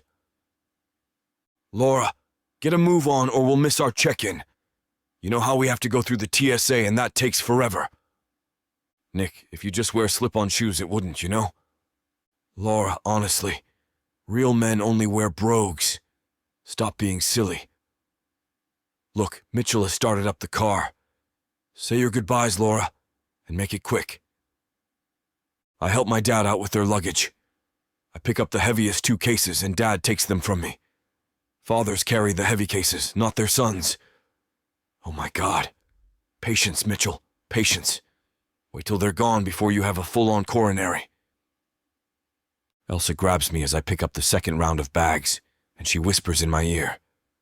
Breathe, smile, nod, breathe. I nod, smile, and inhale like a whale. She giggles. Hey, you want me to come with? No, you stay here. Order us some dinner. Both of us shouldn't have to go through this torture. Save yourself. I wink. I get my parents to the airport and say my goodbyes. The wave I make as they head to the check-in. I want to be more of a broom sweep. I'm thankful to see their backs either way. On the way back home, peace reigns inside the car. All I hear is the thrum of the tires on the asphalt. I don't even throw on the radio or listen to tunes. I need this quiet moment to figure out how to bring up staying married to Elsa for good. Telling my parents about our marriage was a mistake, but now that they know, divorce is going to be a hard pill for them to swallow. I end up talking to myself like some kind of lunatic. I mean, how do I broach the question? Say, Elsa, how about we eat dinner and stay married forever? Say, Elsa, could you pass the salt and stay married to me forever? Would you mind terribly if we file joint income tax forever? Hell, Mitchell, all that sounds crazy. I vent to the air. She'll run like the wind. What's keeping her bound to a lunatic family like mine? She probably already thinks I'll turn into my folks and wear hats and brogues and go to bed by 9. I wheel the car into the drive with no answers. I hear a clock ticking in my mind, and I imagine it wired to sticks of dynamite. I know things will not get better with time. I trudge through the door, shoulders hunched, mood even lower. Immediately, the scent of fried chicken hits my nostrils, and my shoulders go erect and my mood flies. I'm happy once again. How does Elsa do this? How does she make me so happy? Damn, life with her is so great. I jog down the hall and find Elsa unpacking the KFC. I give her an enormous hug. You read my mind. It's easy. You're a one fast food chicken bucket man. She winks. I help her set the kitchen dinette, and soon we're finger deep into the fried goodness. How did it go, taking your folks to the airport? Surprisingly well. Dad was emailing colleagues the entire way. Mom mostly stared outside the window, asking me what casino was, which and where her idols, Frank Sinatra and Dean Martin, played. Thank God. I didn't know you knew stuff about those old singers. I don't. I made it all up. Just pointed at whatever joint came up first. Mitchell, that's awful.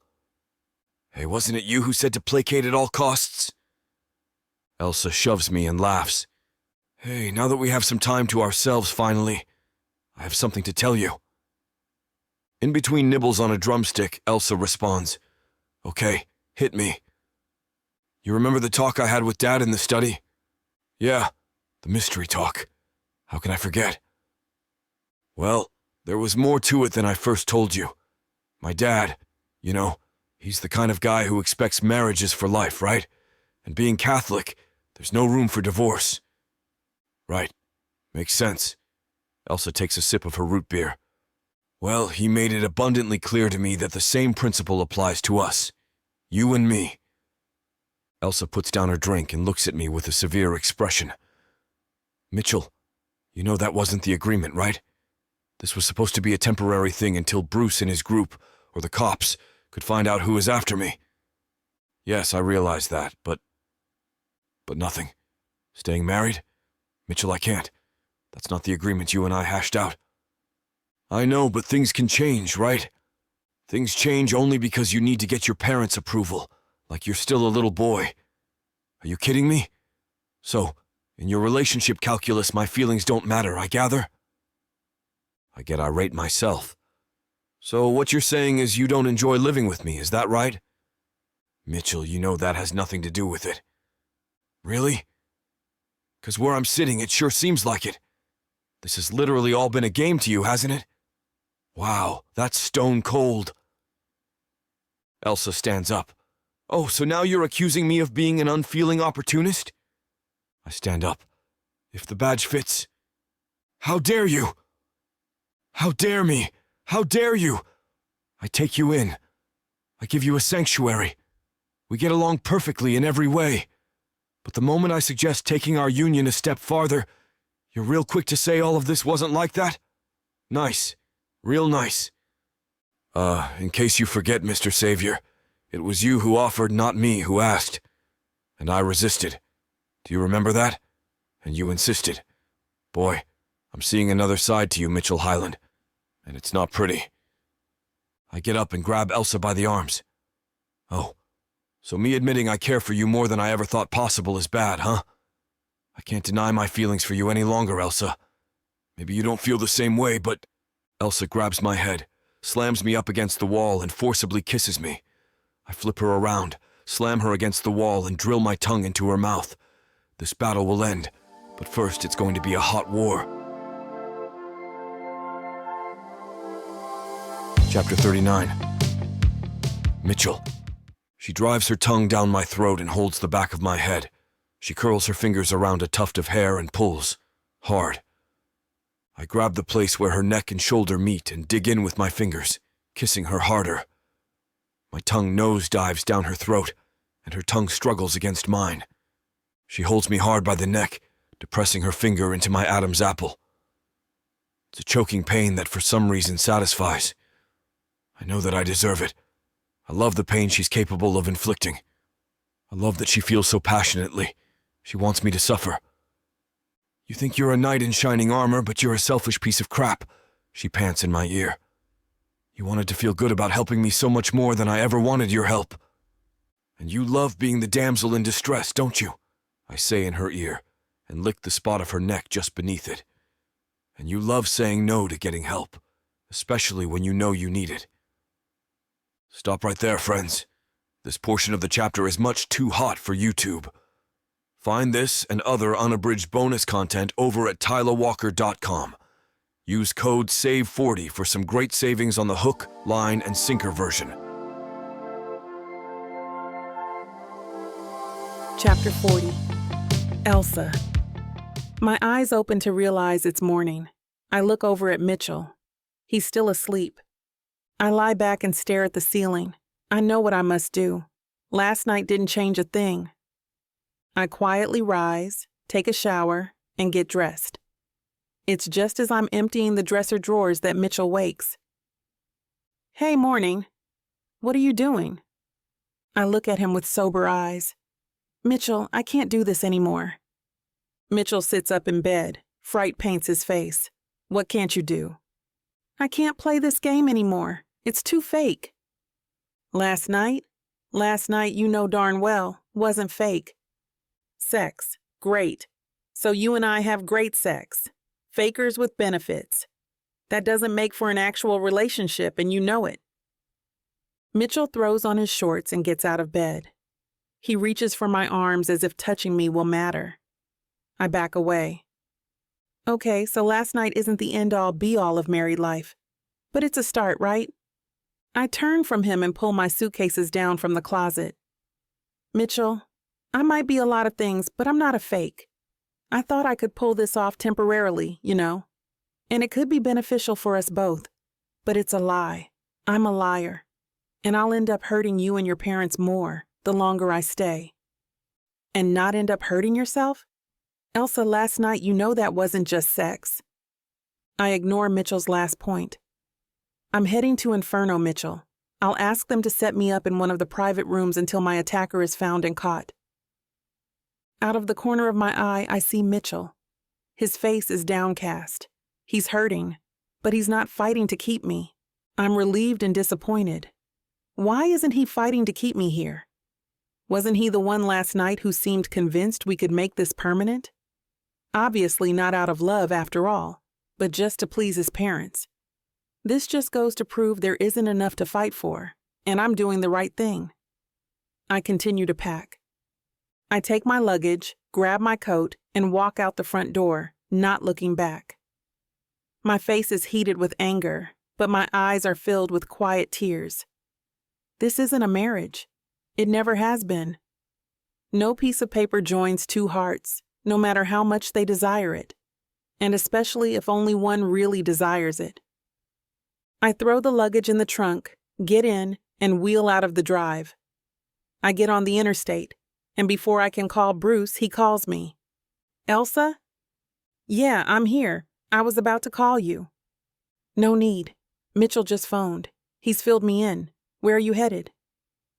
Well, I was thinking of heading to Inferno to set up some temporary arrangements at the club. But I know this is short notice, so in the meantime, I'll probably bunk with a friend. Why? Elsa, no way. That's not safe. Forget about it being quick. Head to Inferno. I'll get you a room. Yeah, but Bruce, I thought about things, about staying there. Mitchell set all this up. It's a huge personal conflict for you. That's not fair. You let me worry about Mitchell. What we both need for you is your safety. The club is the safest place for you right now. You might not be there for long as I've gotten another lead on your kidnapper. It's still early, but at least we have something to go on. A lead? What kind of lead? It turns out we missed a vital clue. It's concerning the note the kidnapper left. I'm retracing my steps. I'm not sure yet how it'll pan out, but in the meantime, I still need you in a safe place. The last thing we need is for this perp to have another go at you when I don't even have a bead on the attacker's ID. I sigh. I know Bruce is right. To hang myself out to dry and risk another attack won't do anyone any good. Okay, I get what you're saying. I'm a lot less trouble for you being safe than being a target. I'll head to Inferno now. I need this ridiculous show to end once and for all. You made it okay? Yeah, the traffic was light. Okay, so how's this room? It's rather spacious, and it's in the far back, and I have extra security stationed around the property to be on the safe side. Oh, and FYI, the window glass is bulletproof, the room locks are computer-coded, and there's CCTV at every entrance. I gaze around at the well-appointed dwelling. It's far better than I imagined. I should have expected more. Inferno is the highest caliber club in town. All this for me. I feel kind of guilty, Bruce. Don't feel guilt. You're a secondary member as an Inferno employee. These rooms are always available to staff and members when they need them. Consider this place your home away from home. Bruce smiles and hands me a card key. I want to say so much to Bruce, but the emotion in my throat prevents it. All I manage to get out is a sincere thank you. I can tell by his expression he knows I mean so much more. Bruce leaves as I slide the card into the lock. Inside, I drop my bags, switch the deadbolt, slide down the door, and sob like someone so close to me has died. It's true. My heart is DOA. My chance with Mitchell is all but dead. In between gulps of air and sniffles, I mumble to myself, I love you, Mitchell. I think I've loved you from the start. You and your stupid bike coming to my rescue. I hated you for it, and I adored you for it at the same time. And now I've ruined everything. I wail.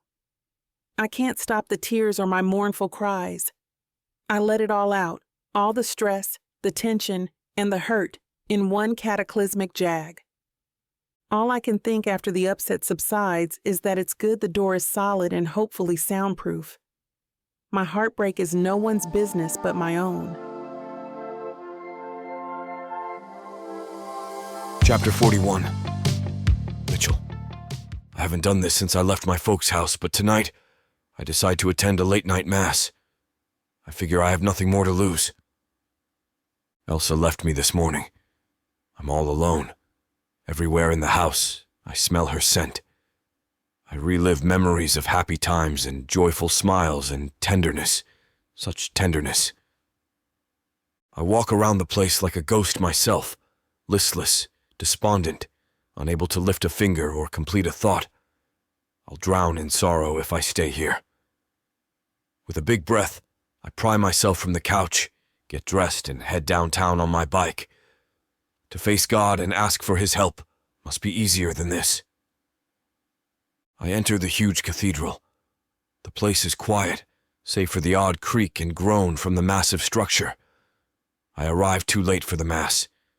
Only a few souls remain in the church, sitting alone in different pews, their heads bowed in silent prayer. I see the lit candle display up front. I take a step and instantly rue my choice of shoes. Hard leather soles. Each footfall echoes like a thunderclap. I fear I'll wake God on the wrong side of His heavenly bed. I've had enough bad news for one day. As quietly as I can, I walk up the aisle, kneel, and cross my chest in reverence to the Holy Trinity. With how far I have strayed from the church, I fear a lightning bolt will hit me square in the face. Instead, there is just stillness, and my mind settles. I take a seat in a pew nearby and begin to pray. Dear Heavenly Father, I'm sorry for everything. If I list all my sins, you and I will fall asleep. I don't know if this is right or proper to show up now and ask for help, but if not you, then who? I end with the Lord's Prayer, leave the pew, and drop coins into a slot in order to purchase a taper to light a candle for Elsa and me, and pray for forgiveness. I turn on my heels, intent on leaving when I see to my left the confessional. It's difficult to stray from what parents teach a kid.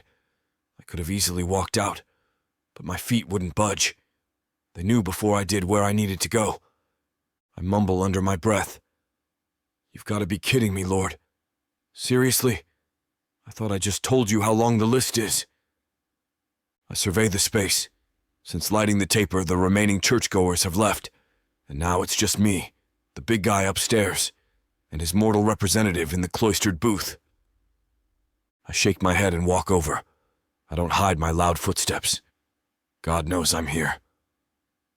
What's the use? I enter the left side and close the door. I take a seat on the tiny wooden bench, Google the dates, get the total, turn off the cell, and begin. Father, it's been 1697 days since my last confession. And I begin to list every sin, or nearly every one, or at least the ones I can remember. And I end with this one. And I hurt the love of my life with lies and games, and she has left me because of it. My life means nothing without her, Father. I take full responsibility for my sins. Please instruct me how I can make things right. Son, life is not a straight road, especially when love exists. Communication and honesty are key. That's the thing, Father. It all started with a lie. A fake marriage I proposed in order to keep her safe. It's a long story, but my feelings grew and were never fake. I ruined what could have been lasting love with a lying game. Son, you could make this right. Have you considered properly marrying the woman? Yes, Father, I have. In my heart, that's what I want more than anything else. Then, child, that is what you must do. You must confess your true feelings and offer her a proper union. Then your love will never be based on a lie. So what you're saying is that it might not be too late. When man breathes with God's guiding light, nothing is ever too late. Hope and love abound. Thank you, Father. Oh, we're not done. That will be 100 Our Fathers and 50 Hail Marys for your other sins. Yes, Father. Thank you, Father. I quietly leave the confessional and tiptoe for the next 10 feet, then tear out of the church. My racing footsteps pound along the marble like holy thunder. Like the first night I rescued Elsa, I tear along the quiet streets. Helmet on, black leathers donned. My focus is laser sharp, and once again full of complete and decisive thoughts, hope springing eternal once more. This time I will rescue us both from the pack of lies which killed all the good in us.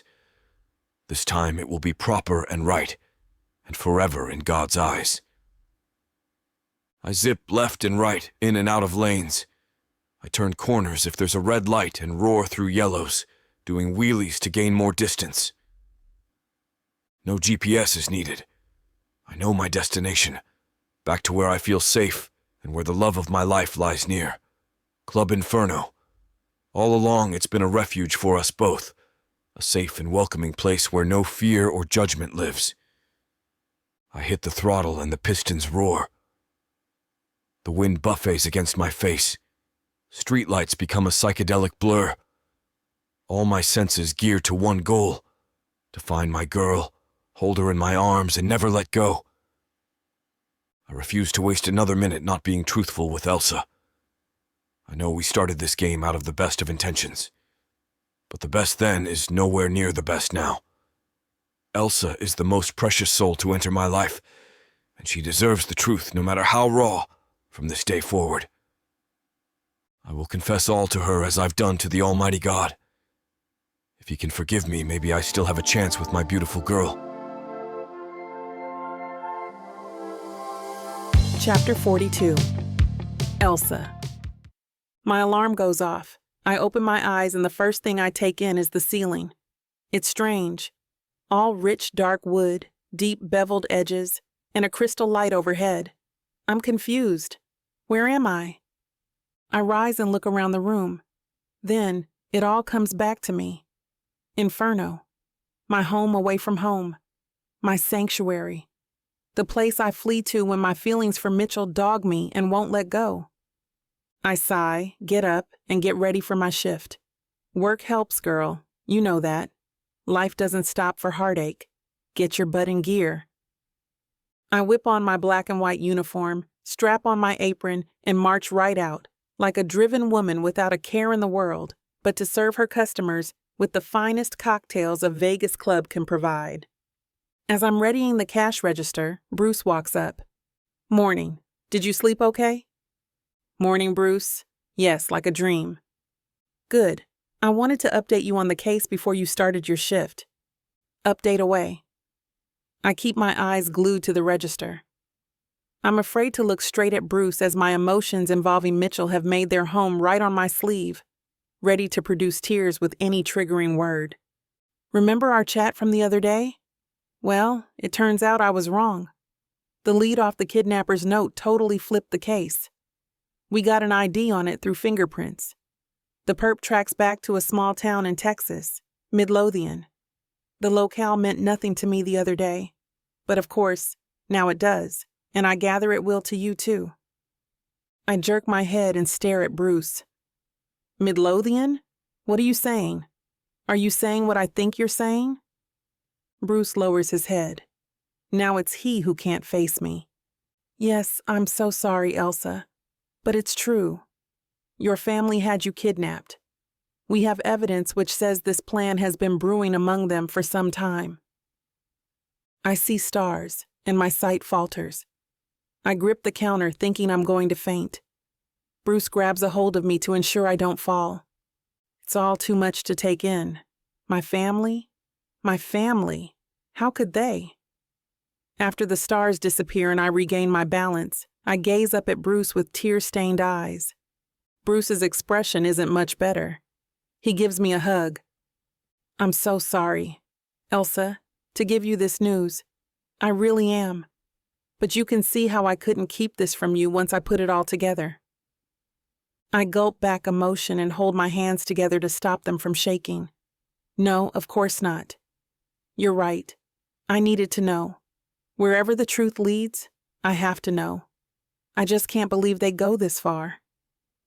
Did you at all suspect, given what you know about them? I leave Bruce, walk over to the liquor shelves, and pour myself 2 fingers of brandy into a wide snifter. I lean against the bar, gulp the first finger, and sip at the second. I see my reflection in the backboard mirror. My face is ashen. I even shock myself. Honestly, yeah, it crossed my mind, but I refused to believe it. I knew my family was controlling, and they didn't want me out here doing my own thing. But I never thought they'd go to such lengths. Attacking me. Breaking into my apartment. No, not in a million years.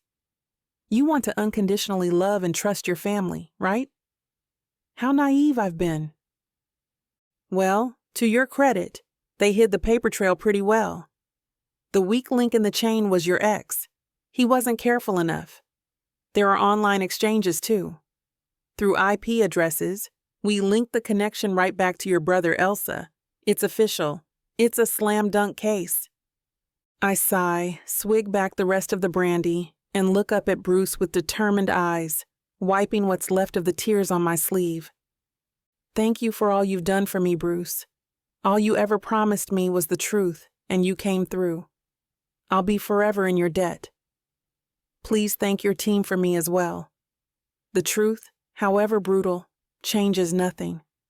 I'm my own person, living my life where I please, working where I please. And this worker needs to start my shift. I will not let my family alter my life. If I keep on keeping on, I win, not them. Bruce smiles at me, pats me on the shoulder, gives me a side hug, and leaves me be. I arch my back, breathe deeply, and return to my bartender duties. I hurt. Yes, I hurt. But I keep busy with the customers, smiling and conversing in a lighthearted way. Soon, the fake smiles turn genuine, and my gloom lifts like coastal fog. Nothing soothes a broken heart like busy work and good people. My shift races by. I hand off the cash to the next bartender, and instead of returning to my inferno rooms, I head outside. I need air. Hey guys, I won't be long. Just going out for a quick walk to the store for some fresh air and a soda, I tell the bouncers on either side of the front door. Sure, Elsa, but don't wander out there long. I smile.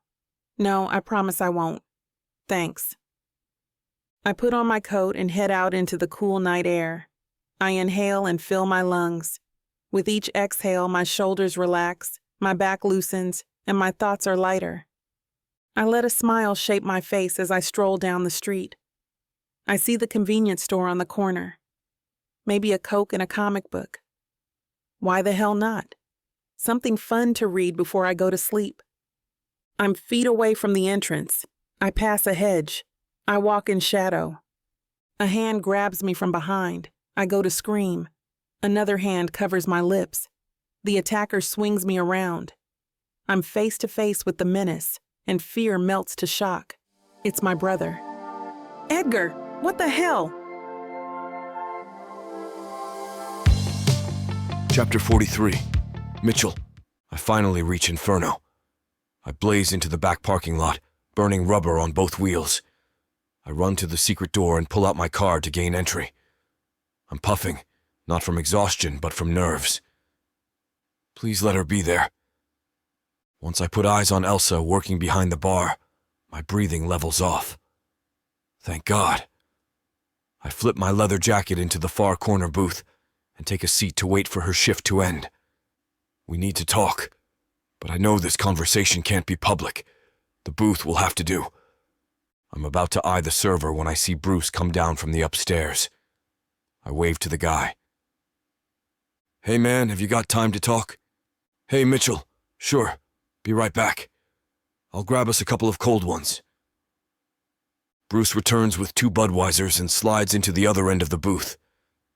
I'm thankful he brought the brew. I didn't want to alert Elsa to my presence, and this talk might need liquid courage. Not for Bruce, for me. Bruce slides one of the amber bottles to me, and we both take healthy swigs. Our eyes meet. Mine are hopeful. His are curious. So, I gather she came here and you took care of her? Yeah, man. I got Elsa all set up in one of the nicer spare rooms.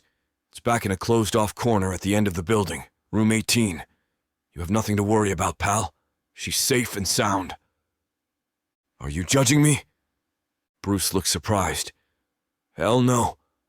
Couples have issues all the time. This case, this attack, it can't be helping you guys much. Thanks, man. And yeah, relationship stress is bad enough. Have you had any updates or any new leads since we last talked? Yeah, a doozy, actually. I got the last lead all wrong. It turns out it had been Elsa's brother who instigated all of this. The B&Es to her apartment and the kidnapping. The whole shebang. Holy crap, are you kidding me? All because her family wants her back. Wow. That's some seriously wacky stuff. Does Elsa know? Have you told her? Yeah, I told her before her shift started today. I look over at Elsa. Her stance is relaxed. She's smiling and talking with her customers like it's any other day. She looks okay. Is she? I mean, how did she react when you told her? I won't lie to you, man. At first, it was bad. She was hurt and disappointed. Quite the shock to the system, but she soon recovered. She's a feisty girl, Mitchell, I'll say that. And determined, too. Nothing is stopping her from doing what she wants with her life. I smile and slowly close and open my eyelids, digesting the news myself. All I feel is pride. I love her so much. Hey man, I got a dash. I got some calls to make. Yeah, of course. Hey, Bruce. Yeah?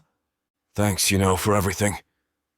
Bruce smiles, turns on his heels, and walks away, whistling a cheerful tune. I look up, expecting to see Elsa still behind the bar, but she's gone. Another bartender already took her place. I look left and right. I scan the entire joint. She's nowhere to be found. I go to the third floor to enter the private club residence area, walk to the end of the hall, and knock on her door. No answer. I knock again. Louder. Nothing. I come back out, eye the bouncers, and hit them up for a chat. Hey guys, did you see Elsa after her shift ended? Yeah, we both did. She left to get some air a couple of minutes ago. All by herself? Through the front doors? She didn't. Hey, she promised us she'd be right back. She said she wanted to walk to the store down the street to get some air and pick up a soda. I glare at the dumbfounded guards and hightail it out the door. What is she doing? Anyone could have seen her come out the public doors. I look left to see the convenience store in the distance. Near a hedgerow, I see silhouettes moving in the night and what sounds like a muffled cry. I know that voice. It's hers.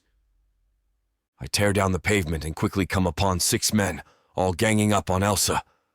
One has his hands on her arm. Please let me go, she cries. Shut up! Stop making a scene! You're coming with us! Bastards, let her go! I tear into the crowd. I come eye to eye with 2 of the men. One looks like her ex.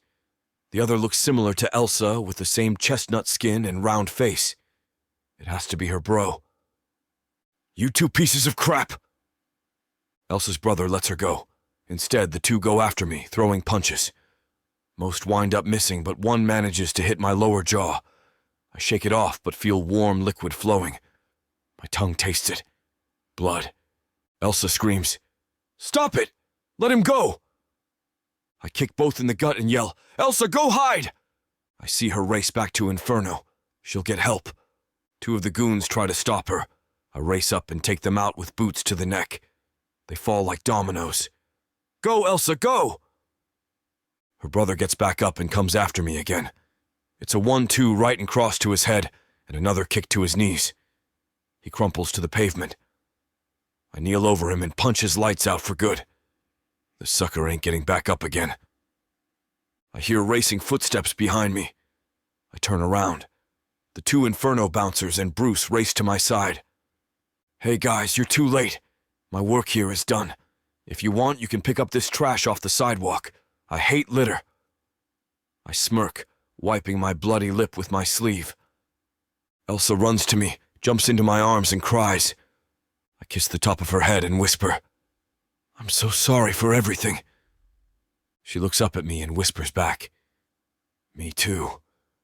For everything. She kisses me. I flinch from the pain, but eagerly kiss her back. Chapter 44. Elsa.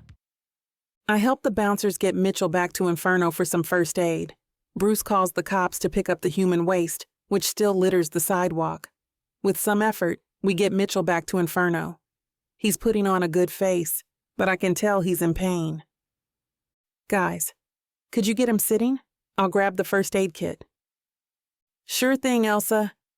I run to the back supply room, grab the triage kit, and return. On weekends, we sometimes have a part-time doctor here on the downstairs members-only floors. But today, it's a Tuesday night, so I'm on my own. I check for broken bones. None. Thank God. Next, I dab hydrogen peroxide gently on his lip wound. He winces. I look into his tired eyes, and I lose it. I bawl. Oh, Mitchell, I was so scared. I could have lost. Elsa, it's okay. I'm okay. Please don't cry. It's all over now. Bruce has the cops on the way. I gulp back the sobs. I can't. I won't watch you get hurt again. This is the second time you've come to my rescue with these thugs. It has to be the last. I don't want my family to be the cause of any more hurt towards you or anyone from Inferno. Hey, dry your eyes, beautiful one. That ex of yours got in a lucky shot, that's all. You'll notice I bowled another thug strike out there. Michelle winks, smiles, then winces again from the lip pain. I reach for an instant stitch strip and lay it carefully over the wound. My hands shake. I ignore them. My brother has always been overprotective of me, being a big brother to his younger sister, I guess, but to this level, I've never seen this from him. He's lost his mind, or my parents pressured him into this. Thinking he can keep me safe by kidnapping me off a Vegas street is ludicrous. Just then, Edgar walks through the Inferno front doors. I look up and see him standing in the hall. His somber expression is the one he shows to me when he knows he's gone too far. Elsa, Don't Elsa me. What on earth were you thinking? What right have you got attacking me and my friends like this? You're certifiable, you are. You worry about wackos in Vegas. You're the biggest wacko in town. I glare at him with dagger eyes. Edgar, I'm so outraged and disappointed in you, I could spit. I know. I'm sorry. I freaked out. When I heard you got attacked in that alley a while back, I thought Mitchell and his friends were not your rescuers, but the actual attackers. I got my wires crossed, Elsa. I believe everything the folks said, and I went berserk. He takes a deep breath, his hazel eyes looking sorrowful. I am so deeply sorry. I never wanted to hurt you or your friends. I just wanted to come here and convince you to leave Las Vegas. Come back home with me and the folks. There, I know I can keep you safe. I stand up and face Edgar. I was safe here until you and your big size 11s took over the streets. Your actions have made my life here a living hell. I didn't know if someone was trying to kill me. Can you believe it? I know. No, you don't know. These guys at Inferno have had my back since Mitchell rescued me in that alley, Edgar. Rescued, not attacked. Mitchell went out of his way that night for a complete stranger. Me, not you. Don't you get it? I'm safer here with these people than I've ever been with you and the folks. Edgar lowers his head, then side-eyes the members. I can see that now, yes. You couldn't be in better hands. We've gotten so wrapped up in the idea that it's not safe here for you that somehow I found myself making it that way, just to prove a point that never needed to be made, after all. Mitchell and his friends obviously know how to take care of you. Thank you for saying that. I hug my brother, and he hugs me back. It's not a reunion, it's simply an understanding. I watch as Edgar leaves. He knows I won't stop him. I need him to go. I turn on my heels and kneel again beside Mitchell. Eye to eye, we forget there are other people around us, and finally, we expose our hearts. I care for you more than anyone alive. Mitchell, you are the air I breathe. I feel the same for you too, Elsa. I can't live without you. Everything. It's all been my fault. I put a finger over his bandaged lips. It's no one's fault. We know now what we were afraid to say then. We embrace and kiss, gently, slower, and more heartfelt, leaving the world behind. We fall into a comfortable embrace and carry on holding, petting, lapping one another up. It feels like there is a thirst which is finally satiated, a need that is finally set free. Out of the corner of his eye, Mitchell sees we're being watched. He stands up and scoops me into his arms. Gentlemen, if you please, Elsa and I need to go home to our home. The men smile, wink, and nod, and part like the Red Sea, making way. As the bouncers open the front doors, I hear cheering and clapping from behind. As his bride and he as my groom, Mitchell carries me out to my car. I giggle. I can't help it. The joy in my heart boils over, and there is no filter left in me. I won't fight you this time, Mr. Highland. Carry me away at will. If you had fought this time, Beauty, you wouldn't win. He winks. Mitchell guides me to the passenger seat and kneels beside me, looking deeply into my eyes. I want you here with me always, Elsa. I want you to stay, be safe in my arms, and be mine. And not because of my parents' beliefs, because of my own. It's my heart doing the talking now and forever. Mitchell closes my door and hops into the driver's side. I stare at him, slightly mystified. Not that I mind riding home with Mitchell, but we obviously didn't arrive here together. Aren't you riding your bike home? I point out. Eventually, he says with a wicked grin. Then he puts the car into gear. But just after that, he revs up his own motor and takes me, swallowing my mouth with his own. We savor the taste of our love as the car engine quietly purrs.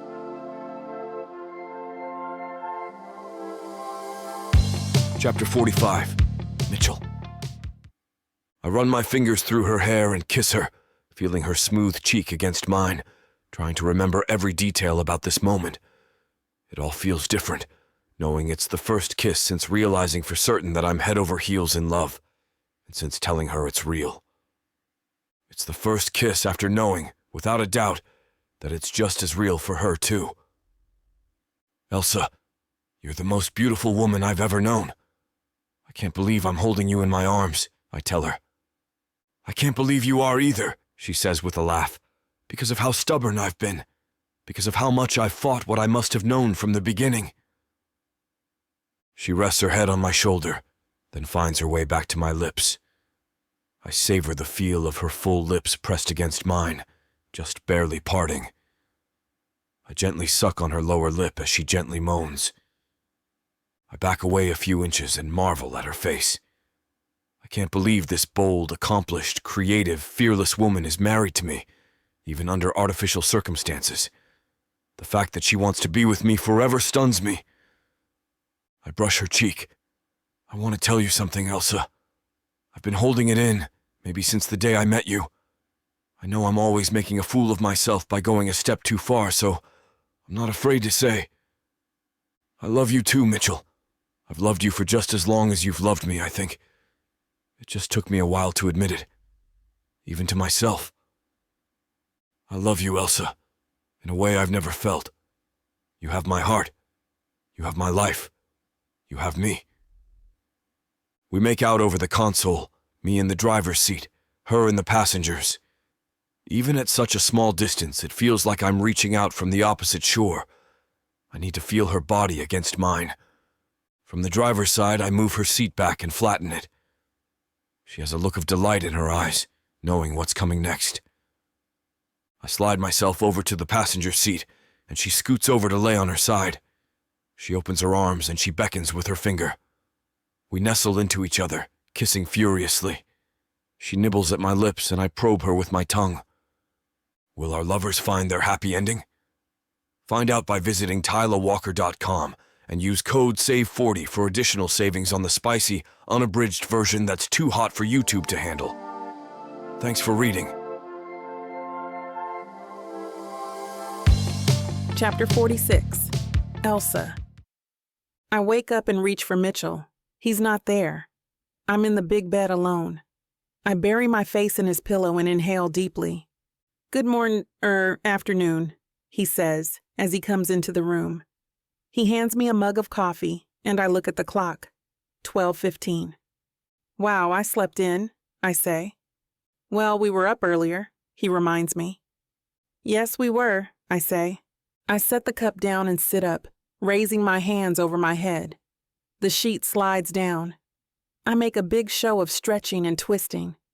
Mitchell watches me smiling. I pat the bed next to me. "You are insatiable," he says. "Is wanting more of a good thing bad?" I ask, batting my eyelashes. "Generally, no." "So?" The memory of last night and this morning rise up in my brain. Now I'm not playing. I want him, need him, now. He presses his lips together and shakes his head. "Please?" He bends over me. With one hand, he tips my head up to him. When he kisses me, I part my lips slightly, inviting him to explore my mouth, which he does. Then he pulls away. "Hey," I say. "That's all you get. Come on, get dressed. I have to go to work." He pauses, and something about his expression changes. I can't put my finger on it, but he's not happy anymore. "And you have to go to Inferno. I'll drop you off," he adds. "What?" I say. He walks out of the room and I follow him. When I grab his arm, he turns around. He runs his eyes up and down my naked body, and it's just like he's touching me. Then he pulls away. I'll explain downstairs. He's made a full breakfast. I happily dig in. I'm so preoccupied with my food, I'm starving, that I barely notice that he's not saying anything. I mean, not a single word since I got downstairs. The peculiar action finally sinks in, and I put down my fork decisively. "Why exactly do I have to go to Inferno this afternoon?" I ask, or rather, demand. "There's a thing," he says. "What kind of thing?" "It's a test. All the Inferno members, their wives have to do this. I have heard rumors about this. It sounded stupid and juvenile. Still, after being kidnapped by my own family, I think I can handle this." "Okay," I say. "Okay?" He sounds surprised. I'm a little surprised myself. This isn't the kind of thing I would normally put up with for a guy. But Mitchell isn't just any guy. If I have to do this to be with him, I will. He's worth it. I mean, there are some things I wouldn't do. But Mitchell wouldn't put me in a position to do anything like that. I know how much he loves me, and I trust him. "I'm doing it," I say, as soon as I finish eating. He laughs and hugs me. I don't even think about trying to coax him back to bed. This test is the last thing that stands between us and our life together. I'm going to crush it. When we get there, he doesn't get out of the car right away. I grab his hand. I can tell he's worried. "I promise you, I got this," I say, and he nods. He takes me deep into the depths of the building. It's an entire space I've never seen before, involving an elevator ride to an unfamiliar floor I didn't even know was here. We wander through a long hallway until I'm almost certain we're lost, but Mitchell finally arrives at a door. The way he stops suddenly makes it obvious that he, somehow, knew where he was going the entire time. How he got here without a compass? I haven't a clue. He raps on the door, to my surprise. Who is on the other side? "Come in," a voice says. Mitchell opens the door and steps aside. I look in the room. I recognize Bruce and Jaden, but there are more Inferno members than that. A lot more. For the first time, my confidence wavers. I look at Mitchell. "I can't go in with you," he says. He gives me a gentle shove into the room. When I look back at him, he shuts the door. "Have a seat, Elsa," Bruce says. The table is round. I sit down. They are all looking at me. I can't lie. I'm starting to get really nervous. "Relax," Bruce says. "There's just some things you need to know." "Like what?" I say, looking right into his eyes. Jaden answers. Mitchell orchestrated the whole kidnapping to get you to marry him. He did not, I say immediately. Yes, he did. His parents put him under enormous pressure to get married. And produce an heir, some guy I don't know chimes in. I glare at him so witheringly that he finally just uncertainly introduces himself. I'm Tom. Jeff picks up the story. He asked you, but you refused, so we had you kidnapped. Trigger your damsel in distress hormones or something. I was dubious, to be honest, but it worked. Mitchell knew it would all along. My brother confessed. Call him. He got paid $500,000 for that confession. Not a chance. Call him. I pull out my phone. Edgar, like all of my family, is in my archived contacts. I call him. Yo, Elsa. Did you get paid to say you planned the kidnapping? He doesn't say anything. Edgar, I demand, a warning tone in my voice.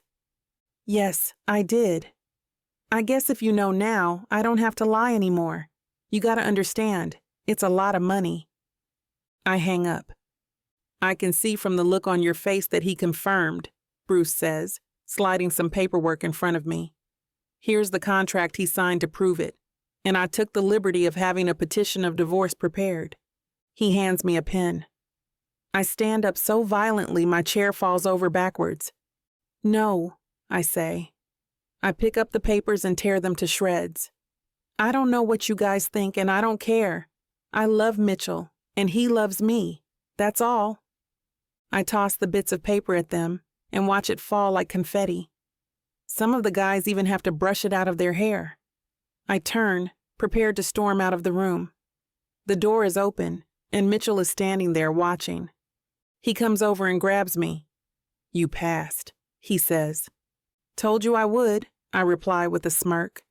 Everyone starts clapping and cheering, but then he kisses me and the whole world falls away. It's just us. Forever. Chapter 47. Mitchell. I stroll around the room one more time, making sure everything is perfect. My last stop is in front of the mirror. I smooth my hair and straighten my tie, which doesn't need straightening. I can't help it, I'm nervous, even though we are technically already married. It's been 2 months. I've put my foot in my mouth about 1,000 times. I still forget to put the toilet seat down. She's way out of my league, but she doesn't seem to believe me whenever I try to point it out to her. She's too smart for me. I don't know how many hours I've spent watching chess tutorials. She still beats me. I don't mind losing, but she's a woman who needs to be challenged. So I'm going to keep practicing my chess moves. We're here, a female voice calls. I turn around. Elsa, Martha, and Candy are standing in the doorway of the restaurant's private dining room. Elsa looks totally confused to realize I am here. Martha and Candy are grinning. Elsa turns to look at them. What is going on? This is your birthday, right? Well, it is my birthday, Martha admits. But we didn't really bring you out here to celebrate that. He needed our help. We're going to do the birthday stuff next week, Candy adds. Bye, Martha says with a big grin. She grabs Candy by the hand and rushes her out of the room. Elsa comes towards me, looking around the private room, which is empty, save for the two of us. She stops at a table and fingers the flowers in the vase. Every table has them. I had them brought in for tonight, I say. I know you like calla lilies. I love them, she says. I breathe a sigh of relief. Shall we? I say, and lead her to the table by the window. I pull out her chair for her, and she sits down. Where is everyone else? She asks. I rented it out, I explain. This is our night, and I wanted it just for us. What's the occasion? She says. Is this our 2-month anniversary dinner? Kind of, I say, laughing. I thought we should celebrate our arrangement. Champagne? I pick the bottle up out of the sterling silver ice bucket. Or we have beer, I offer. I think champagne would hit the spot, she says, smiling. My love for her rushes through me. I can't believe I got this lucky. But she still hasn't said yes to a more permanent, meaningful arrangement. I want to ask now. I force myself to wait. I stand up to uncork the champagne. The waiter, who is waiting discreetly by the kitchen door, takes a few steps in our direction. I shake my head no, and he retreats. Mentally, I make a note to give him a big tip. Not only did he wait so quietly, he was practically invisible, but he knows how to stay out of the way. They're going to have to serve us the food, but I want them as far away from us as possible. I want her all to myself. The strawberries set out with the champagne are perfect, big, red, and juicy. The way Elsa bites into a ripe strawberry drives me damn near out of my head. I have half a mind to whisk her off to the bathroom and have my way with her, but I calm myself down. Tonight is too special. I'm sure the bathrooms here are very nice, but no. The waiter comes with the first course and sets plates down in front of us.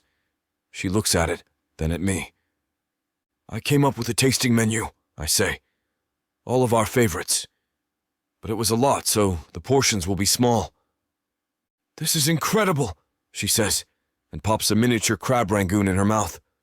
Oh my God, so good, and so cute. The chef thought I was a little nuts, but I knew exactly what I wanted. Everything is small, but so packed with flavor. The entree was especially tricky. Is this, she says. KFC, but with quail, I say. Oh my God, she says after her first bite. You like it? It is so good. But if you ruin KFC for me, I'll never forgive you. I grab her hand and kiss her fingers. I think you just inspired me to buy a KFC franchise and change the menu, I say. Let's do it, she says and giggles. After the entree, I grab us each a beer. We watch the sunset out on the balcony attached to the dining room in comfortable silence. Well, it seems comfortable for her. I'm getting more nervous, but I try not to show it. When the last of the light disappears over the horizon, I check my pocket. I'm so happy, she says, grabbing my hand. Me too, I say, but I'm distracted. I'm listening as hard as I can. The timing has to be just right. Then I hear it. Okay, this is it, I tell myself. What's that plane doing? Elsa asks. Probably just some sightseeing thing, I say. I even planned that line in case I needed it. I sneak a look at her. She's looking in the wrong direction. Look, he's turning around, I exclaim. Elsa looks. I pull the box out of my pocket. He's got a sign, she says. But it's already dark, the dummy. No one can read. Oh, it lights up. I've never seen that before. What does it say? I know what it says. She reads it out loud as each word illuminates. Will, you, marry, me, Elsa? She turns to look at me. I'm down on one knee with the ring out. I know we are married, but I wanted to give you a proposal to remember. Because you deserve it. Because this isn't a contract. It's far more important. Because... Yes, she says and gets down on her own knee. She kisses me. I want to kiss her forever, but I want that ring on her finger more. She stops kissing me long enough to look at it. It's a red diamond, I say, pointing to the center stone. Those other two are just regular. There are red diamonds? Yes, very rare, very special, like you. I love it, she says. Red is my favorite color. It is? She runs her fingers through my hair. Yes, for about 2 months now. Chapter 48. Elsa. Before my shift ends, I gather everyone in the break room to make an announcement. Mitchell's 35th birthday is coming up. I intend on making it memorable, more than anyone ever suspects. I conspire with Mitchell's friends and the staff to have a surprise party at Club Inferno. Okay, guys. I know this is zero advance warning, but I need to set up a surprise birthday party here for Mitchell. For after hours tonight. As soon as the regular customers are gone and it's members only, I'm going to spring it on him. Can I count on you all to get this place ready once we close? I have a cake boxed up in the back and the decorations are sitting in my car. Are you all willing to help me? The staff chorused an enthusiastic yes. Everyone in Inferno adores Mitchell. Who couldn't? After the excitement dies down, I wander over to a table full of Mitchell's friends to relay the same message. I tell them my plans and that I need them prepared to stick around till after closing time, ready to help me out. They make a few jokes and comments, but everyone seems to be agreeable. Bruce asks just what I'm planning to do, and I grin mischievously. Well, I can't let the cat out of the bag completely, even to you all, but I'm concocting a special drink for the occasion.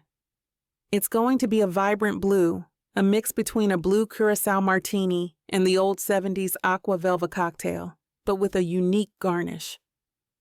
What's the name of this new cocktail? I'm calling it a baby blue. Sounds interesting. Okay, so you want us to do this place up in everything blue, I gather? Bruce smiles. You read my mind, and I need you to keep Mitchell away from this place until then. On it. Bruce and Tom look at each other, smiling and winking, jokingly flexing their biceps. Great! Okay, let's do this. I quietly clap and flash a gleeful smile. As I turn to head back to the bar, I twirl around, fist pump the air, and whisper to no one in the room. This will be perfect. No one knows. But you and me, little one. Soon, closing time comes. Bruce calls Mitchell to the front and gives him some song and dance about needing help at his place or something. I see them both leave. I smile. We scurry about, getting the space all decked out, and I quickly make baby blue cocktails for all. I glance at my watch. 1:45. Bruce will have Mitchell back to the club in no time. Hey, Elsa, we have your friends and Mitchell's folks outside. Should I bring them in? One of the bouncers looks at me with his eyebrows raised expectantly. Yes, quickly. Okay, to your hiding places, everyone. Bruce and Mitchell will come through those doors any minute now. I greet them all, give them quick hugs, and get everyone hunkering down behind tables and chairs. I switch off the house lights to make it look like the club is closed. I crouch down behind the bar and stifle giggles. This will be a surprise party to end all Inferno parties, and nobody but me knows it. I hear the doors open. We all jump up and chorus joyful yells. Surprise! Happy birthday, Mitchell. I flick the lights back on, and we throw blue confetti at the blushing birthday boy. What? No way! Look at everyone here. I can't believe this. You guys got me but good. Mitchell laughs, but his expression looks touched by emotion. We all greet him. I wait until the end to kiss him lovingly myself. Happy birthday, darling. This was your doing, wasn't it? He gently wipes a tear from my cheek. It might have been. I turn to the crowd. Hey all, before we celebrate Mitchell's birthday, I have a brand new cocktail to offer you. Are you all up for a taste test? I gleefully smile. The guests holler and cheer in confirmation. Okay, Mitchell, you sit here. You can be the first one to try it. I turn around, throw the garnishes into each glass, and carry the tray over to the table. I hand the tall glass to Mitchell. He looks at the blue liquid and the garnish inside the glass. It's 2 sugar cube crafted white baby booties. Mitchell gasps. What? No, this isn't, is it? Oh my God, it is. Everyone gathers around, and I hand out glasses to all. Everyone cheers, first for alcohol and then later as it begins to sink in what they are seeing.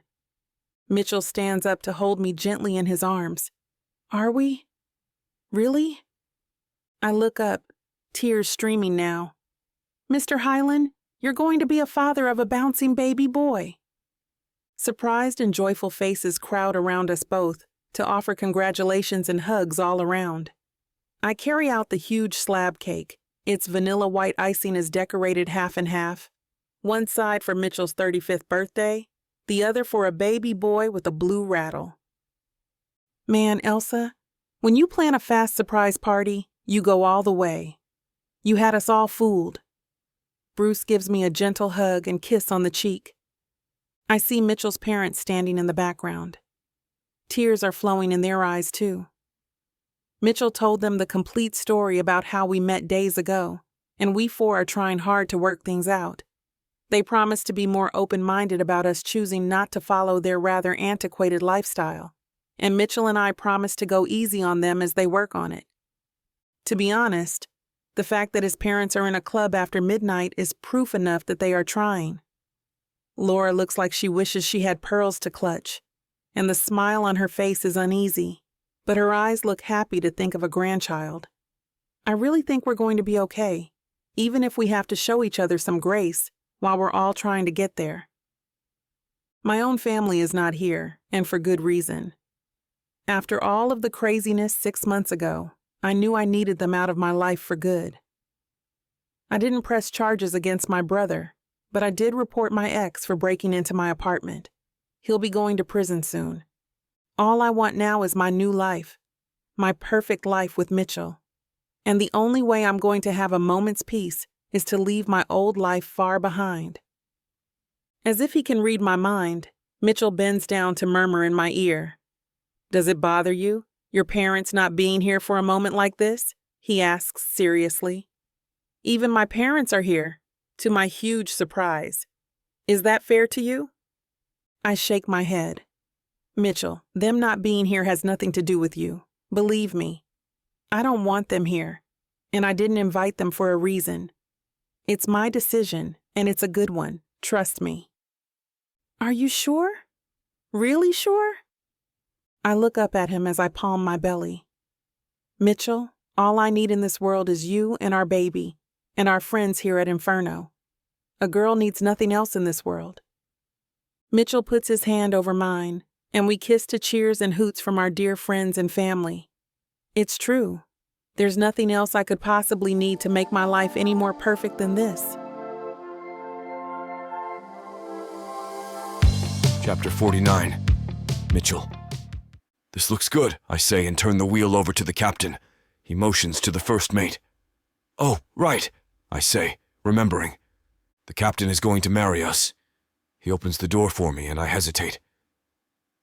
"Pre-wedding jitters, sir?" he says, smiling. "Not exactly," I reply and lead the way. We walk out onto the back deck. On a boat, even a yacht, there is only so much room. We will be married. Well, renew our vows on the dance floor in the middle. The guests are already sitting at their tables. I make the rounds, stopping to shake hands with my friends and accepting hugs from their wives. "It looks so beautiful," Jennifer says. "Magical," Leslie agrees. "The calla lilies are amazing." "Elsa's favorite," I say. We ask the men to wear white dinner jackets and the women to wear black, sparkly if possible. This isn't my area of expertise by any means, but even I can appreciate the elegance of the scene. The wedding planner comes over to me. "I've just heard the bride is on the way up," she says, and motions me to the middle of the dance floor. There is a large pergola set up, covered with lights and more flowers. After the ceremony, it will be separated into 4 pieces and placed on each corner of the deck. The photographer will use it as a backdrop to get pictures of all our guests. I go to the pergola. Bruce, Jaden, and Jeff are waiting. I accept more congratulations, shake more hands, and take a few friendly punches in the shoulder. Then it is time. Candy and Martha come out together. Elsa wanted her best friends to share in her moment a little bit, so they are both in pink. Then she's there. My beautiful bride. She insisted on a large bouquet of red roses for this ceremony. She told the florist she wanted to camouflage the baby bump a little, which I think is ridiculous. She's barely showing at all. Yesterday, before she insisted we sleep in separate rooms as is tradition, I laid next to her. One of my new favorite things to do is to caress her stomach. It's so incredible to know my son is in there, growing. I talk to him all the time. Elsa makes fun of me, but I don't care. I read that babies can hear voices in there. I'm determined that before he comes into this world, my son will already know my voice. The wedding march starts up, and soon she arrives beside me.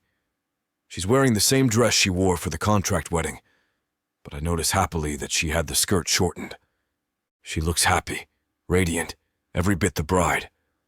I'm so glad we decided to do this.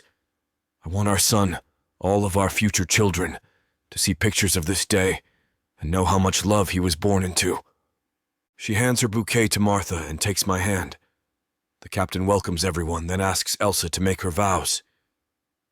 "Mitchell," she says, "I always thought I could take care of myself. I was wrong. My friends call you the leprechaun superhero." Our guests laugh. They aren't wrong. You saved me again and again. From people who wanted to hurt me. From people who wanted to control me. But most importantly, you saved me from myself. This surprises me. I look at her, wrinkling my brow with confusion. She smiles. I walled myself off. I didn't want anyone. I wanted to be self-sufficient. "You still are," I interrupt. "Hush, it's my turn," she says, and the audience laughs again. "If you hadn't insisted on saving me, I wouldn't have known I needed to be saved. I wouldn't have known what I was missing out on. I would have missed out on us, on you, on..." She stops to pat her stomach. "I'm so happy to marry you and spend the rest of my life with you. I love you." There is a little applause. After a moment, the captain shushes everyone. "Not done yet, folks," he says and gestures to me. "Elsa," I begin, "I always wanted a family. I wanted a wife that I could love and take care of. Then I met you. You didn't need taking care of. You made me realize that what I really wanted was a partner. Someone I could walk through life with and we could just be." I pause. The words I wrote and memorized don't seem like enough. I decide to ad-lib a little bit. "I can't explain how wonderful it is to be with someone who wants to be with you, as opposed to needing you. Maybe that's where true love lies. When you don't need each other, it becomes a choice. Thank you for choosing me, Elsa." She lets go of my hands to dab at her eyes. I stare into them. With the tears and the fading light, they're almost honey-colored now. I want to dive in and never resurface. "I promise to love you and cherish you. You know, all the usual stuff till death do we part," I say. "But I have one more vow to make. If it takes me the rest of my life, I promise that I will. One day..." I pause dramatically. I wait one beat, then another. She widens her eyes and scrunches her nose at me. I can almost read, "hurry up" in a thought bubble over her head. I take a deep breath. "Beat you at chess," I announce loudly. "Never," she cries out. When she slips the ring on my finger, I think, this is it. This is forever. I will never understand how I got this lucky. When we kiss, the fireworks go off from the barge that followed us at a discreet distance. The guests are cheering, but I hardly notice. I feel fireworks too, but not the ones made of gunpowder. No, the fireworks I feel are in my heart, and unlike the ones shooting into the sky, they will never burn out. Chapter 50. Elsa. "I want to go home," I say. "What?" Mitchell says. "Home now." Mitchell. Okay, wait right here. Don't get up." He runs out of the room. I decide I am not going to listen. I am going to get up and march right out of here. I'll walk home if I have to. My husband comes back with the nurse. "What's going on?" she says brightly. "I've changed my mind." "About?" "The baby, I don't want one. I want to go home. Now Another contraction hits, and I can't talk. Mitchell is right at my side, grabbing my hand. "What do I do?" he asks the nurse. "The doctor will be in to check soon. She's doing great." "See, honey," Mitchell says. "You are doing great." "I'm not..." "Shush," he says, and climbs onto the bed with me. He wraps his arms around me. "Just close your eyes," he says. "Imagine we are home in bed. Come on, I need my little spoon." I turn on my side. It's more comfortable that way. He presses his whole body against mine, and the warmth of him relaxes me. He kisses the back of my neck. "I promise it will be okay," he says. I hate that it hurts so much. Are you sure you don't want something? No, I murmur. I'm calmer now. He won't let anything bad happen to me or little crap. Mitchell, we still haven't picked the name. I am 2 weeks early, but the doctor said not to worry. The baby looks big and healthy, but we were still debating the name. Where's the list? I ask frantically. I have it on my phone. Let me see it. I know it by heart. Aaron, Mountain of Strength. Aaron, I repeat. He rattles off the list, and I am amazed and touched. He remembers them all, and all the meanings. Yet 2 hours later, when they lay my son on my chest, I'm still unsure. Mitchell cuts the cord. Do we have a name? My doctor asks. We'll talk about it back in our room, Mitchell says firmly.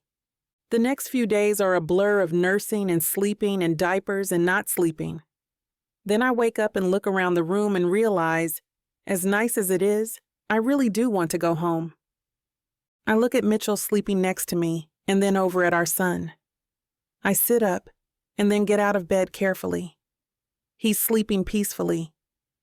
I know you should let sleeping babies lie, but I can't help it. I need to hold him. I pick him up and sit down in the rocker with him. From the light making its way in around the shade, it looks like dawn is just breaking. Another day with my son and my husband. We will go home today, I decide. I'm ready. Plus, Mitchell insisted on a round-the-clock nurse when we got home. I'm so lucky. I know if I need anything, it will be taken care of. Daddy will take care of it, I whisper to the baby.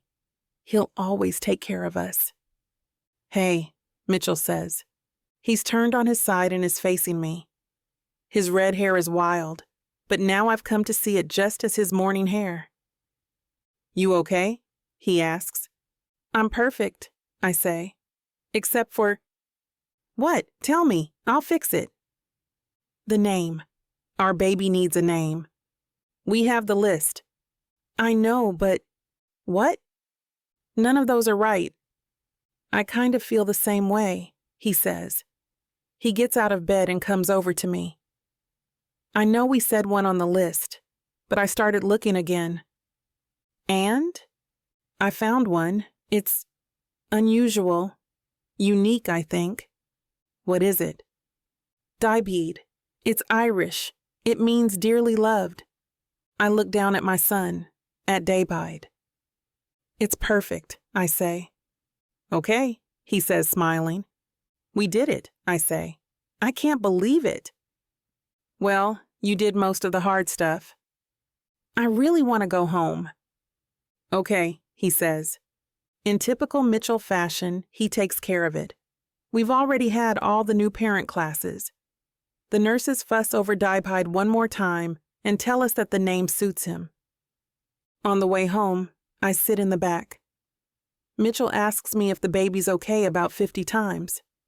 When we get home, he insists on carrying the infant car seat in the house for me. You really need to take it easy, he says. I start to disagree, but stop. I will take it easy, at least for a little while. Not because I need to, but because I want to. I just want to luxuriate in my son and my husband for a while. A long while. Deepened's room is perfect. We spent countless very fun hours picking out every detail. I look in on the way to our room and have a fleeting vision of a little boy, our son at 3 or 4, playing happily. We both knew that we wanted him in our room when we first got home. So Mitchell bought and assembled another crib, one that matches our furniture. I place the baby in it just before the doorbell rings. I'm sure that's the nurse, he says. I'll go let her in. I should go with him. I should go say hi and meet the woman who is going to be living with us for the next week or so. I don't move. I just stand at the crib, watching the little chest move up and down. Mitchell comes back. She's putting her stuff in the guest room, he says, as he comes and stands beside me. He wraps his arm around me before continuing. Her name is Marie. Is he okay? He's perfect, I say. Mitchell kisses me on the temple. Just like his mama, he says. just like his parents, I respond. Then I lay my head on his chest. He holds me. I could watch him forever. Me too. Let's do that. Okay.